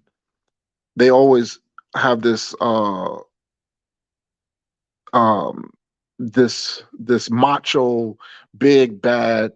I'm the big bad white man, and then now they doing it for the white women, and then you got the Karens and all that stuff coming into black women's face and all that stuff, because they're now they're having balls now. They thinking they can come at us and talk to us anywhere where we want, and we got to bow down to them. You know what I'm saying? And the only thing we could do is pull out our phones, and so it does affect us. It's affecting us now, and I see it all the time. You have black people crying, talking, "Oh, this Karen, she called me the N word," and I'm like, "What? Where's your spirit, man?" Like, so and it got to even now, you can't say certain things, because they have this power where they could take things from you. Where we should create, where we shouldn't even care about their endorsements. We should have our own endorsements made by us and for us. But we got so reliable. We rely on these this Neanderthal to take care of us, where to the point we can't rely on ourselves. We so dependent on them. You know what I'm saying? So all it's just messed up, man. Where black people, we really need to get into our spirituality and where we can do for self. You know what I'm saying? And I think that's the whole purpose of getting back to our deities. And I study um rather if it's East African gods and West African gods. You know what I'm saying? We have our own deities that we serve, but because we neglected them and we rejected them, and we pray on this Jesus and what else is Allah. What have those white deities done for us, but put us in deeper and deeper in chaos. You know what I'm saying? So we need to get back. We need to come back home, and that's the only way we can do better. You know what I'm saying? And I yield the mic on that. Well said, Ndugu guy. We have to return back to to who we are, to what we were before all this, and examine ourselves and see what works, what is relevant, and what we need for the next generation. I'll let Erzulie. He's been patient. Go ahead, Erzulie. Erzulie, it's on you. Go ahead. Can you hear me? Yes, Hello? yes, you're on. So it's like the brother just said, Superman technically is that's a representation of a black person because he's powered by the sun. And if you look at the S on his chest, it looks like a snake. And which culture reveals the snake more than any culture? Us. It's like the new movie that's came out called Black Adam. Did you know that Black Adam, according to what they did, got all his powers from Egyptian gods? Black Adam gets all his powers. So the S, I don't know what the S stands for. If you Google it, you'll find out that Black Adam gets all his powers from the Egyptian gods. And Shazam could be regarded as Shango, god of lightning. But we don't do none of this stuff to ourselves because they got us by the head. And it's like the brother just said, most black people will attack you more for trying to learn your own culture, your own gods, than Caucasian people. It's like a lot of Caucasian people are very interested now in our culture, the gods, and even I read this book called The Four Horsemen, which is a book about Haitian voodoo. And you know who wrote it? A white woman. So they chased us away from our square, and we just neglected everything. So I could agree with what the brother just said. It's like people might say, well, how come Haiti's going to all this? Well, what did Haiti do? Haiti just rejected the whole voodoo situation. Even though some people might practice it, but in front of society, they say it's the worst. And again, also, we use some of our spirituality against each other. Haiti is going to what it's going right now. And these people, these so-called people who know the spirituality, instead of using it against those crooked government people, they're using it against each other. Like black on black crime. Facts. That's what they use. They use black on black crime. Oh shit! My brother right here, his son is going to medical school, and my son get that. Oh, I'm gonna do something against him. Tribal shit. They're not afraid of us, man. We got until you could see. They're not afraid of us, man. It's like I tell people that all the time. Like African spirituality, voodoo, they use that shit against each other more than use it against who is supposed to be man. But I guess that's what they did. But then again, if that's their fear, at least they trying to extinguish what that could destroy them. What are we doing? We're helping. I've spoken to Caucasian people. Caucasian people are more likely to be like, yo, let's go camping. Let's go in the trees. Let's go in nature. Black people don't even want to do that. How they made you, how they take you out of your element, which is supposed to benefit you, which is the trees, the forest. Now you don't go back to the forest because in your mind that's primitive. Oh, I'm a monkey. Now they're back in the woods right now. People, when I went to college, like white friends would be like, "We'll go camping." They'd be like, "Yo, let's go camping." Black people, you tell them let's go. What am I going in the woods for? There's something wrong with us psychologically, bro. We are so against nature. They are more, African countries let these people come in their countries and shoot their animals. You mean to tell me they're scared? They let them come into the country and shoot elephants, shoot tigers, shoot lions. There's a movie, I don't know if anybody saw it. It's called Avatar. That Avatar tells everything I know about us. Anybody saw Avatar with the blue people? Yeah, I saw it. I only saw it once, but I want to see it again. Yeah, Go watch that movie again.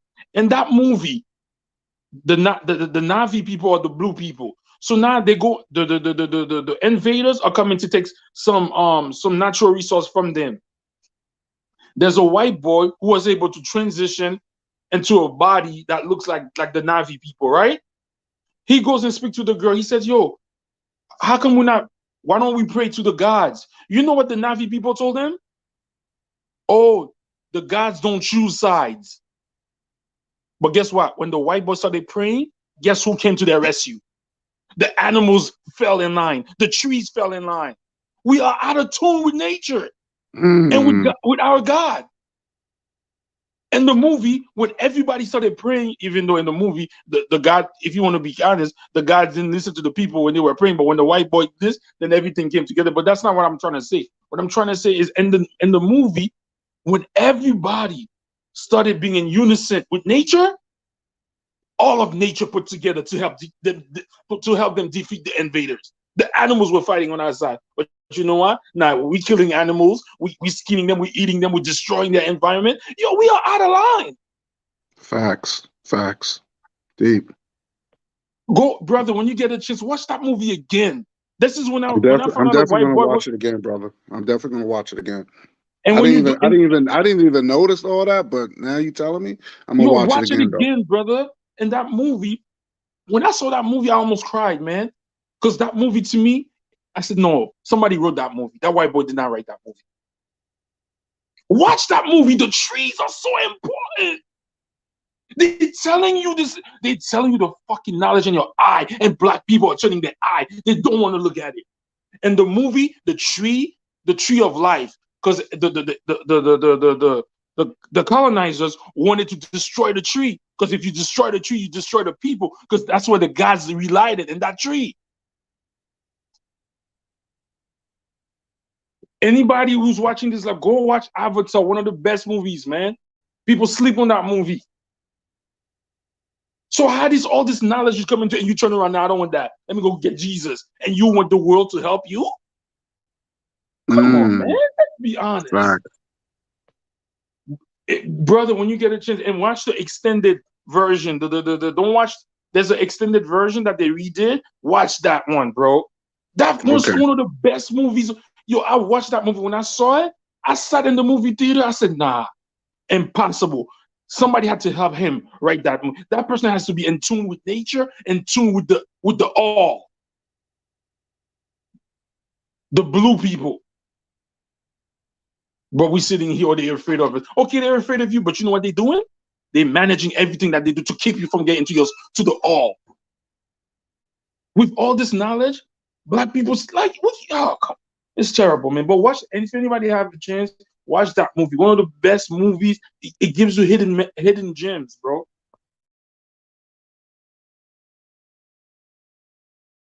Oh, I yield the mic.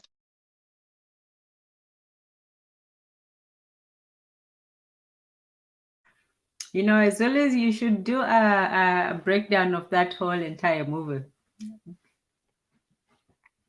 You know what? I'm gonna tell what's his Shoot the Breeze Koku. I think we should do that next month. I was telling him, let's watch that movie and do a breakdown of it. That movie is very powerful. Okay. Yeah. Yeah, just like the brother said, like when you read the spirituality part, it says the worship and honor of their ancestors and nature. So yeah, that's what spirituality is. Is because we always embrace nature. You know, at one point we used to worship. We used to. That's how we used to mummify cats and dogs, and you know, what I'm saying we used to praise. We used to give praise to the sun and the moon, and you know, our people are astronomers. You know what I'm saying? We the first astronomers. So when we look at these things, because like the brother said, we are connected. And if we allow somebody to destroy our animals and kidnap our animals and use them as some sort of, you know, circus freaks and clown and experiments, you know, we basically we killing ourselves. So you Sorry, know, sorry. I'm laughing at Koku. He's saying that Erzulie, you don't know his name. Yo, I know his name. I just be sometimes I be spacing out. Okay, okay, okay. But you know, and when we talk about, I don't know if you can read, the aspects of African spirituality, which I think I agree with maybe 6 out of 7, maybe 5.5 out of 7 of them. I know there are others, but for the sake of this article, they name 7: introspective awareness, which is the acknowledgement that there are some people who are in touch with things that we might not know, obviously by sense perception. And then the spirit realm, the acknowledgement that there is an outside, something outside of our material and physical aspect. And then the global effectiveness, the fact that Africans felt that they were a worldly people. Even within Africa itself, there was a lot of migration, there was a lot of people interacting and communicating and moving about. So it was not this myopic existence. Community emphasis, the idea of that you're supposed to have a communal aspect to your relationship with other people. The importance of family, that's always a big one. Family was always very important, and really your value as a person came from your sonhood, your wifehood, your marriage, all that. Those relationships is what made you part of the family and the community. And then the notion of openness, this is the one that I do have a bit of a problem with, because while it was good to be open to some things, we also have to learn how to safeguard what we have. It's not a good idea to be too open to things and to ideas, to people, to sort, without a critical look at what we are actually taking in. So I think sometimes our notion of openness and sometimes hospitality does go too far. And then the seventh one is non-dualistic reasoning. And this is a big one, because if you look at Western culture, both in this idea of the separation of religion and spirituality, but also in the idea of good and evil. In when you look at the movies and so on, there's always this obvious, oh, this is the bad guy, this is a good guy, and so on, without an acknowledgement of the differences in gradations. There's no hierarchies, there's no levels, there's no differences. It's just one versus the other. So it's a very dualistic and it's a very limited look at life, as if it's either one or the other. Whereas in African tradition, things did not have to be just this or that. They could have different variations. So these are the aspects of African. But one of the things that unifies all these different ideas and beliefs is that these things was affected in every facet of human life. While in most religions there's a certain time for things, or a certain period for it. In most African religions, religion was a part of your life. When you woke up every day, from your clothing to your practices, your rituals, there was not a set time for it, and it was actually very difficult to see the mundane from the from the sublime, so to speak. So there's no creed, there's no book, there's no somebody telling you what to do. There's simply principles that people follow. So that made it a little bit difficult to pin down and to actually have a verifiable creed to it. The other aspect of it is the honor and worship of ancestors and nature, like Erzulie was saying.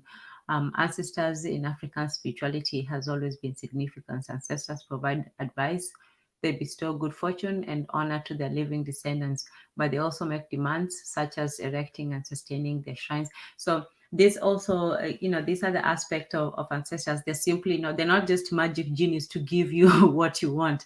Like, hey, I need this, give me that. They also require demands and sacrifices, and they want, shrines and so on. And yeah, so those are some of the aspects of it. There are many others, of course, but I think the one overriding aspect of it is this notion and belief and honor of ancestors. It's not a worship. It's not like people pray to them. It's simply a relationship to, they recently, passed on, but still around, and they're long gone, but sort of still around. Yeah. Okay. That was me. So, what other guy? You from Kenya? Yes. So, what are some of the guys in Kenyan spirituality?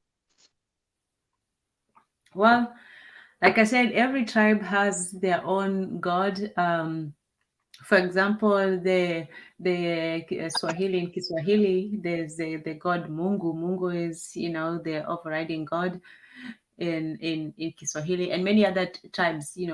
People do share, names for gods. And then in Kikuyu, for example, the name of the god is Ngai, and Ngai is in Kikuyu, I believe Meru, Embu, and a few other tribes. And then yeah, so there's different gods. Some have the Nyasai, some have Ngai, like I said. So yeah, people do have different names for the gods. And in fact, when Christianity was introduced, most people were still using the name of their, of their god, of their traditional god, as to call the Christian god. So they would pray, for example, to the god Ngai when they were praying to Jesus, for example, to the Christian god, for example. Sorry. So yes, every tribe has their name for God. So, what's the main religion in Kenya? It's Christianity or Islam?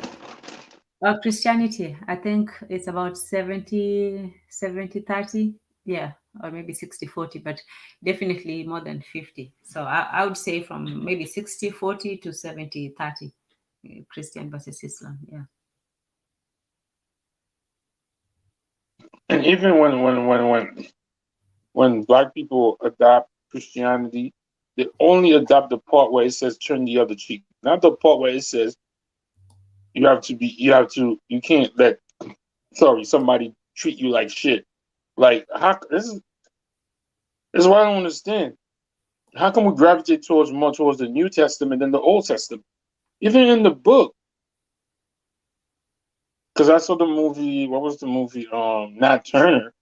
Nat Turner started reading the book differently. He started reading the book. How come so-called Black people they all gravitate toward the part where it says forgive, let's live kumbaya, or whatever? How come is that an innate stuff? Like I don't get that. I think it's the result of giving up spirituality for religion. I've always said that religion unified and empowered the other, empowered non-Africans, but it debilitated us to a great extent because we were already powerful without the religion, and embracing it, only served to confuse us. And this is what I mean. For them, they were this firebrand, these people just running around, just acting crazy. But when it came to religion, there was something above and beyond, which reined in their sort of madness into a concentrated sword. For us, we were already, we had already figured all this stuff out without the need for religion. And on top of religion as in the Western sense, in the bifurcated Western sense. But on top of that, for us, we didn't, for them, they looked at religion and God as a way to conquer, as, to express their weakness and to get, to put on the coat of strength from the coat of weakness. I don't know if you understand that. When you look at Christianity, Islam, and all these religions, they look at mankind as a worm, as a worm, as a lowly being, as something that is not fit to even enter the presence of the deity, but by the grace and mercy of the Almighty, they're able to, to come. But in most African societies, the magician or the sorcerer was a powerful being who was able to command the forces of nature, either by beseeching them, by incantation, by performing certain spells. He was able to actually manipulate the forces of mankind. So he almost put the forces of nature to his power. Whereas in European and the religious society, you are, as a man, you are subject to the forces of nature, and all you had to do was to beg and plead. So the difference is between a magician who has a wand to command nature versus a mere apprentice who simply pleads and begs and hope for mercy and forgiveness. So when we took on religion, we actually gave up our power. We gave up our power over nature. So when you talk about, not protecting the animals, we already gave that up. When you look at people like, Hannibal or whoever, I always say, why didn't we use our animals in our defense? We had, the bears and Gaston shared this story a long time ago about the lions of Savo, these two lions, male and female, and this was a very uncharacteristic, behavior when it comes to lions, because lions don't usually hunt as a couple, and they usually don't hunt human beings. But these lions, there's a movie made about it. So that was the one time that nature, wild nature, apart from human nature, took on its own defense. But we as Africans did not really put our animals to use. And but this started even before then, because the Romans used to capture those animals. They used to capture lions and use them to both be terrorized and to terrorize other people. So that didn't just start from us. We gave up on our nature a long time ago. Oh man. Okay, I'll end there.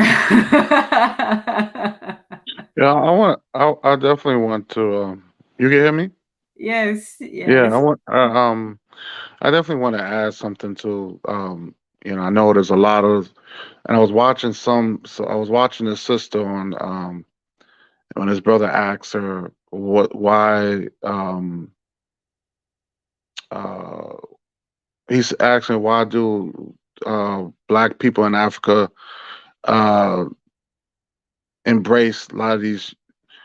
It was something about religion, and she was saying the reason why Africans um, is not at its potential is because of religion, right? And she was saying because a lot of a lot of these churches, these Christian churches, they still praise a white Jesus, and especially these African countries as well.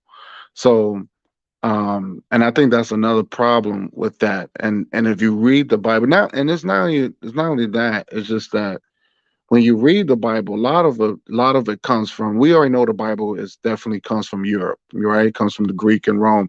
So of course they're going to put a lot of their history in the Bible, right? So they gave us the Bible and took the land.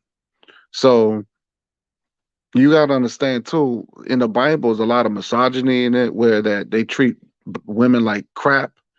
They talk in the Bible. They also talk about killing children.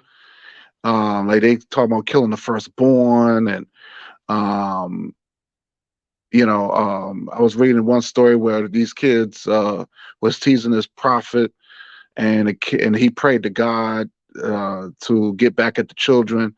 And it was like I think it was like I think it was like 42 kids or something like that. And Yeah, God that had was the sent prophet Elisha, and the children had been making fun of him because he was right, bald, and and then he had a he she prayed bear, and not just any bear, but a she bear to come and mold those right 40 more, children. but yeah, basically more 42 children. I mean, to me, that's cruel. You know what I mean? Well, Like, they were cruel for calling him bald. They were so hurting wait a his minute, feelings. wait a minute. Time out. I mean, I'm sorry. We used to tease people, that, but it doesn't give anybody a right to kill children because over somebody. I mean, that don't make any sense. Yeah, but stuff like that. It just we can't use that and say that's holy. You know what I mean? Actually, Um, before you yeah. continue, earlier you were telling me that, oh, why are they afraid of us? They're not afraid of us and all this. So if they're not afraid of us and our nonsense and our voodoo, boogaloo luga that nonsense, why would they even bother giving us a sort of book? Why did not just take our land? Why do they have to give us? What motivation do they have to give us a book or a religion or anything else if they have just the military power to come and take everything from us? Well, for number one, we didn't even understand what was in the book. We was going by what they was telling us. So that's one thing. So even when if we saw that movie Shaka Zulu, right? When a white man gave him the Bible, and Shaka Zulu didn't saw the Bible for the very first time. He didn't even know what it was. So he saw a white man hanging on a cross. He said, "Yo, who's this?" So the white man was like, "Oh, that's Jesus. He's most powerful." Blah blah blah blah. So and then I think Shaka is saying, "Is he more powerful than me?" or something like that. So in other words, black people always felt that they didn't need our deities made us great. We was already divine. Our deities already said, "No, you're divine." The white man looked up to a fake person to make them feel like they something. You know what I mean? They have to look at a Jesus to give them some sort of encouragement. We already know that the deities that was already in us. You know what I'm saying? So that's the reason why that made us great. So even when Shaka was like, "Who's this?" Like, and even when the white man was telling them about this Jesus, Shaka he didn't really believe it. You know what I mean? So they did that to try to brainwash us by saying, "Oh, you got to worship this white Jesus. You got to worship us," type of thing. So by we worshiping them, we will be more nice to them than to our people. And that's how this what the brainwashing is. This is the reason why even to this day you have black people will talk to a white person different than they would talk to their own people, because they look at the white people as they would give them more respect or whatever. Like, let me give you a perfect example. A white woman could curse a black person out or whatever, and the only thing a black person can do is record, right? But if that was somebody if that was our people, we would have been throwing down. We were ready to take out a weapon and all this other stuff, or we would have been ready to fight. So that's the difference. That's what religion have done to us. When it comes down to them, we don't want to fight. We want to pray, we want to march, we want to, beg, we want to cry. But when it comes down to each other, or we willing to kill each other. So that's what Christianity and Islam had done to us. Now you're the mic. Well, my question is this. They had no problem giving us Christianity. They had no problem converting some people to Islam. They have no problem people becoming Buddhists, Hindus, Hare Krishnas, whatever, right? But just from the reading we had with the horror of African spirituality, the effort to crush African tradition, African beliefs was not just a casual one. They just didn't say, "Oh, we'll dismiss it." If it's something dismiss it, like, "Oh, that's just nonsense. We won't, care about it." But they had actual, active measures in place to actively, obliterate those practices. So when you say that they're not afraid of us, they already have, physical power over us. We were unarmed. We were, technologically, physically, militarily, obviously all that backwards. Why then do they still need to go into that spiritual aspect and to take that from us? If our beliefs and practices are just some, ritualistic, superstitious nonsense, why do, like someone said, why do they try so hard to take it from us? And on top of that, why are they also personally afraid of it? Because that's what we read, in the chapter about them, talking about themselves. And this is not just one, white person. I've read Katzie, I've read, Joseph Conrad, I've read, and as it says, the two Emmas and all, they are afraid of African spirituality, whether it's a real belief or, real fear or not. Well, it is a real fear, but whether, there is power behind the fear or not, that's for people who have more spiritual expertise than me.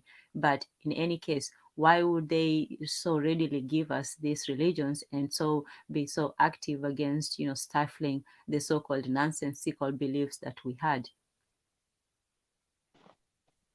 That's a good question. I just think that because I remember the Israelites was saying stuff like that. Why would they give us the Bible? Oh, before we go on, sorry, no, Koku, Mzungu does not mean God. Mungu means God. Did I write badly? Let me see. Oh, shoot. Sorry, I do take that back. Let me take that back completely. Mungu, this speaking, Mungu is God. Mzungu is, the white man. And sorry, they do sound alike. I'm sorry to say, but let me just explain that they're not alike. In Kiswahili, things that can sound alike, and that was a type on mine. God is comes from the word kuunga, which means to create.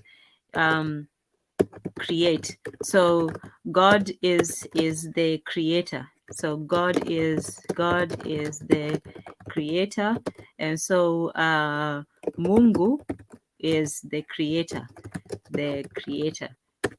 Yeah. Let me not, make people think and then say, oh yeah, the Kiswahili worship the white man as God. And then Mzungu comes from the word zunguka, which means wanderer, somebody who walks around aimlessly. And the other way for zunguka is a madman, kuzunguka kichwa, somebody whose brain has gone around. So Mzungu is both somebody who is a wanderer and a madman. So those two things are utterly different. The verb stem for Mungu is kuunga, which is to create. So Mungu is the creator, and the verb for Mzungu is zunguka. So you don't, the M part does, is just the person who does it. You look at the zunguka part, which is the zunguka, which is kuzunguka, is to go around in circles, which is both a wanderer and somebody who is insane because their mind is going around in circles. So yes. Yes. So Bobby E. Wright, Mulungu. Yes. The Bantu languages are quite similar. Like you'll see Tatanzambe in Lingala and the Congolese languages, which is similar to to the Ngai Zambe in some Bantu languages. So yes, the names for God are usually similar, but the Mulungu part is also related to the Unga part, which is create. So yes, and the Kamba are also part of the Bantu Kiswahili language group. So Mulungu, I believe that as the deity of Mungu, which Mungu is Kiswahili, and that's why People always say, whether it's Arabic or French or Bantu. Well, if you look at the Kamba language, the Mulungu is Mungu in Kiswahili. So what is closer to that? Mulungu and both are Bantu sounding languages. So Kiswahili is definitely an African language, not with Arab, additions, not the other way around. But sorry, I just had to explain that because I wouldn't want people to think that, Mzungu means God, and I mistyped that as well. So sorry, Erzulie, go ahead. I hope I didn't lose you completely. No, what I was saying, maybe they used to be afraid. I'm saying they're not anymore. They give you Christianity, they give you Islam, and you went for it. They constantly bombard you with movies, with songs that says that African spirituality is demonic. There's Haiti got their independence, and they tell you Haitian got their independence because of a deal with the devil. So now, when you pray for better life, you pray to the person that they gave you. So now you're out of your element. They're not afraid of you, and I believe that certain stuff in the Bible they took from us, but they remixed it to play with our heads. So it's like black people are a walking Stockholm syndrome group of people. So you you wear around your chest the picture of a man that they use to genocide your people.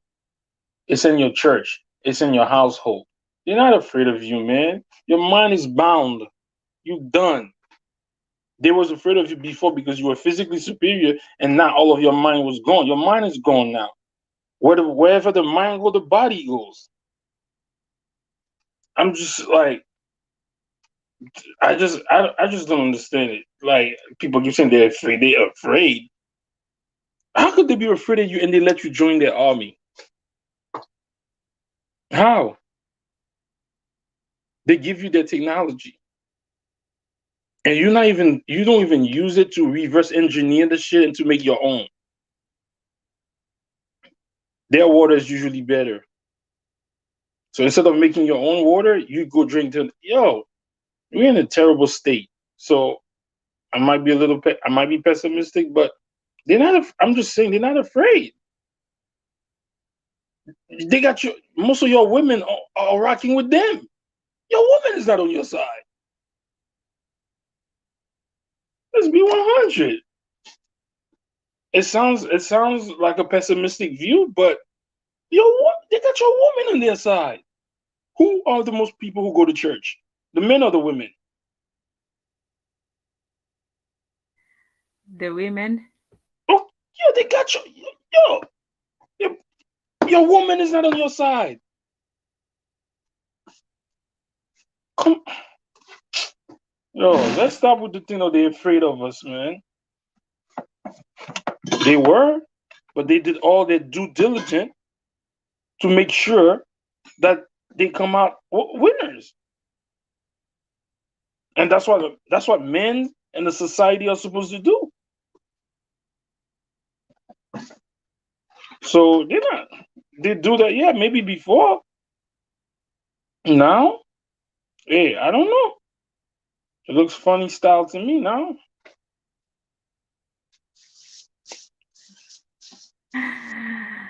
Funny style. What do you say about that, brother Guy? Well, you gotta understand, you know, their real name, these white people, their real name is called the Tammuz, right? That was the real ancient name that our people used to call them, right?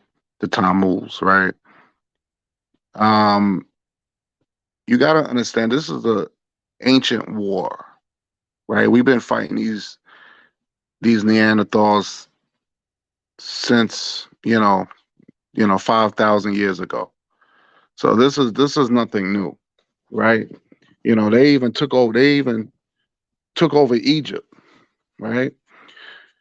So, you know, I mean, our people was trying to warn us then. In even in ancient Kemet, you know, they even drew the pictures of them saying, no, these are your enemies. And you would think black people back then, they was trying to warn us. Our people was trying to warn us 5,000 years ago. Did we listen? Did we pay attention? Nope. So when we start seeing white people, you know,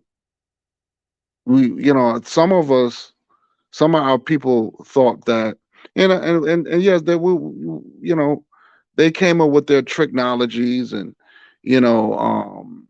some of us, we was tricked.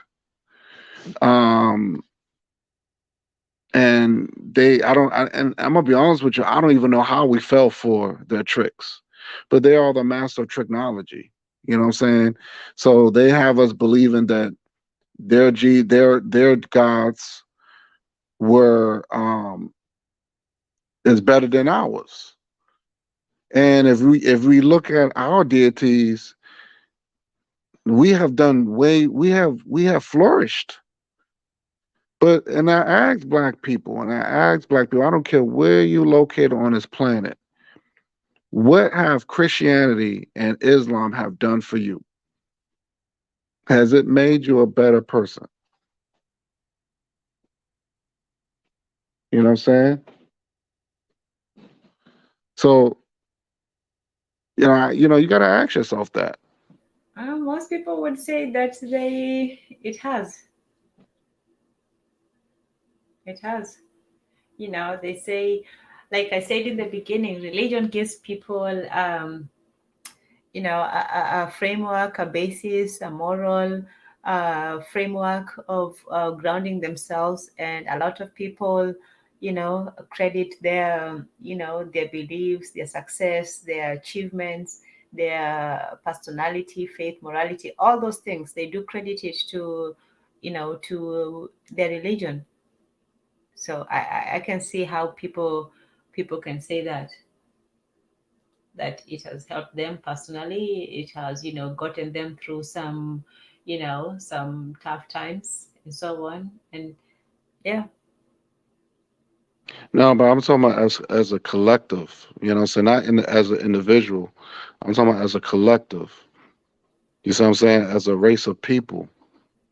You know what I'm saying? So if we still talking about being oppressed as a collective, not somebody just individual. Anybody can. I know people who was atheists, and they had good things happen to them.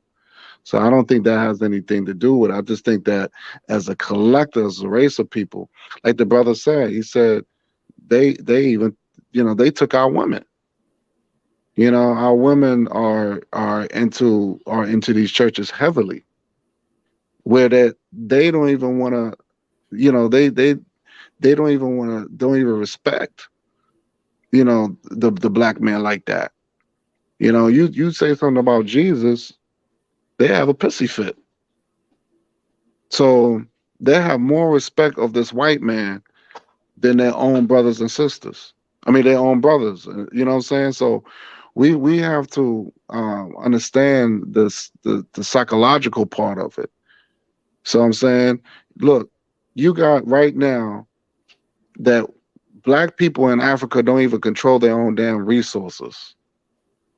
But black people is either, the majority of part is either Muslim or Christian. And you can't even control your own resources. You let the yellow man come over there, and you let the yellow man to build your roads, to build your highways. You can't do it yourself. So that Brother, tells me, brother, don't forget that big statue that's in Ghana with the men holding the women in the child. That yeah, was built by them. You Who? didn't yes, even build that. Wait, yes, who built that? That was by Asian architecturers that built that Oh, that come statue. on. that's what I heard too. That's not that's what it is. Google it. They didn't build that. I don't want to Google it. I don't want to believe that nonsense. Oh, okay. Yeah, Again, that's what I think I read that too. I Yeah, I read think I read that too. that beautiful statue wasn't even built by us. You mean That to tell me? which is insane. So this is what I'm talking about. What has Christianity and Islam have done for us? It made us lazy. It made us lazy. It made us to the point that um it made us docile. It made us don't even want to fight to fight the enemy. It has done more harm than good collectively. That's what I'm talking about. Where you have other races of people, you think these races of people, their God is working for them. Where their God is saying, their Buddha or whatever, their God is saying, go over to that country and take their resources because that's what they really worship. They know that resources will empower nations. See, when we talk about, see, I remember once I talk about resources, you have black people, oh, you worship money. Well, if money is going to make me a better person and make me to get to A to B, then the hell, then I guess my God is going to be gold, oil, and diamonds. That's going to be our God then, because every other race of people, their God is working for them to the point their nations are being built. So that's the thing about this religion, man. That taking other people's religion and trying to be something that we're not is killing us. Like look at these Hebrew Israelites. These Negroes never been to Israel, but they're gonna say they're Israelites, but they never been to Israel. You know what I'm saying? You got these Negroes talking about, oh well, I'm an indigenous Black American. So now you're a native Indian, you're the real native Indians, but you don't even know what tribe, you don't know what language you speak. Oh shoot! You know what? Ah, man, you guys are just reading my mind and just yeah, you work with the CIA, I'm sure. But the next one was going to be about music and manipulation, and those people are going to feature heavily in it. But go ahead, spoil the spoiler. Yeah, but it just like I said, when we dealing with spirituality, I mean, we got to get back. We got to get back to our roots, and whether people are going to like it or not, because we're losing. That's what they call it. We are in a race, and we're losing. We're losing, and we always going to be singing that same old song. We always going to be singing that same old song. And like the brother said, they're not afraid of us. They're not afraid of us. You know what I'm saying? We need to start taking back our power. You know what I'm saying? That's the reason why they gave us their their their their religion to weaken us. So we can, like the brother said, we could turn the other cheek. We can pray to look at matter of fact, and the brother he can vouch for me on this. When remember that cop that killed that man in his own apartment, and how the family gave him a hug, gave that bitch a hug in the Yeah. church, Yup. and they Mm-hmm. said, oh, they said Jesus. They said Jesus. Oh well, and they used Christianity to give this woman a hug. This is what it done to us, hugging our enemies, loving Not, them, even when they killed our own. bro. Not only that, the judge, who's a black woman, gave the sister a hug and a Bible. Oh yes. How many innocent black men and women served time for a crime they did not do? Have they gotten a hug? Have the judge ever said they apologized to them? No. They got their free labor and they was like, okay, you free. People, black men getting out even to this day after spending 30, 40 years for a crime they did not do. Where's their hug? Where's their apology? But we got to apologize to them and they killing us. This is what their religion has done to us collectively. It's a problem. These Bible thumpers, these Quran thumpers. You got Quran. Look at the Nation of Islam. The Nation of Islam has not even murdered one European, one enemy. How they say, oh, the white man is the enemy. What they have done? Nothing. But they can have no problem beating each other up or beating other black men and black women up. Look at Farrakhan say he literally put his hand on his secretary, hit his secretary, because he told her to get upstairs. This is what they do. This is the Nation of Islam. This is the reason why I bang on them all the time. I don't like them because they a bunch of hypocrites. So that's what their religion has done to us. It made us docile, it made us weaken to the point that we abuse our own women. They use this to abuse our own. Even in the Bible, they say if a woman defends her husband, if a man gets a man fights another man, they squabble. And if the wife defends her husband, her hands need to be cut off. This is in the Bible. And no one has a problem with that? You would think black people have a problem with that. I would love for my woman to defend me. But I yield the mic. Brother, there's something that And let's welcome Bwana Haguziki. I could never pronounce that name. I don't know why I don't know how he changed his name all of a sudden to what? But you know what? I'm not gonna do you like You're they did. resistant to decolonization of your mind. Yeah, I'm not gonna do my brother like they did to Muhammad Ali. I'm gonna try to pronounce your name, brother. Amalagmazeki. I don't know.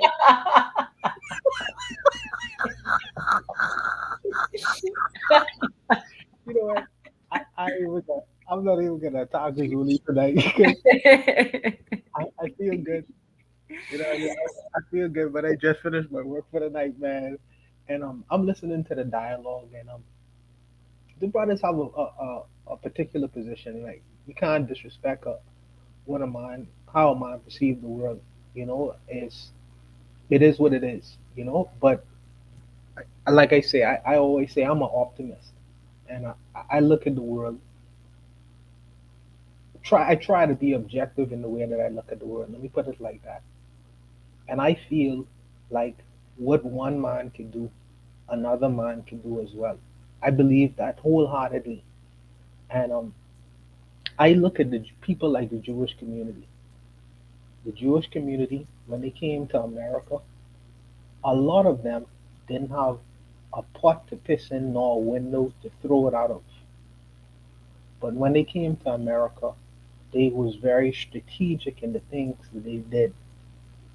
And in just a couple of generations, they dominate America, and they are in the smallest group of people. They are a minority within a minority, and they have been able to dominate in America so much so that you can't criticize them openly or publicly without receiving the wrath of whoever. Not only the Jewish community, I see it done in the Asian community. The Asian community, the majority of them, many of them don't even vote right at the vote. You know, they don't even vote.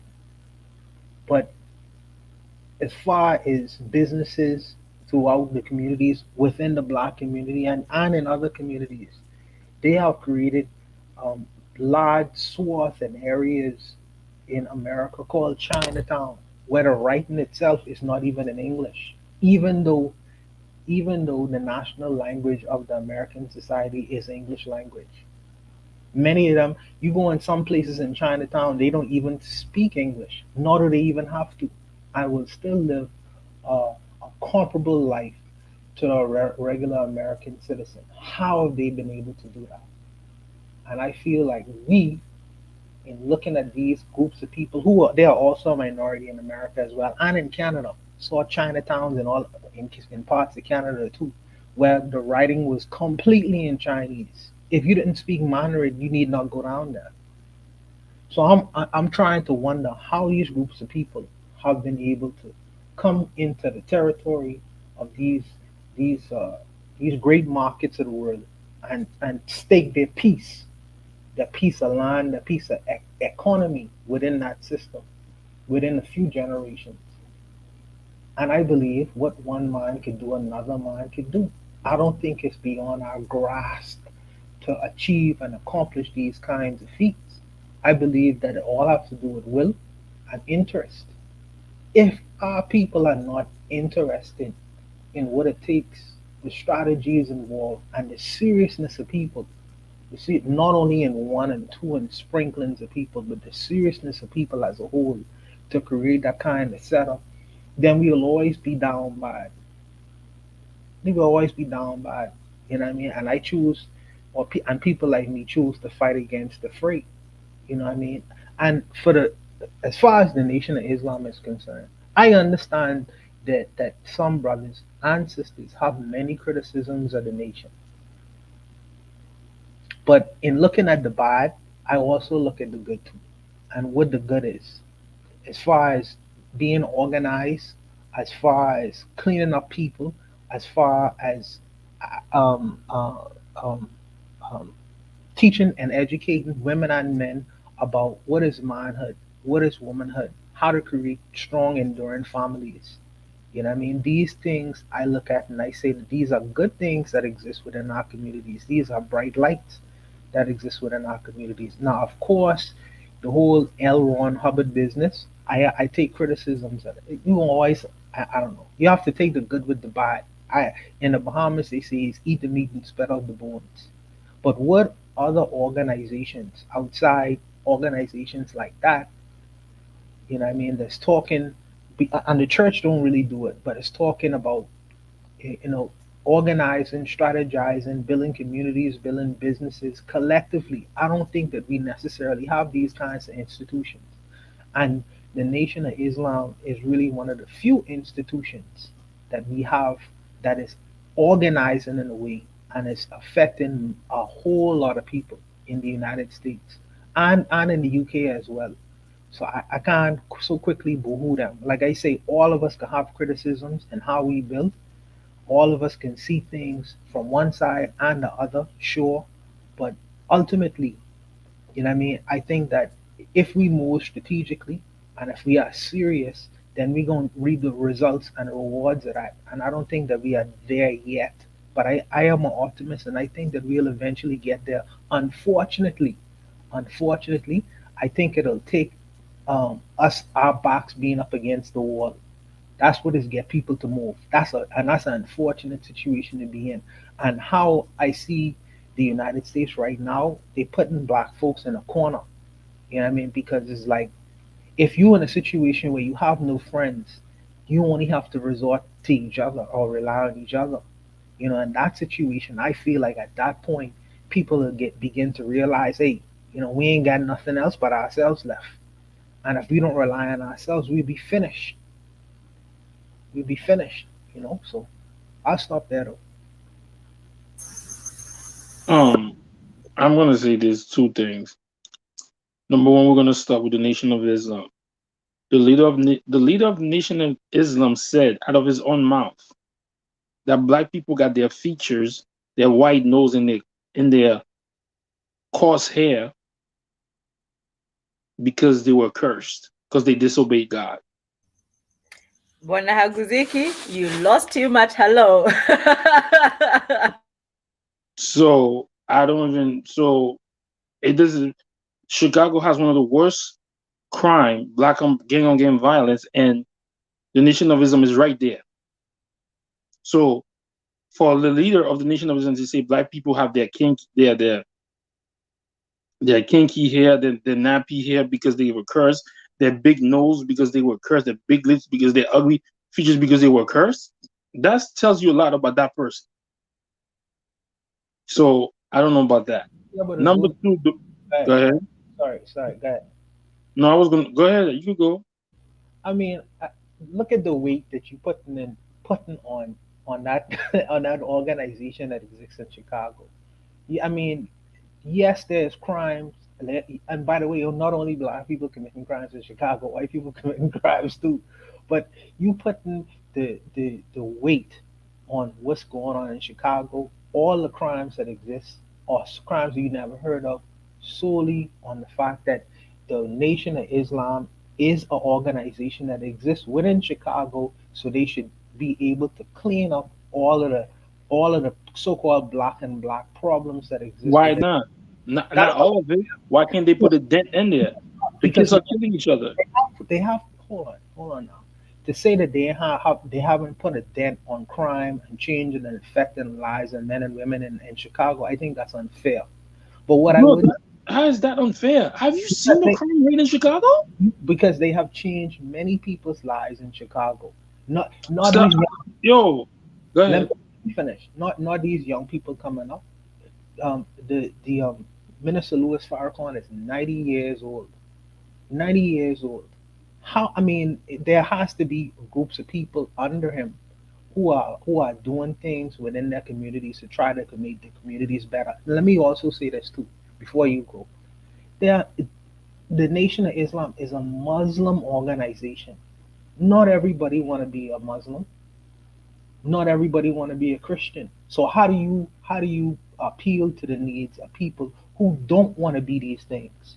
Who when they hear the term Islam, they get turned off right away. When they hear the term Jesus, they get turned off right away. There have to be an organization that will be able to facilitate for people like these as well. And so far we don't have them organizations yet. I think that what's my man? Not Huey P. Newton. Fred Hampton Jr. I think that he is in Chicago. Fred Hampton Jr. Fred Hampton Jr. is a socialist organization with the Black Panthers. That is not a religious organization, but it's a political organization. They are affecting the lives of people politically. They don't have a religious bent to them. So I'm saying that everybody in Chicago, you have people with many various different needs. I think that the Nation of Islam is one organization out of many. I wouldn't put the weight of Chicago's problems on that one organization only. And I think that it's unfair to do that. That's what I'm saying. Yeah, you think it's unfair to do that because you love Farrakhan. It's okay. But I just told you Farrakhan said that black people look the way they look because they are cursed by God. What? How come you didn't answer that? Okay, so now since we cherry picking, and I do like Farrakhan by the way, but he is not my leader. The, uh, um, Louverture, Toussaint Louverture said No, things. no, no, no, no, no, no, no, no, no. You're not gonna do that. No, You're not gonna. No, no, no, no. You cannot jump from this and that in the third. okay, Explain. I won't do that. What I would say is this. What I would say is this.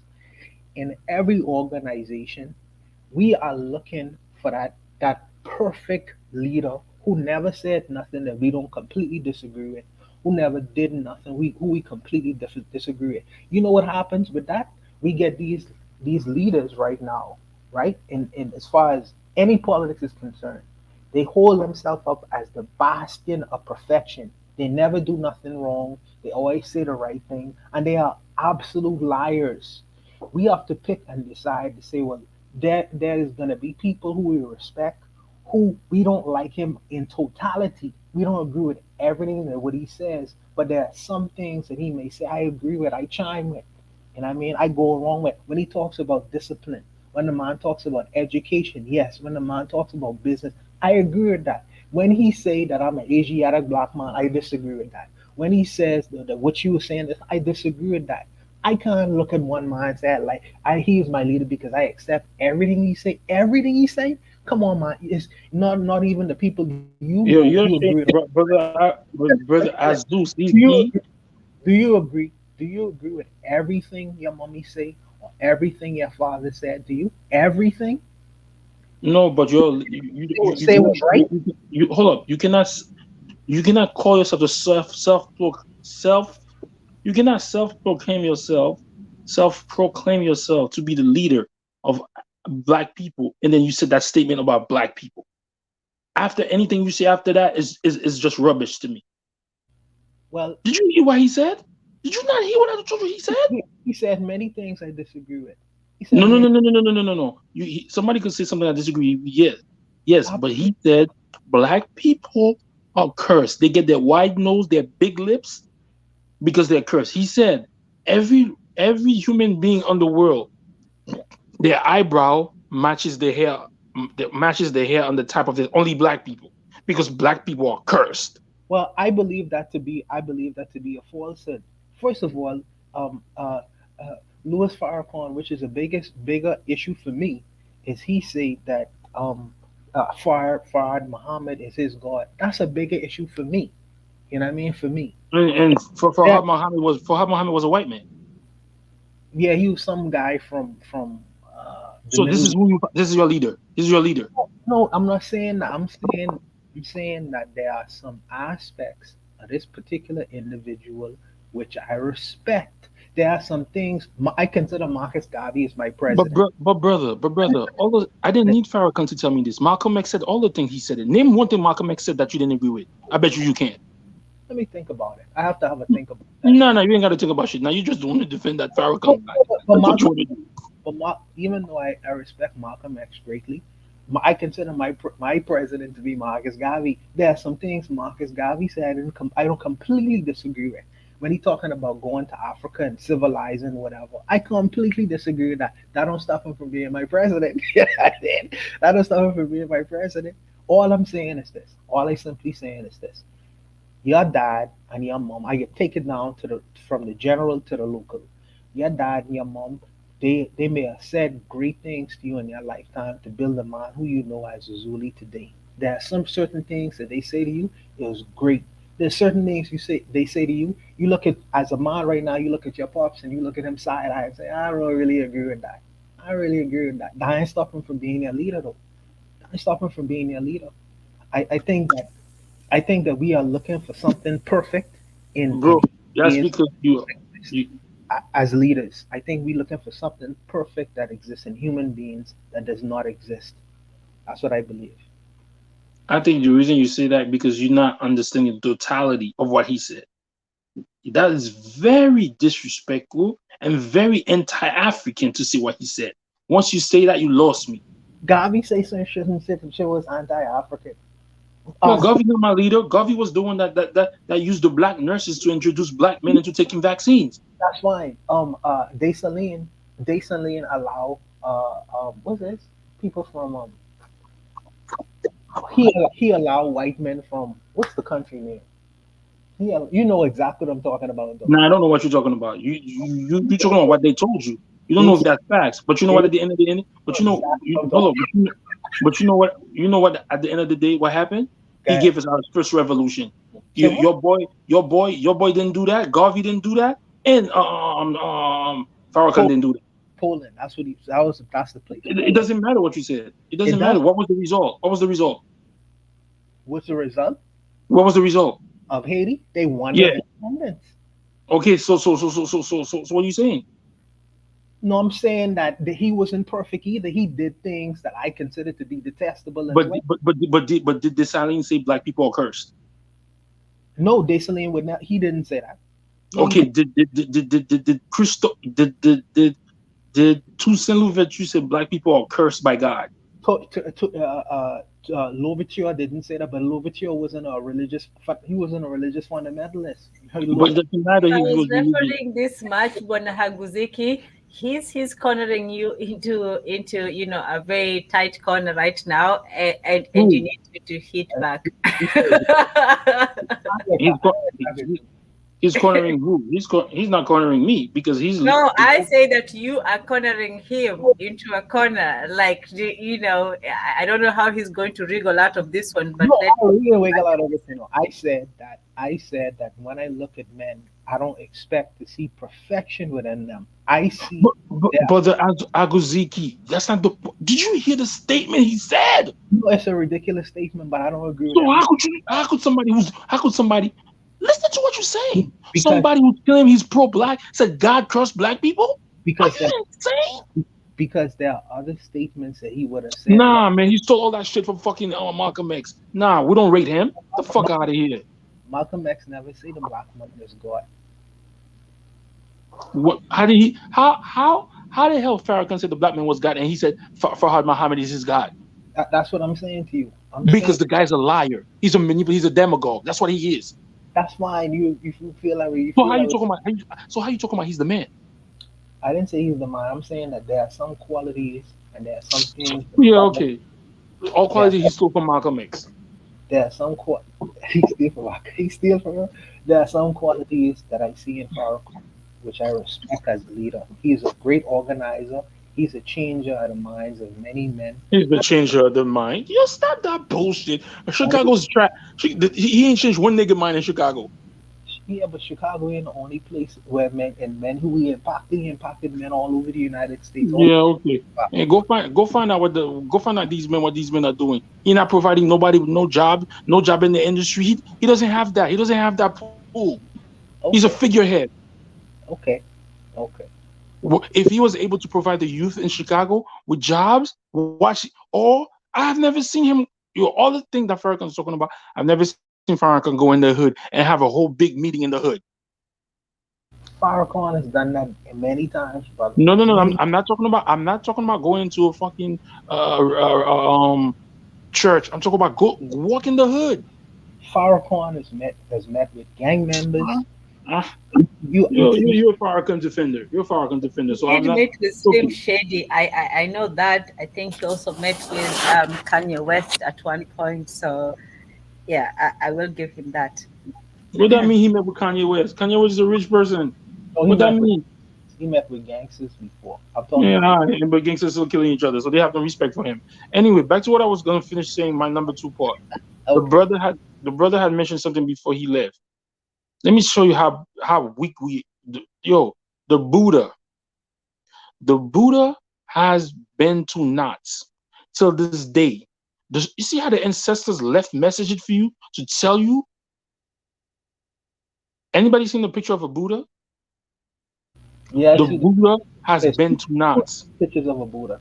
It's two The different Buddhas. Has been to where? To Nuts? No, he have knots in his head. been to knots. Oh, Bantu knots. Yes, yes, I understand. Yes. The Buddha, the original Buddhas have been to knots. So Okay, this day, black people will look at you and say, that's not us. The but then ben, the Buddha have the elongated ears. mhm. Which tribe in the world has elongated ear? I'm waiting. So are you a Buddhist? Else. Why you What? why you bringing up the point of Sorry.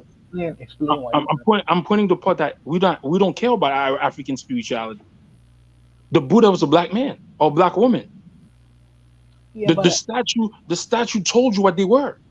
so you Elongated ear and bent to knots. But you know what African people do and black people? No, that's not us. The Asian men, okay, men came and took Buddha from you, like he was the original Buddha. yeah, He's not. but you have black people in this world who studying the words of Buddha today. Many black people who study the Buddha. Yo, stop. That doesn't mean anything. So what do you want us to do with this Buddha person? You say that we should go back to the root. If people reviewing what the Buddha say and practicing his ideas, what more do you want I'm. people to I'm. do? Who you practicing Buddha's ideas? No, Yo, I'm this is saying what I don't. So don't do that, brother. But don't do that. Only a small majority of fucking black people who follows Buddha. That's not the point I'm saying, bro. You what's you bring some other shit different. I'm telling you that the statues have bent to knots and okay, elongated ear that only African people do in this tribe. okay. But African people, black people will fight me to the teeth and say, nah, Buddha's not black.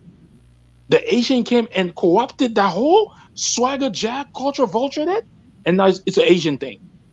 No, I believe the And not original. only an Asian thing, oh, it's a Indian thing. Oh, are we serious? And this is who we ready to fight?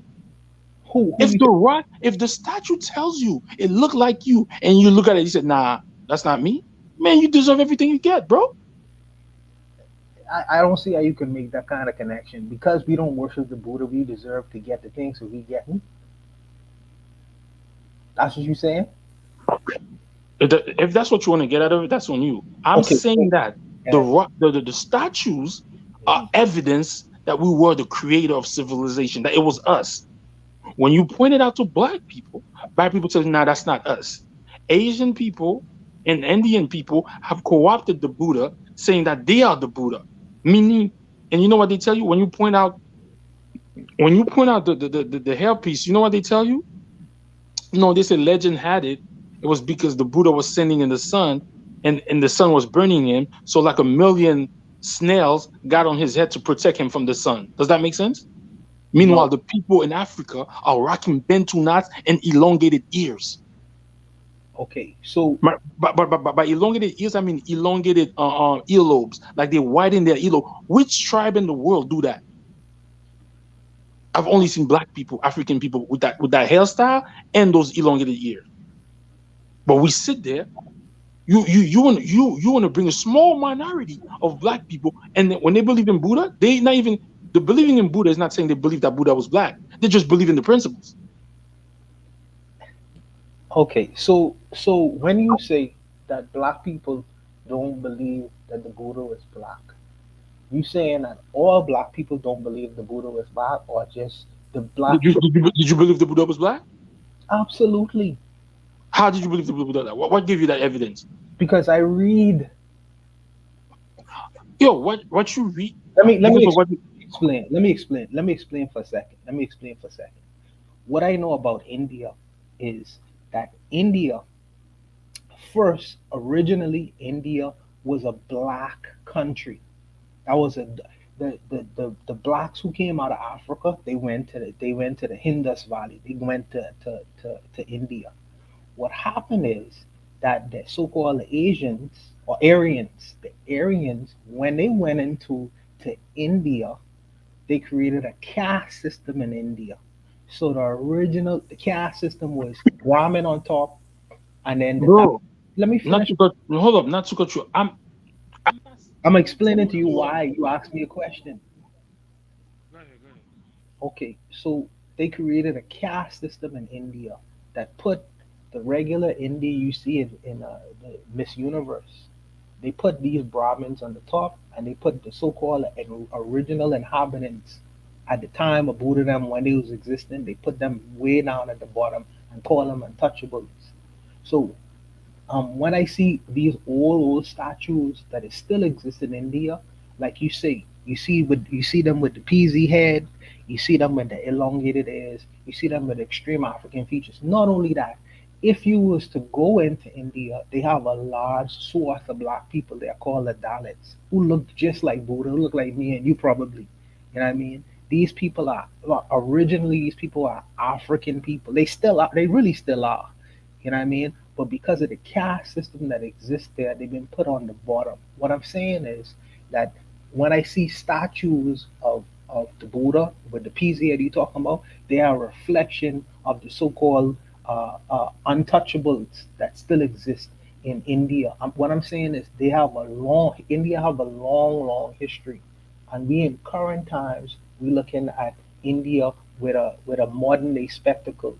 But there was a just like there was a history of America before the invaders came to America and changed up the continent in the Americas. It's the same thing that existed in India.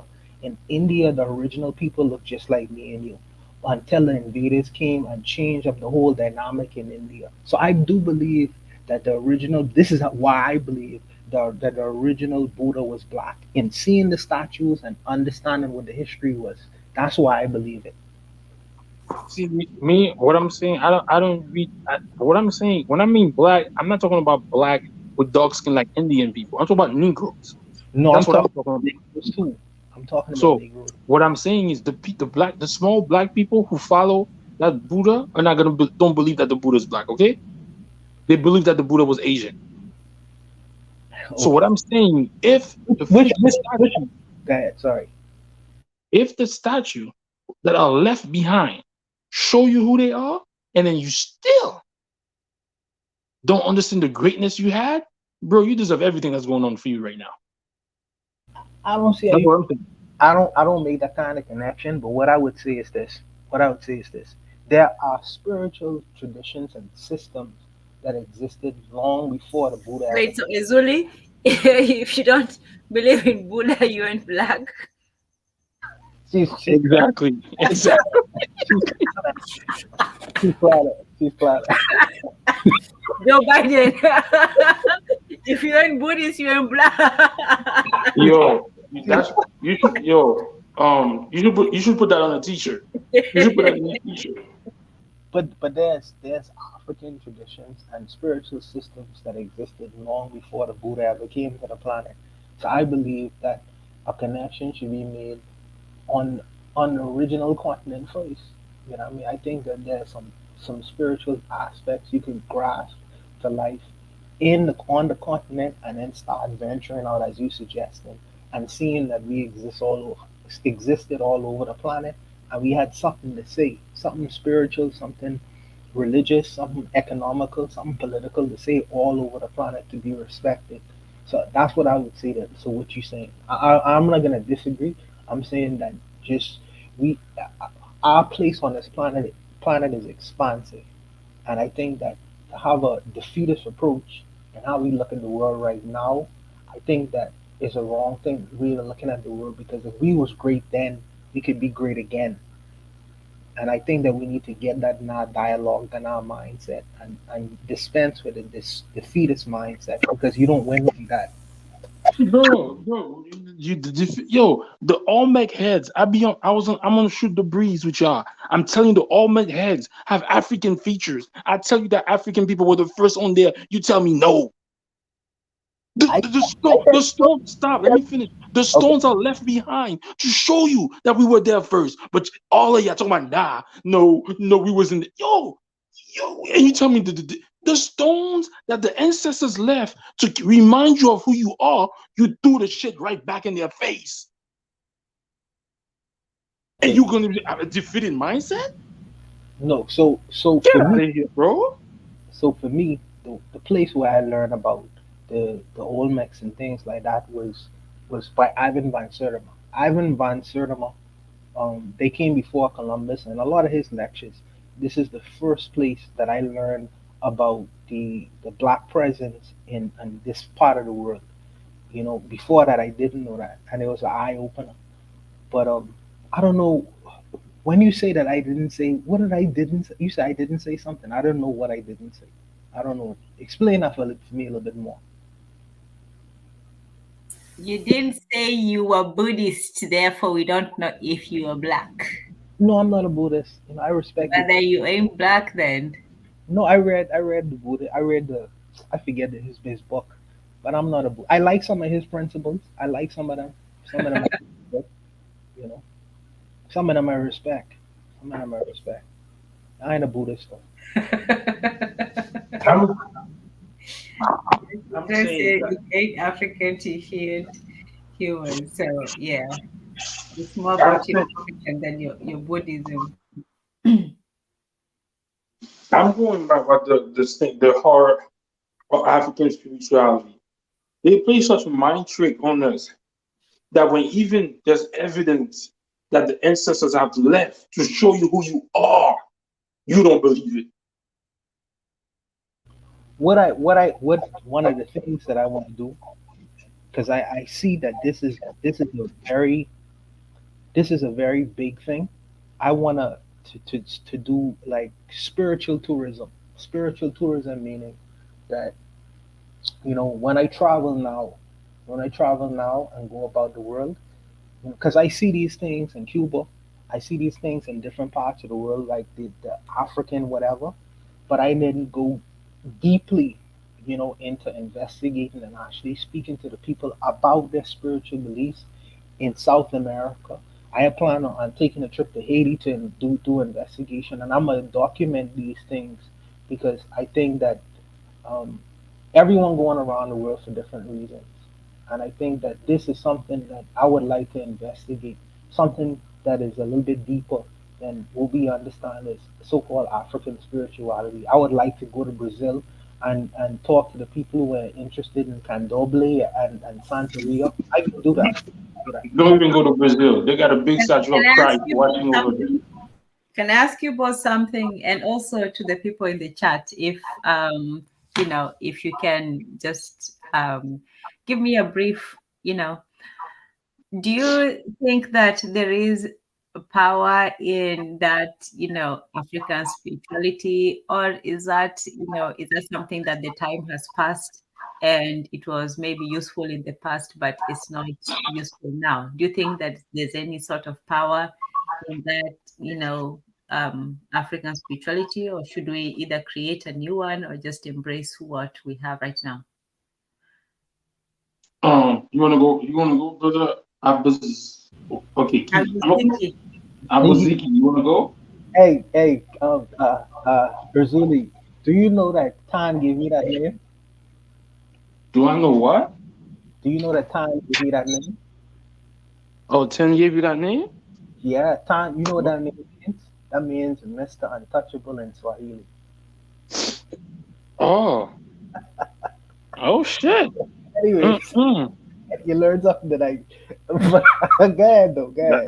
That's why you stay defending Tenzin all the time. Guza is touch. Haguziki is the negation of touch, which is not touchable, and Ziki is the able part of it, the untouchable part of it. So that means ha is not Guza, Haguzi, and you cannot, and Guziki is cannot be touched. So Bwana Haguziki.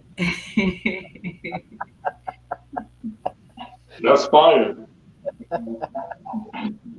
Go ahead, brother. You could answer that first. Oh, No, you I I think that cut off your mic, Zuli. I think that African spirituality has not really been investigated.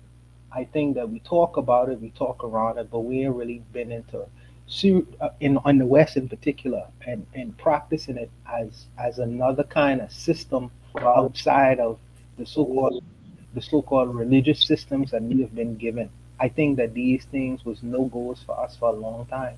But I think that there's a cultural aspect to these things and practicing it, and there's a thinking behind it that is unique. It is unique. It's almost like the Jews practicing Judaism and using the Judaism that they practice to advance themselves. Or it's almost like the Spanish people. They practice either Catholicism and they practice their so-called syncretized religions. And culturally, that's how they connect with one another. I think, and the Muslims do it as well, as far as their organization and their structure. I think that with African spirituality, these things are rich. I think that these things are unique, but there is a mind behind it. It's not just the supernatural. There's a thinking that comes along with the practicing African spirituality and a culture that comes along with it that we could take on and use it as a unique aspect of ourselves to push us and forward us in within any community, because there are do's and don'ts within any African spiritual tradition.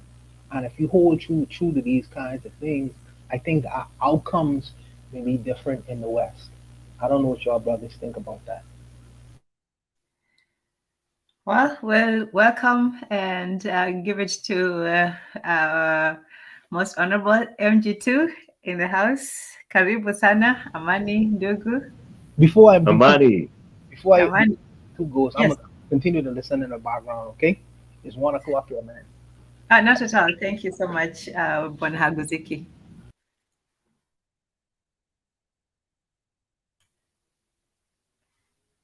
all right, Ndugu let's go. MG2, it's on you. Yes. He wants to go? Oh, I don't know. Oh, I'm sorry. I didn't mean to interject. I didn't know if you were asking me to go or whatnot. No, it's on you actually. Yeah, go ahead. Okay. The floor Yeah. is yours. I'm loving the conversation. I mean, I just love it when Africans talk, especially when it's deemed the quote unquote horrors of spirituality.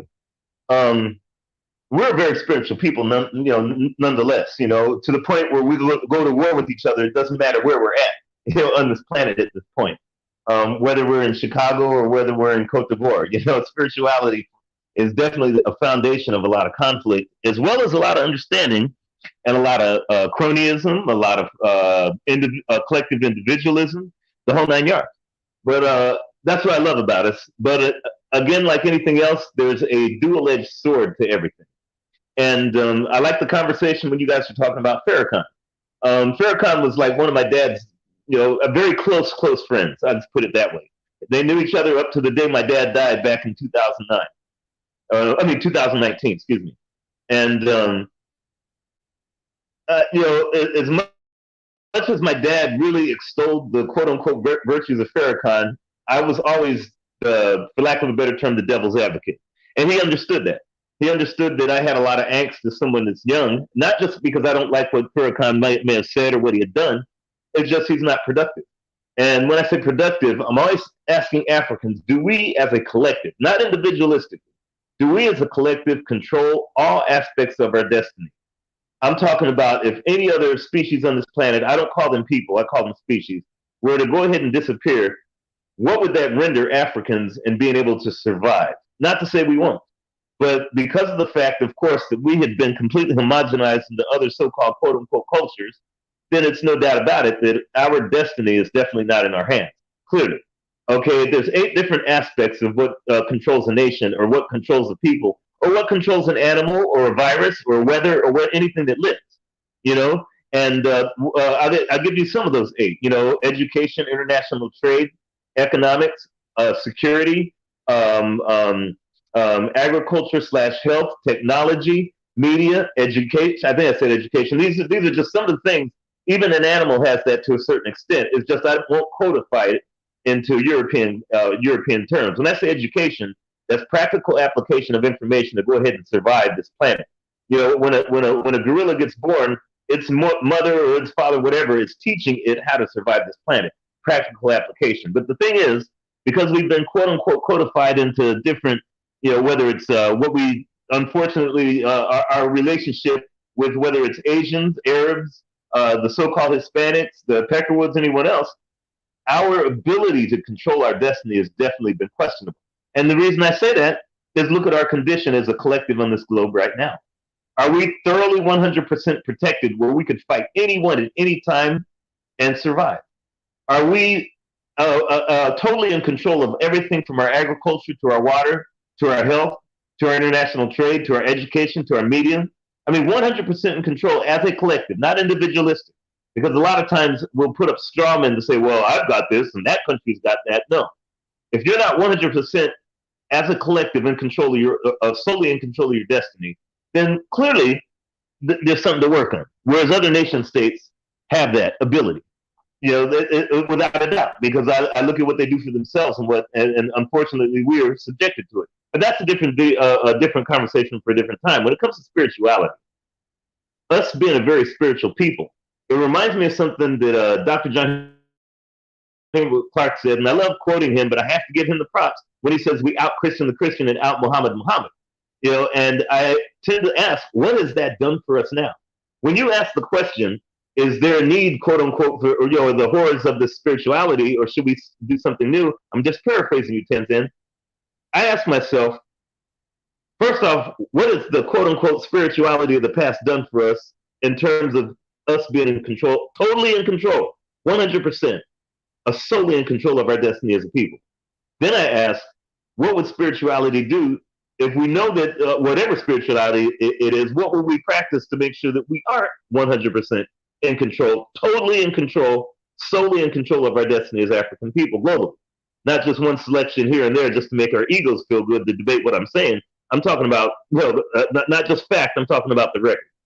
So I ask myself, in terms of this quote unquote aspect of so-called spirituality, whether it's the failings of Farrakhan or the failings of anyone else, I ask myself, you're living in a very competitive world where the world is more militaristic, cynical, demanding, running, cronyistic, informed, connected, sectarian, populist, very mistrusting, very demanding, very militaristic, the whole 9 yards. It's basically a transparent world where it's like lizards or like Komodo dragons, everybody's wanting to get to the kill. And at this late stage of the game, I asked myself, what would spirituality do for Africans to be able to have their fair, not just fair share, but have the lion's share or all the share of not only this planet, but their destiny? I asked myself that. And I say, should I even spend time asking that question when I know it's like me being in battle for survival and asking the question, what am I going to pray for while everybody's shooting bullets at me? It just, you know, these are just things I have to ask myself. But I don't want to be very loquacious, but I just want to put that on the table for a minute, and I'll go ahead and pass the mic. Now it's quite all right to be quite loquacious. You know, these things have to be said and they have to be heard. So that was, you know, some very good points that you made. And, we have to start thinking from all kinds of different perspectives, not just what we used to, but think of it in a panoramic, a view of it. So, no, very much appreciated. MG, Erzulism, do you have a word to say? I'm going to say this. Too, I'm going to answer yours, and then I'm going to go to the brother's question. We should go back to our original spirituality. I'm gonna give an example. A lot of people are gonna get. I'm gonna get pushback on this. What's the thing that Black people celebrate after Christmas? What's it called again? Boxing Day. No, that whole it's like a Christian. It's like a religion. They say Black Americans. What is it called? Oh, Kwanzaa. Kwanzaa, right? Kwanzaa was an attempt at meeting. The guy who created Kwanzaa, all these symbols that he stole them from the Akan people. The Akan people, which is what's it called? What's the symbols called? The Senkofa. There's a name for it. Oh, the Ndenka symbol. Adinkra. The Ndenkra. So some of the symbols he uses for Kwanzaa, he took them from there and changed their meaning. If you change the symbol, the original meaning of the symbol, that means you destroy your connection with the all who gave you those symbols. I say you should go back to the spirituality that you had before. That's that spirituality that gave a lot of us light, that gave us the will to fight. So I say go back to that. You have to tap into that. If you're the original man, then your creator gave you the book. Where's that book? Go find that book. Number two, to what the brother said, I don't know. I've gone to ceremonies where, voodoo ceremonies where a man is mounted by the spirit called Ogu. That brother will take the machete and hit himself 50 times and don't get one blood on him. So if you want to tell me why you should go back to your spirituality, that's one of the reasons. I've seen African people, Haitian people eat glass, eat hot pepper that would destroy their stomach, but because the spirit mounted them, they wasn't hurt.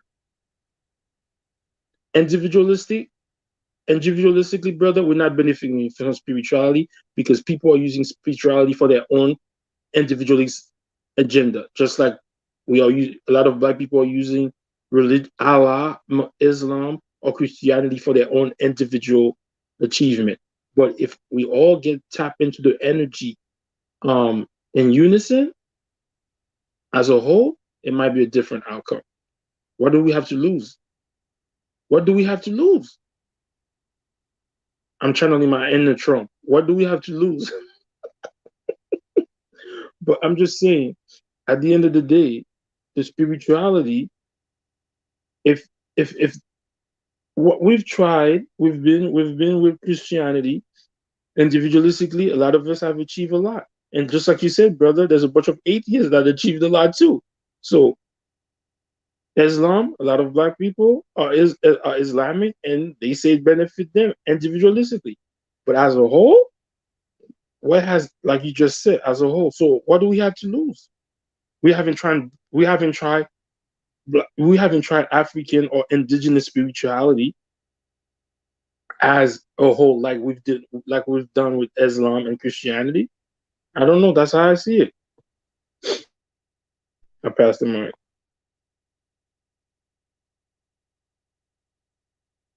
Can I answer that question for? I'm glad you said that because I'm a big believer in African spirituality. And when I say spirituality, I'm talking not only in the ephemeral sense. African spirituality is also a sense of war. It's also a sense of nurturing. It's a sense of listening, empathizing. African spirituality doesn't have to come in from a concept, whether it was thousands of years ago or whether it was yesterday. My mom, when she gave birth to me and I was being nurtured by her and she calmed me down when I was crying, that was a sense of spirituality. It comes in all kinds of forms. I'm definitely a big believer in African gods, in African spirituality, in our African sense. One thing when you had brought up about Haitians being able to eat glass, I did a report the other day about rice that's being imported into Senegal because Senegal is starving, not only because of the rice, but because of the the fishing that's off the waters, that Asians and others are literally making it to where Africans who have been able to eat fish for thousands of years, hundreds of thousands of years, and now starving because some Asians came in because of corrupt governments. But I would rather them eat that than glass. Okay, not to be facetious, because I do believe in what Haitians are doing, or being able to hit yourself with a machete 50 times. I would like to see the spirituality of turning that same machete on the neck of the Chinese that go into Kenyan places to make sure Kenyans can't even go because it's a Chinatown now. And I'd like to see that machete turned over there and make him hit them. That's a spirituality that Jean-Jacques Dessalines, no doubt about it, believed in. No doubt about it is Khalid Muhammad or Didan Kamati. The thing is I do believe in our spirituality, but I have to, and I say but because I have to put that qualifier in. We're in a very competitive world right now, whereas I have to say, what is my priority? I do believe in us having a sense of connection to our Creator, whatever it is. I also believe in the fact that in this competitive world where our Senegalese are starving, or what I just saw in Benin earlier today, the fact that they're trying to go ahead and manufacture their own cotton, but you have Lebanese and everybody else profiting on it, and the citizens of Benin will starve, or what I saw it happen in Burkina Faso, or I could tell you just what happened the other day. It was in either North Carolina or Pennsylvania, where a 62-year-old cracker had his hands wrapped around a special needs black student's, literally choking them like George Floyd, and the so-called district attorneys saying, well, maybe one day we might charge this guy, but we're just going to let him go like the cops did. So I have to look at that in terms of a really practical and a realistic world. And remember, this just happened, I think, yesterday. I have to look at in terms of as much spirituality as I have. I have to prioritize, is like Dr. Amos Wilson said, we'll romanticize about pyramids, and we'll romanticize about spirituality and Islam and all this other stuff. But then at the end of the day, Peckerwoods, Asians, Hispanics, Arabs, and everyone else will say, yeah, you can romanticize about it, but off into the ovens you go. So I have to prioritize, even though I say we hold on to our spirituality. People talk about that unicorn of a word called culture, whereas they don't really even know what culture really is. I could ask you guys what it is, and I get 10 different definitions. But at the end of the day, whether you're spiritual or not, hopefully that whatever level of spirituality you have, that hopefully that could be prioritized into making sure we as an African people will not only conquer, not only protect ourselves, but we'll go ahead and enact revenge against everyone else who wants to, deprive us of that ability. I'll go ahead and pass the mic. Well said, Ndugu MG2 Wayside. We have to start using, the tools that are at our disposal to our advantage. And in the article earlier, when the fellow was talking about his disagreement with, Dr. John Henry Clark, which, I sort of see his point, but I don't entirely agree with him. But he was talking about how, instead of talking about religion as a tool of control, we should be using religion. I think that's what I got from him, that we should be using religion as one of the tools of control, that it's not just, blindly, following something, that you can put it to some advantageous use. And one of those, I think, is the whole idea of galvanizing people together behind an ideal, behind a discipline, and for something that is greater than themselves. If people don't respect, in politics, people can respect a leader, but at the same time, the leader is just a man like them. There's only so much that a person can give, reverence to another person. But when you talk about the idea of divinity, deity, something that is beyond mankind, that takes a certain kind of extraordinary discipline, faith, and trust that you cannot just give to a fellow human being. So in order for somebody to embody that kind of of position, they have to be almost a deity, really, but a demigod at least.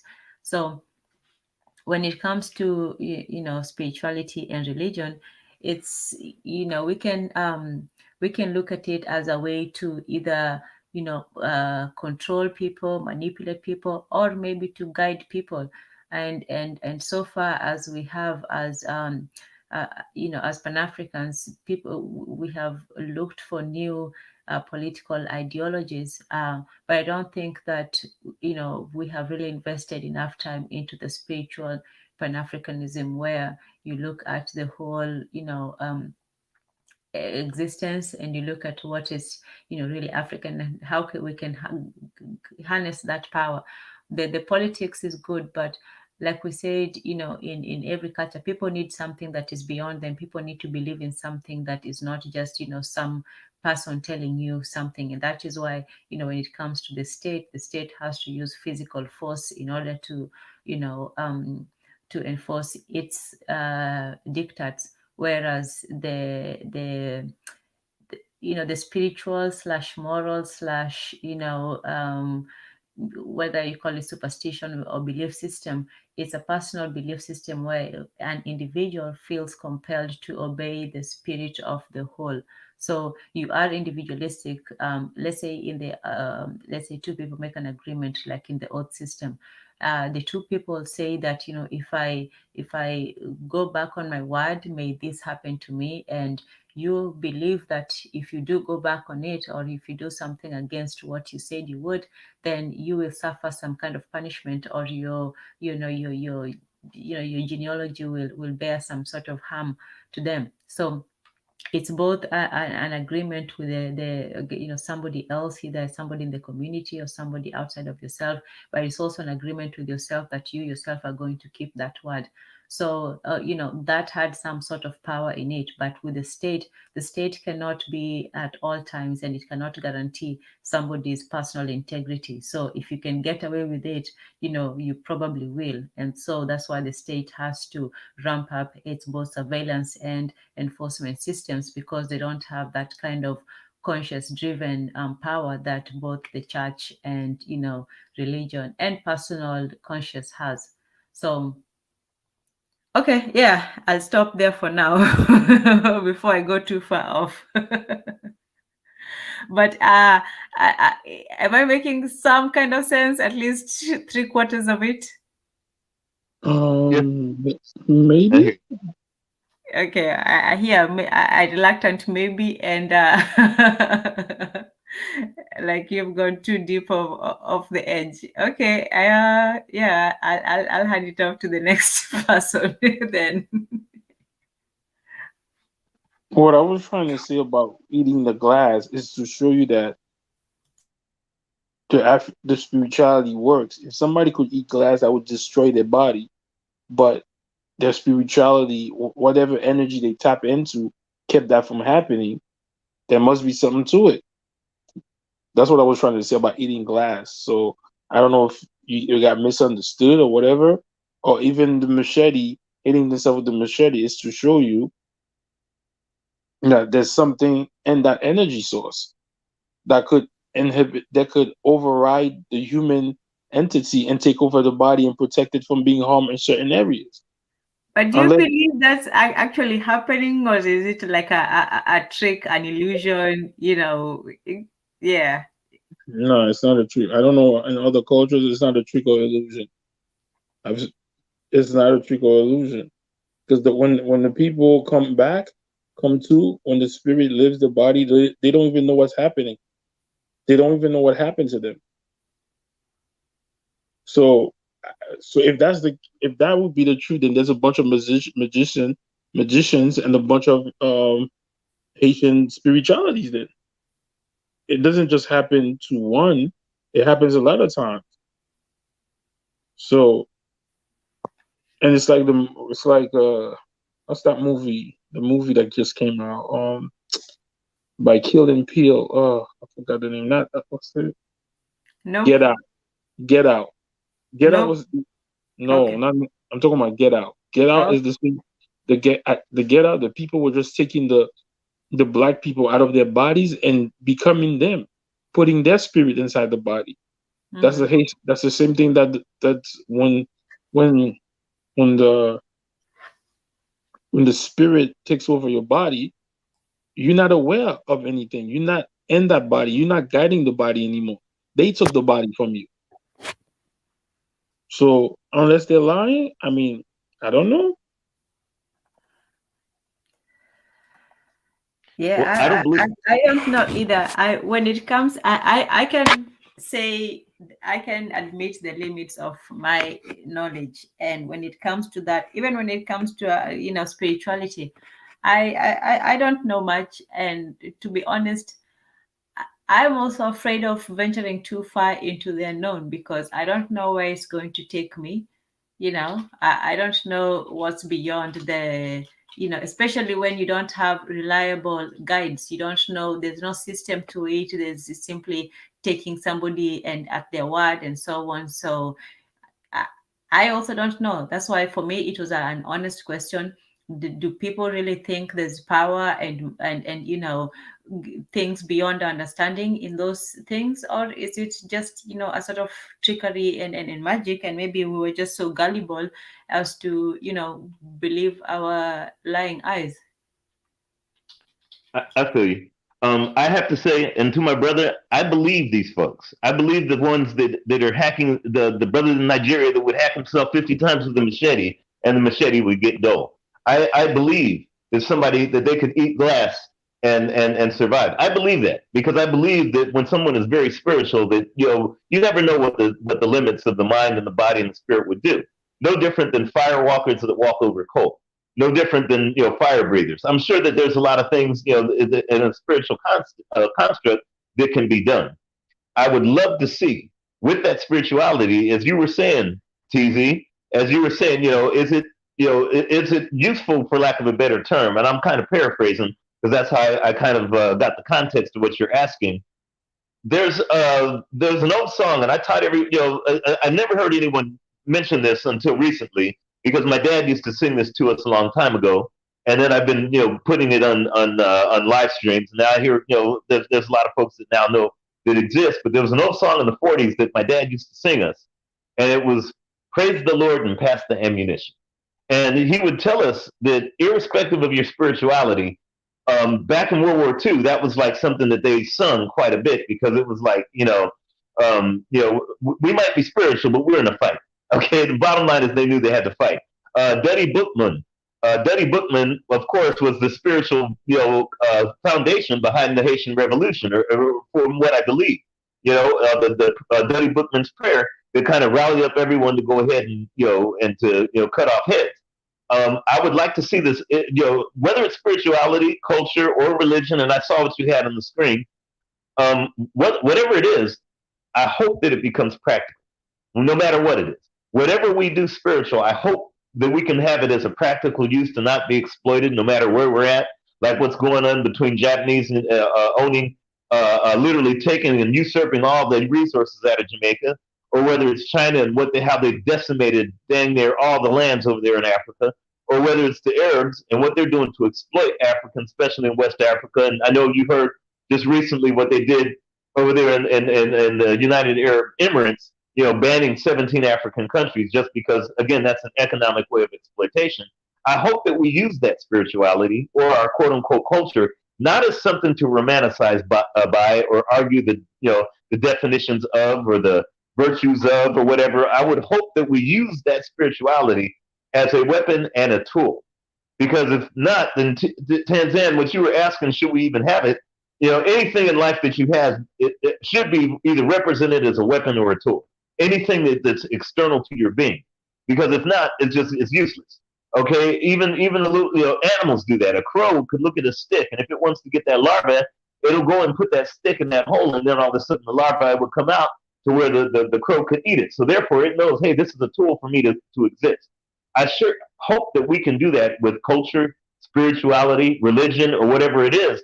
That it's not just something for us to romanticize by, identify with just for ego purposes, or something to debate over. I should hope that we can use it practically because in a world where others, like we out Muhammad the Arabs and we out Christian the Europeans, who don't use spirituality except for as a tool, and that tool is 9 times out of 10 to exploit, marginal, control, and conquer us.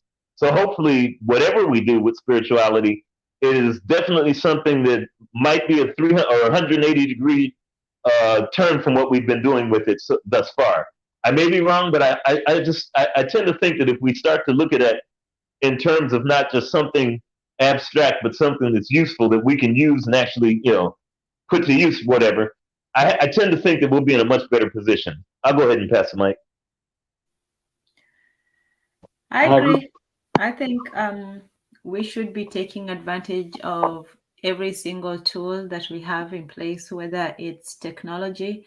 And that's why, we have to learn about, because, before in the African system, it was about wisdom, knowledge, the passing on of information. But even that has transformed into just pure physical raw data. So we're living now in an age not of wisdom, of experience, but they're just the accumulation of lots and lots of data, and using that data to predict, manipulate, and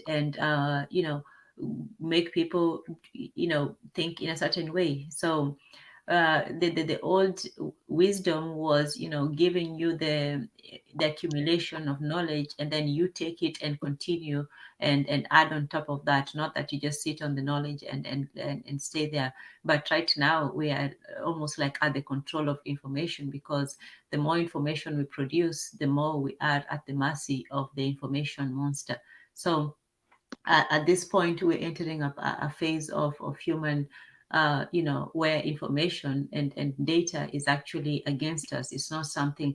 Adding sometimes to the store of knowledge and information sometimes makes us less, less wise, in a way, because, if the quality is simply, just filling your head with the distraction, and that is what, the aim is for. It's really, backwards knowledge. It's like putting junk into your head.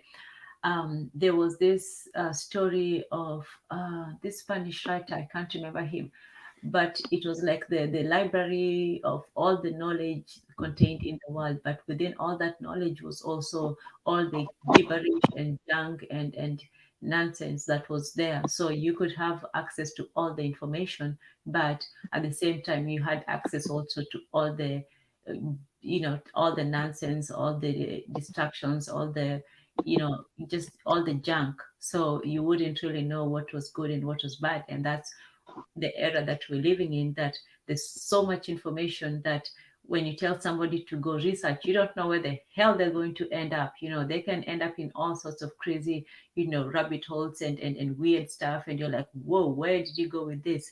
So the data aspect of it, we also have to see that we are under the the hammer. The sword of Damocles was this Greek legend about this king who was eating and feasting, but on top of his head was suspended a sword. So we may be feasting on the free knowledge and information and the ability to get data and information at the click of a button, but at the same time, that same thing that we're enjoying is also in danger of striking us down and harming us severely.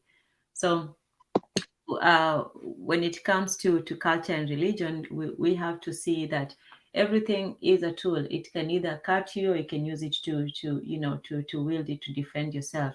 And when it comes to religion can be, it can be used in both ways. It can be used as a way for binding people together, or for just wasting away, their talents, taking their money, or mostly just exploiting them. Or it can be used as a means to rally the people together and use it for some sort of public good, like the deacons of defense.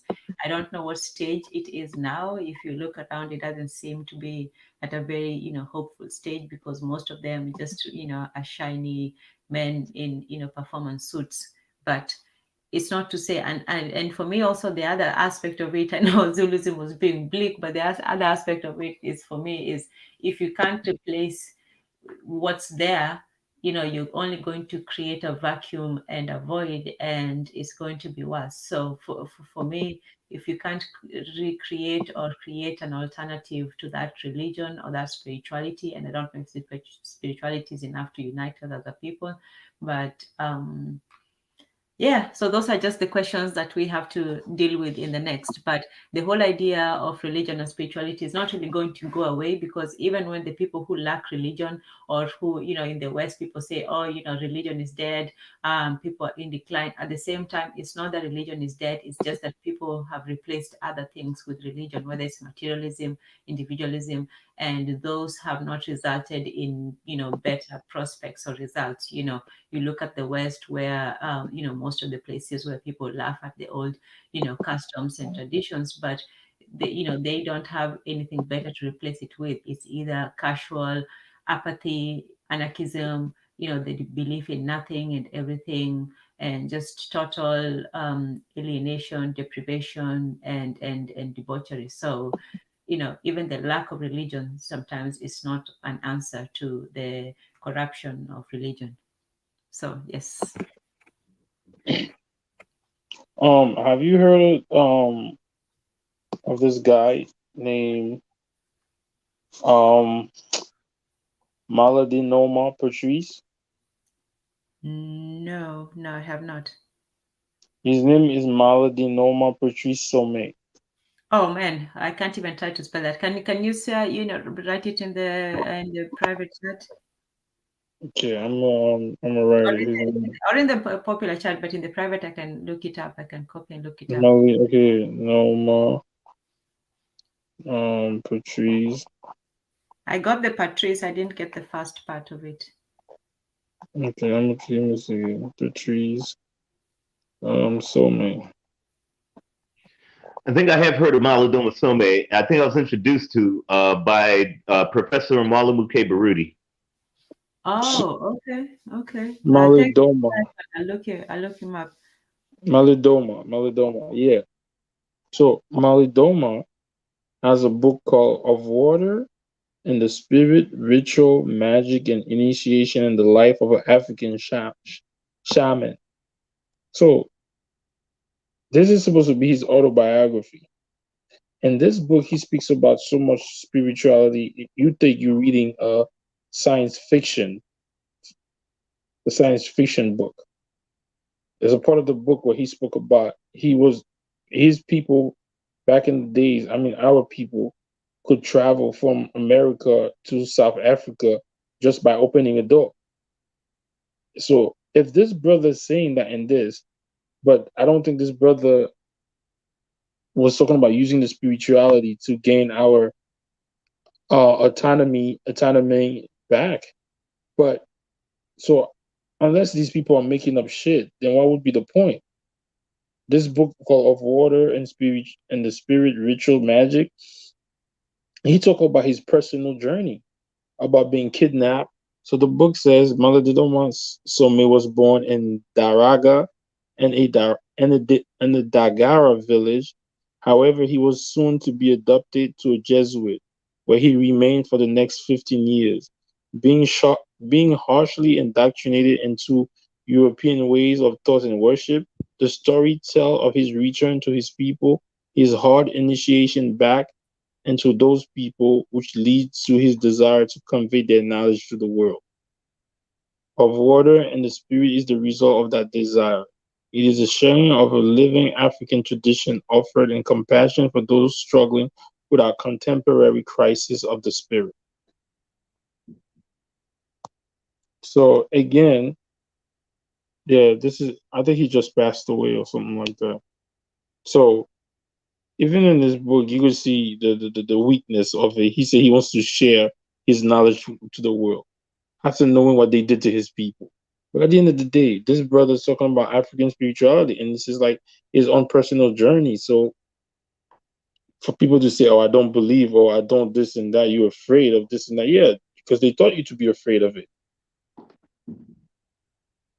They taught you to be afraid of you of your connection with this earth or with the creator. So I don't know, man. Yeah.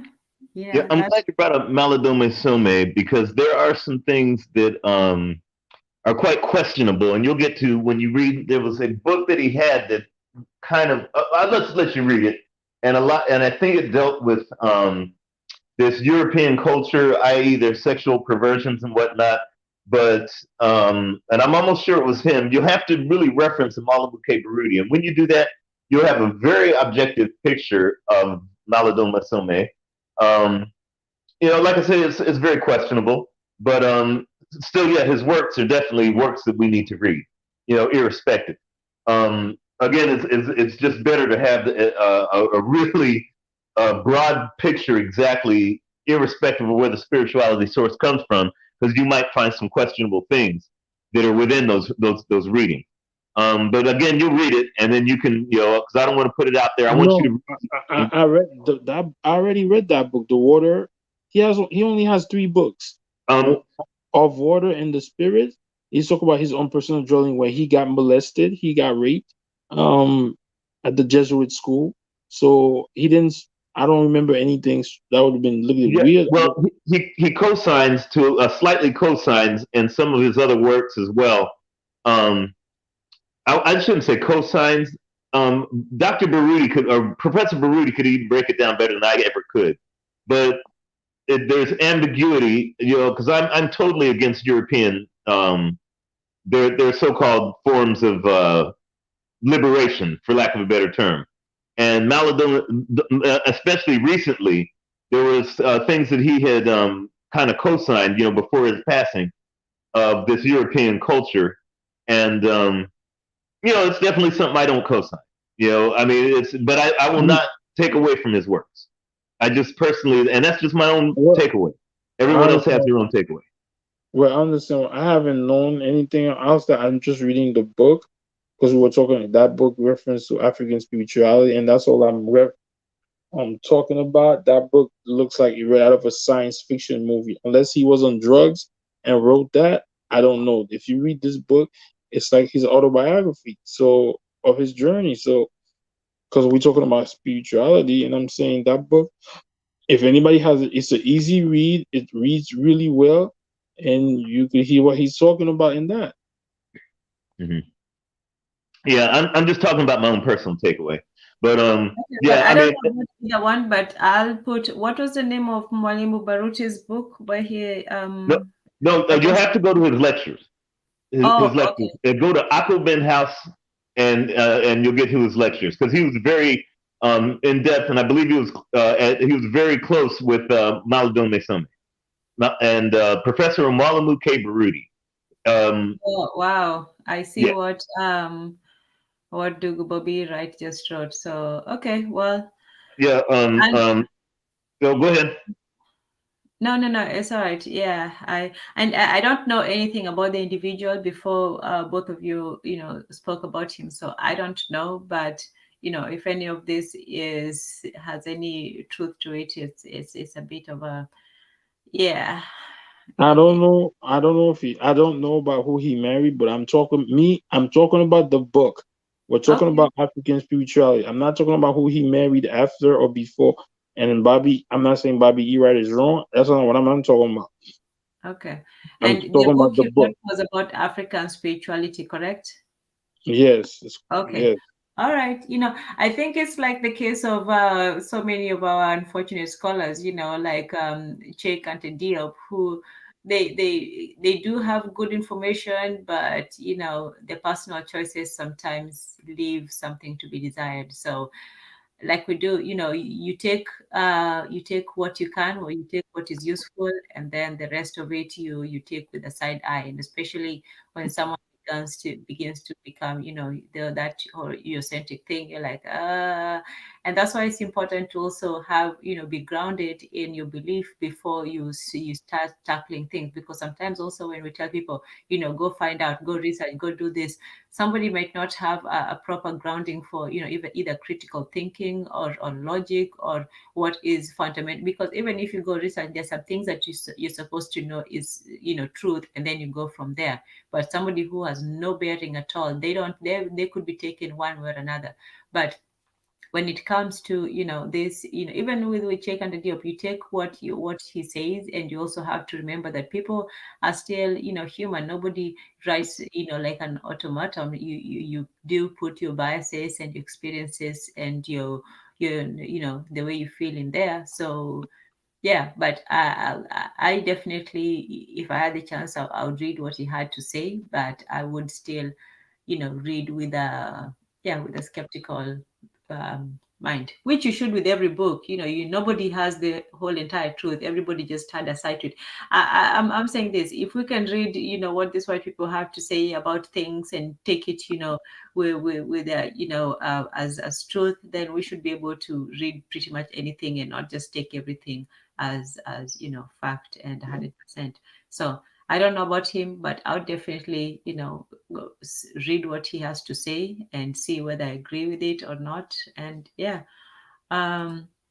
so there's two ways. But I also say that when you read something, you should also read the opposite. Even if you wholly disagree with somebody, read the opposite. If you disagree with somebody, read something, even if it's just to challenge your own view. It doesn't kill you to to have somebody disagree with you. So what did you say? Mwalimu Baruti has a school in Atlanta called the Coben Institute. Okay, yeah, there you go.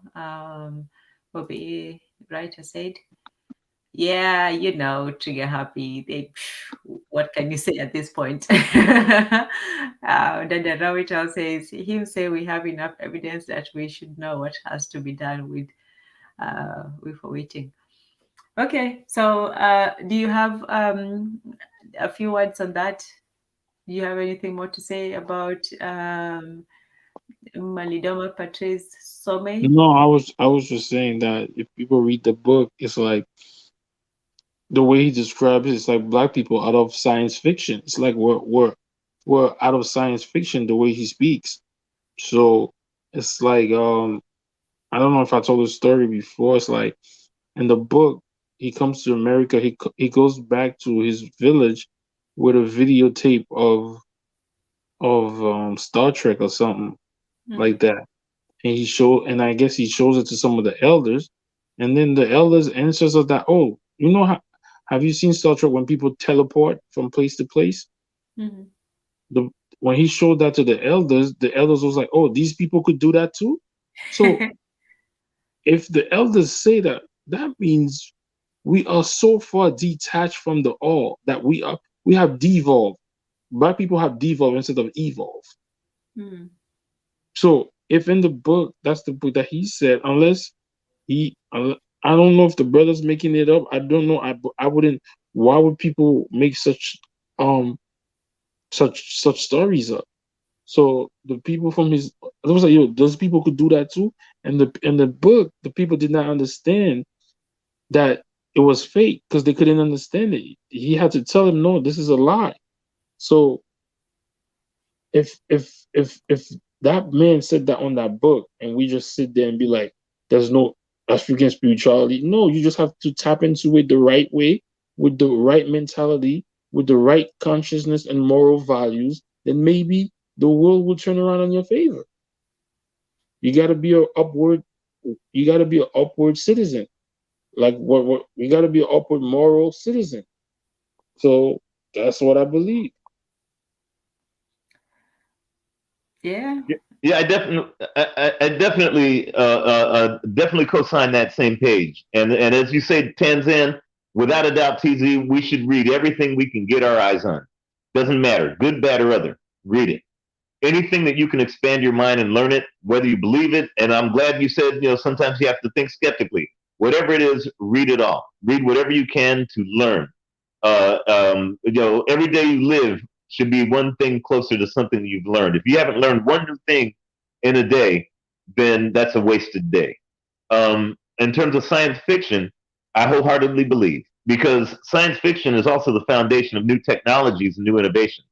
And the reason I say that is when the Europeans, a lot of folks don't realize that George Washington Carver was literally on the cutting edge of nuclear, of figuring out nucleus and quote unquote nuclear science before there was even a blink of an eye of an Einstein doing the same thing.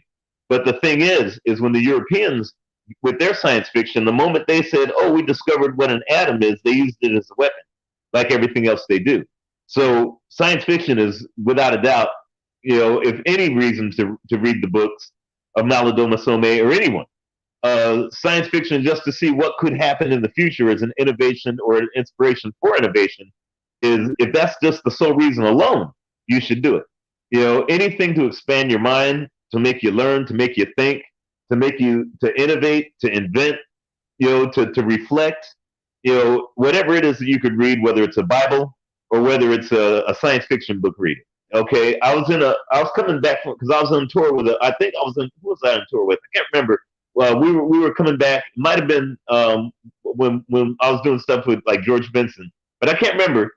I mean, I can't forget. I was in a one of the super shuttles coming back home from the airport, and me not really being conscious and not knowing anything about it, I was talking to somebody like coming in from LAX, going back home up in Pasadena. I was talking to this person for dang near 2 hours in the super shuttle, and this lady.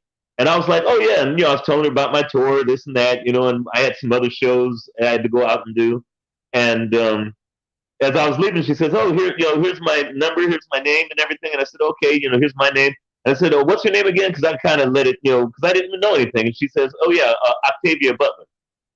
And I mean, here is somebody I'm writing. I had no idea until several years later that was the Octavia Butler, the science fiction writer, a sister, and she had passed, shortly thereafter. But science fiction is without a doubt something that, I mean, she was a cutting edge writer. So whatever we could get our eyes on and our minds on, expand it. Don't limit yourself. I mean, I would say it's your best interest not to limit yourself to anything, whether it's because of how you feel or how others tell you how they feel or whatever. Read it. Malidoma Some, please read it. Kebuka by Professor Molamuke Baruti. I saw Bobby Wright put it in the chat. That is a must read for Africans. Very short book. I used to see his lectures every time he did them. These are just really important things to expand your mind. Hopefully, personally, I could say this is what you need to do, but everybody's got their own mission in life. I should say, as a collective of Africans, I would hope that we do this for our benefit, and that's whatever we read or whatever we gravitate to, find a way to use it as a tool for something for us, not only to go ahead and protect ourselves, or not only as a tool to go ahead and compete, but a tool to conquer the world. Hopefully, I would just say, hopefully we could do that. Hopefully that whatever you read or whatever you experience will be that tool, because whatever you do, whatever you produce, whatever you manufacture, whatever you innovate from what you read could be that thing, that saving grace that'll put us over the top. Hopefully. I'll go ahead and pass the mic. Well passed. I can ask one thing before. I could go, or you go and No, go ahead, Erzulie. One of the great scientists, so-called great scientists, Einstein, said, "There's nothing more powerful than imagination." So, if you could imagine yourself, it's just like what the matron was talking about, the 7 hermetic principles that they stole from thought, from the, they call it the hermetic principle, but it's really, they stole it from Egypt.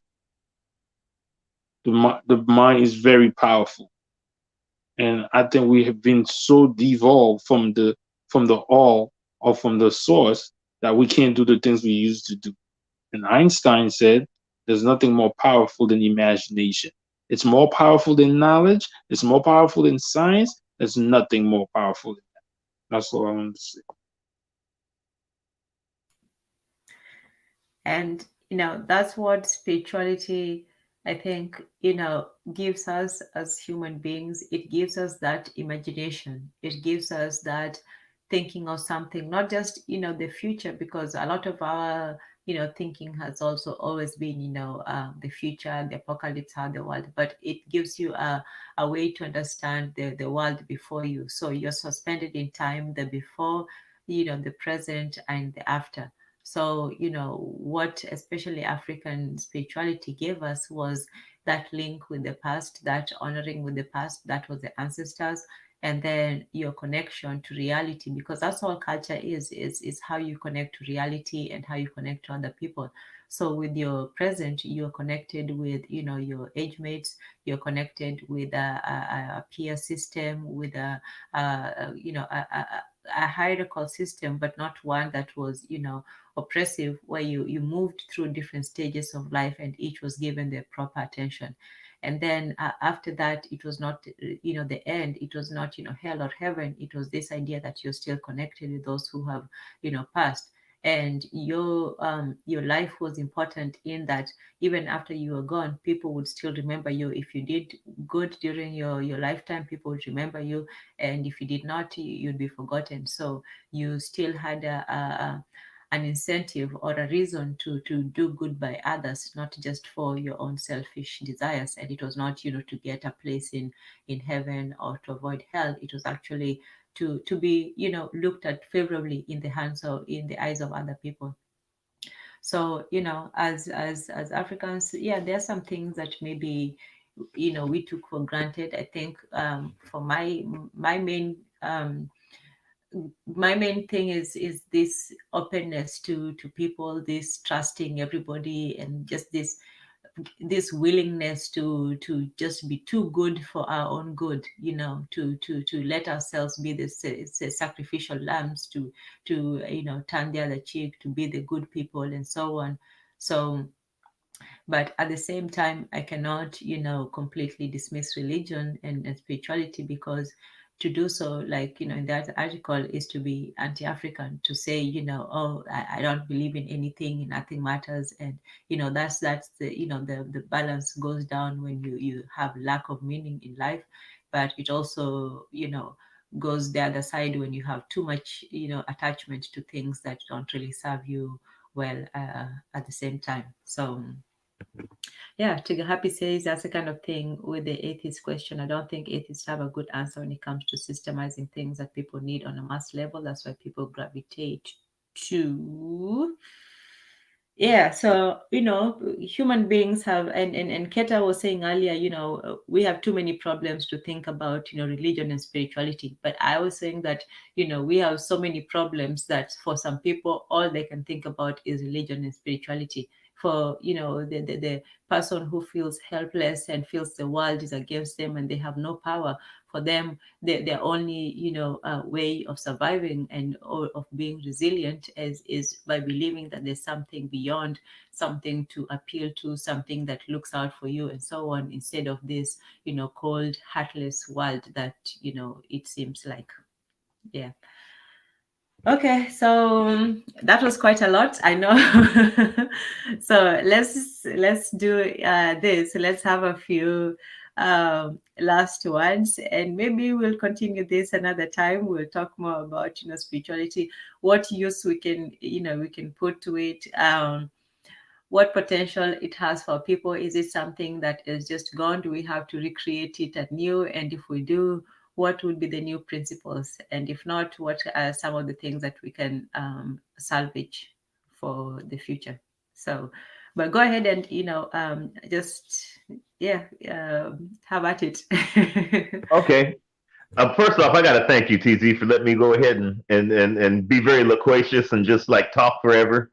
I have to. There's one thing that you brought up, the word culture, and I want to leave you guys with this. One of the most natural definitions of culture, my mom gave it to me. It's a device mechanism handed down through generations for survival. A goat, an antelope, a spider, a cassava plant, everything has culture, and human beings. You hand the lessons that you were learned, and you hand those down to your next generation for survival, so they can learn those different lessons. That's the most simplistic, natural definition of the most simplistic, natural reality of life. Spirituality, in and of itself, also has culture. And when I say spirituality, ancient African civilization spirituality was how to be one with nature. So therefore, we could go ahead and outlast whether it was weather, whether it was natural animals, whether it was whatever whatever it took for us to survive. There was a lot of spirituality, and of course, you see other indigenous tribes or what they call Native Americans and all these other stuff. They had their own version of spirituality, their connection with saying, "Hey, I'm here. I was here. The sun went up yesterday and it went down, and I'm here the next time it happened. So therefore, I have a connection with whatever's keeping me being able to see light, dark, in other words, sun up to sunset. So therefore, of course, they develop their own spirituality. One thing that I have to hopefully put out there, whether you have a spirituality, whether you believe in a spirituality, whether you have a culture, whether you don't, whatever it is, if you think spirituality doesn't work, it does work, whatever your feelings or your beliefs are, hopefully they could be harnessed, no matter what it is. You know, I have a spirituality, so whatever. Hopefully that whatever your beliefs are in that aspect, it could be harnessed to make sure that we as a collective people on this globe could take over this planet and actually control our own destiny and not have it in the hands of someone else. On that note, thank you, TZ, and I'll go ahead and I say Amani and I say Hotep to all of y'all. Y'all take care. Amani and Hotep. Amani Hotep. And thank you for joining. Karibu, you're welcome anytime. Erzulie, it's on you. In the words of what do we have to lose? What do you have to lose? You tried everything. You tried Islam, you tried Christianity, you tried Buddhism, you tried Shintoism. What else did you try? You tried atheist, agnostic. What else do you have to lose? I'm saying you've tried everything collectively. That's what I'm saying.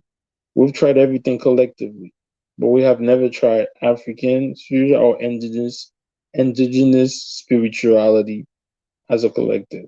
What else do you have to lose? That's all I could say. That's my end. Thanks for having me on. It's always a great time. Thank you.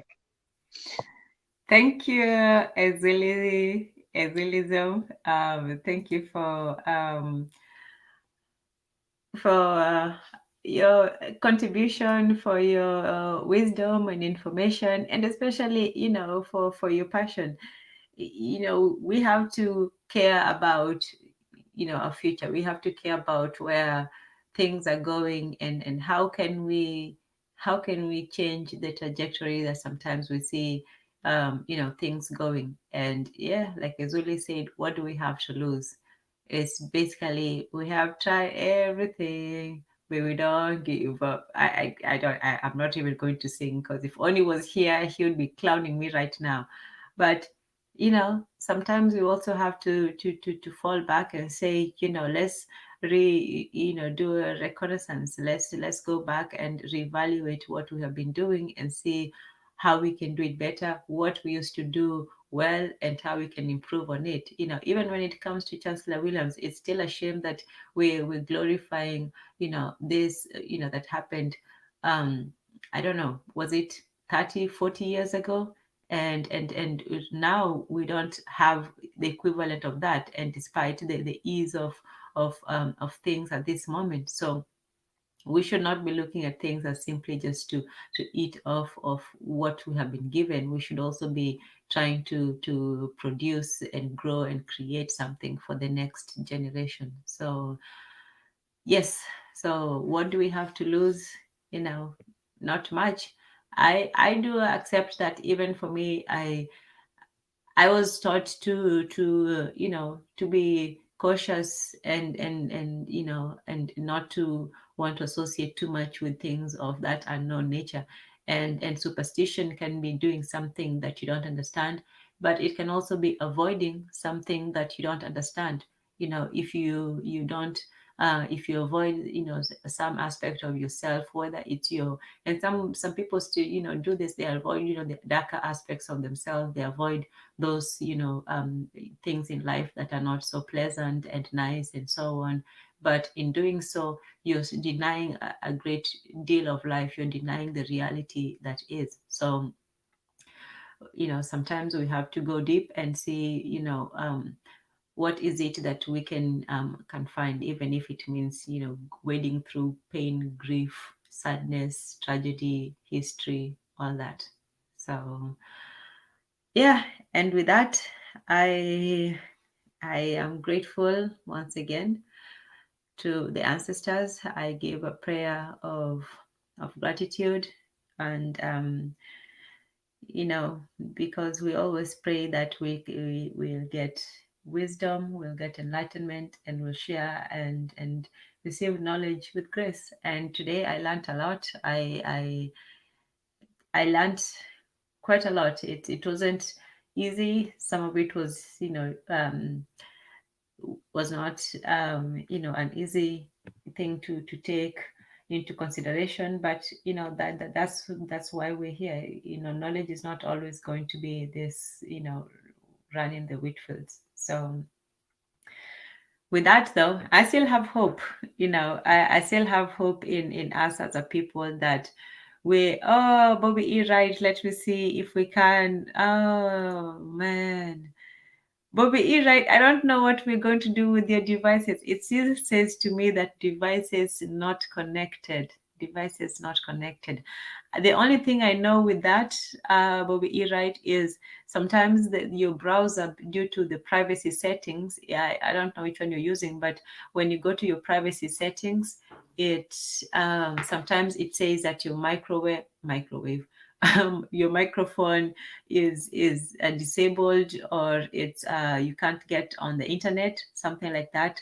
So, and sometimes it's your firewall, sometimes it's the actual browser itself, or your privacy settings. So it can be either your computer itself or your browser that's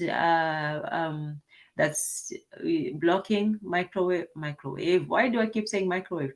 Microphone and camera settings. So if you can look into those, and then you can look into permissions as well. If you look into permissions, just type search in whatever device you're using. It would be easier if you would be using a laptop, because it's easier. But I don't know, with a phone, sometimes you have to go to settings. Settings is usually the way to go. So just search for settings, privacy, or devices, or privacy settings, or microphone and camera settings, and things like that. And then when you get to the camera settings, add the browser as a safe, they can, like, your browser can be added as a safe one. So hopefully, yeah, because I was looking forward to, you had so much good information in the chat. I was hoping we could have a good chat with you as well. So I'll keep it on for, I'll put the link again in the chat. And if you can, in 5 minutes, I know we did, now I'll have to commune with the ancestors again, but that's all right. I'm going to put it in the chat. Oh, sorry, I put it in the private chat. Silly me. Okay, so I'm going to put it in the chat. If you can, click on it and see if you can. Next time. Okay.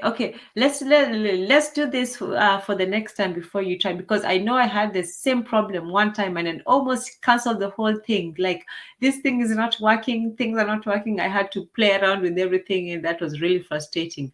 But what we'll do is, before you get on, just try to go to any StreamYard session. It doesn't matter, even if it's an expired one. Just go to a StreamYard session and then try to log in. And then they'll tell you, your device cannot be connected, or your device is blocked. Do you want to join without your devices? And then say no, or don't click on it, and then go to your browser settings and try to change those settings. And then if you can get into your into the StreamYard, that's the easiest way. It's not live or anything. It's just, once you get on it, it will tell you. So if you can get into it, great. If not, like I said, try both your browser settings or your computer's settings. Go to devices on your computer settings, or finally, just try typing settings, devices, or camera settings, camera permissions. So all those three might work. If not, yeah. Okay, yeah, next time, hopefully, definitely. Hopefully, definitely. That's how you say when you're, you don't want to tempt fate, but you want to be optimistic. So, yes, next time, hopefully, definitely. Okay, so with that, thank you all for joining. Thank you all for being here. Let's see everyone who was here. Wow, we did have quite a few people, and for the good conversation. Erzulie, you really came through today. You really came through with some good points, some contentious points, but yes, it was awesome. It was awesome to have you. Also, great. Thanks for having me. Always great conversation. So, Yeah. iron sharpen irons, man. That's what we gotta do. Yes, indeed. Yes, indeed. And that's what we're here to do. It's not, for anybody to win or lose or, this. It's for people to become better, to increase your store of knowledge, you patch up your arguments, and so on. So I enjoyed it. I had fun. I learned a lot, and I appreciate you and everybody coming through. So yeah. So Yonabi, thank you for coming up, and hopefully next time we'll hear your lovely voice. Of course, Dada Matron was here, Keta Nzola was here, for Minute Brother Bakari, Ndugu Forecast, Bobby E. Wright. Thank you for joining us. And yes, the eminent Maureen Emeh from the Igbo, from the great Igbo tribe, Bonahaguziki. I said Keta, right? Yes, I think I did. Trigger Happy 262 was here, of course. And I hope I didn't miss anyone. And if I did, oh, of course, Koku, you did come a few, yeah. But You Koku didn't see from the the, big. you didn't see the raw. The Oh, raw. yes, yes, yes. Oh, and definitely Dada Rawital was here. Yeah, I cannot forget. I cannot forget Dada Rawital, vital vegetarian. Yes, and she had a lot to say today. So we appreciate that as well. Yeah, so it was a good conversation. It was a good conversation on all sides. Oh yes, and Oli was here too. He shot him with his head. And then Bobby, right? I hope next time you can come through. I hope next time you can come through, and we can conquer the difficulties of technology and Afro Native World. Thank you for joining us as well. I hope I got everybody. I think I did. And MG2, of course, Amani, to you as well, and for an excellent conversation. So yes, so we'll end it there. Do you have a few last words, or we'll call it a day or a Nah, night? we call it a day. Oh well. It's daytime over here where I'm at. It's still Tuesday. Where you at? Yeah, we haven't reached the other side of midnight yet. Oh, oh yeah. Listen, we already reached the side of mid. We're over 2 hours. Yeah. Yeah, we're back, we're behind in California.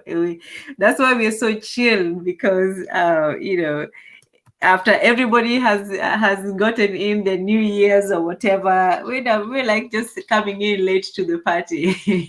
I don't know about that. Your governor is one of the worst ever. So I don't know what you're talking Yes, and thank you, Bobby E. Wright. Thank you for your great compliment. It was a great show, and thanks to you as well. Everybody helped contribute to making it an excellent one. So, and we hope next time we can, get your devices connected, and we'll have an even excellent. Bobby E. Wright got the man messing up his connection. No, I think he's the man with the M, small m, messing up his own connection. Bobby E. Wright was trying to join it. He was like, "Not today, brother. Not today." Not today. He's always teasing. He's always teasing. I don't know what's the great day when he's actually going to join us, but hopefully next time for sure. So yeah. All right. Well, Asante Sana. Asante by now you should know is thank you. Asante Sana to everyone who was here for always expanding, elevating, and furthering the conversation. We always moving forward. We've gone from cults to to then the programming to that mental, and now we are on to the spirituality. So we're always adding to the conversation. So I thank you, Asante Sana, Erzulie, for sticking out to the end. I am mine. All right, All right, later. super. All right, peace. Have a good one, and we'll see you again.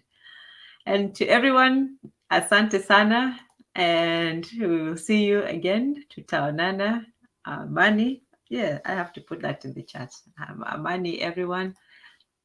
And since we didn't end with the prayer, I will have to pray again, beseech the gods, and gratitude for having an excellent, wonderful conversation and for building today. We hope to, gain insight and increase our knowledge, experience, and perspective. So once again, gratitude to the ancestors for guiding our conversation. And thank you all present members for being here, and have a wonderful day, night, and whatever time of the day you're having. So asante sana and kwaheri. Yes, indeed.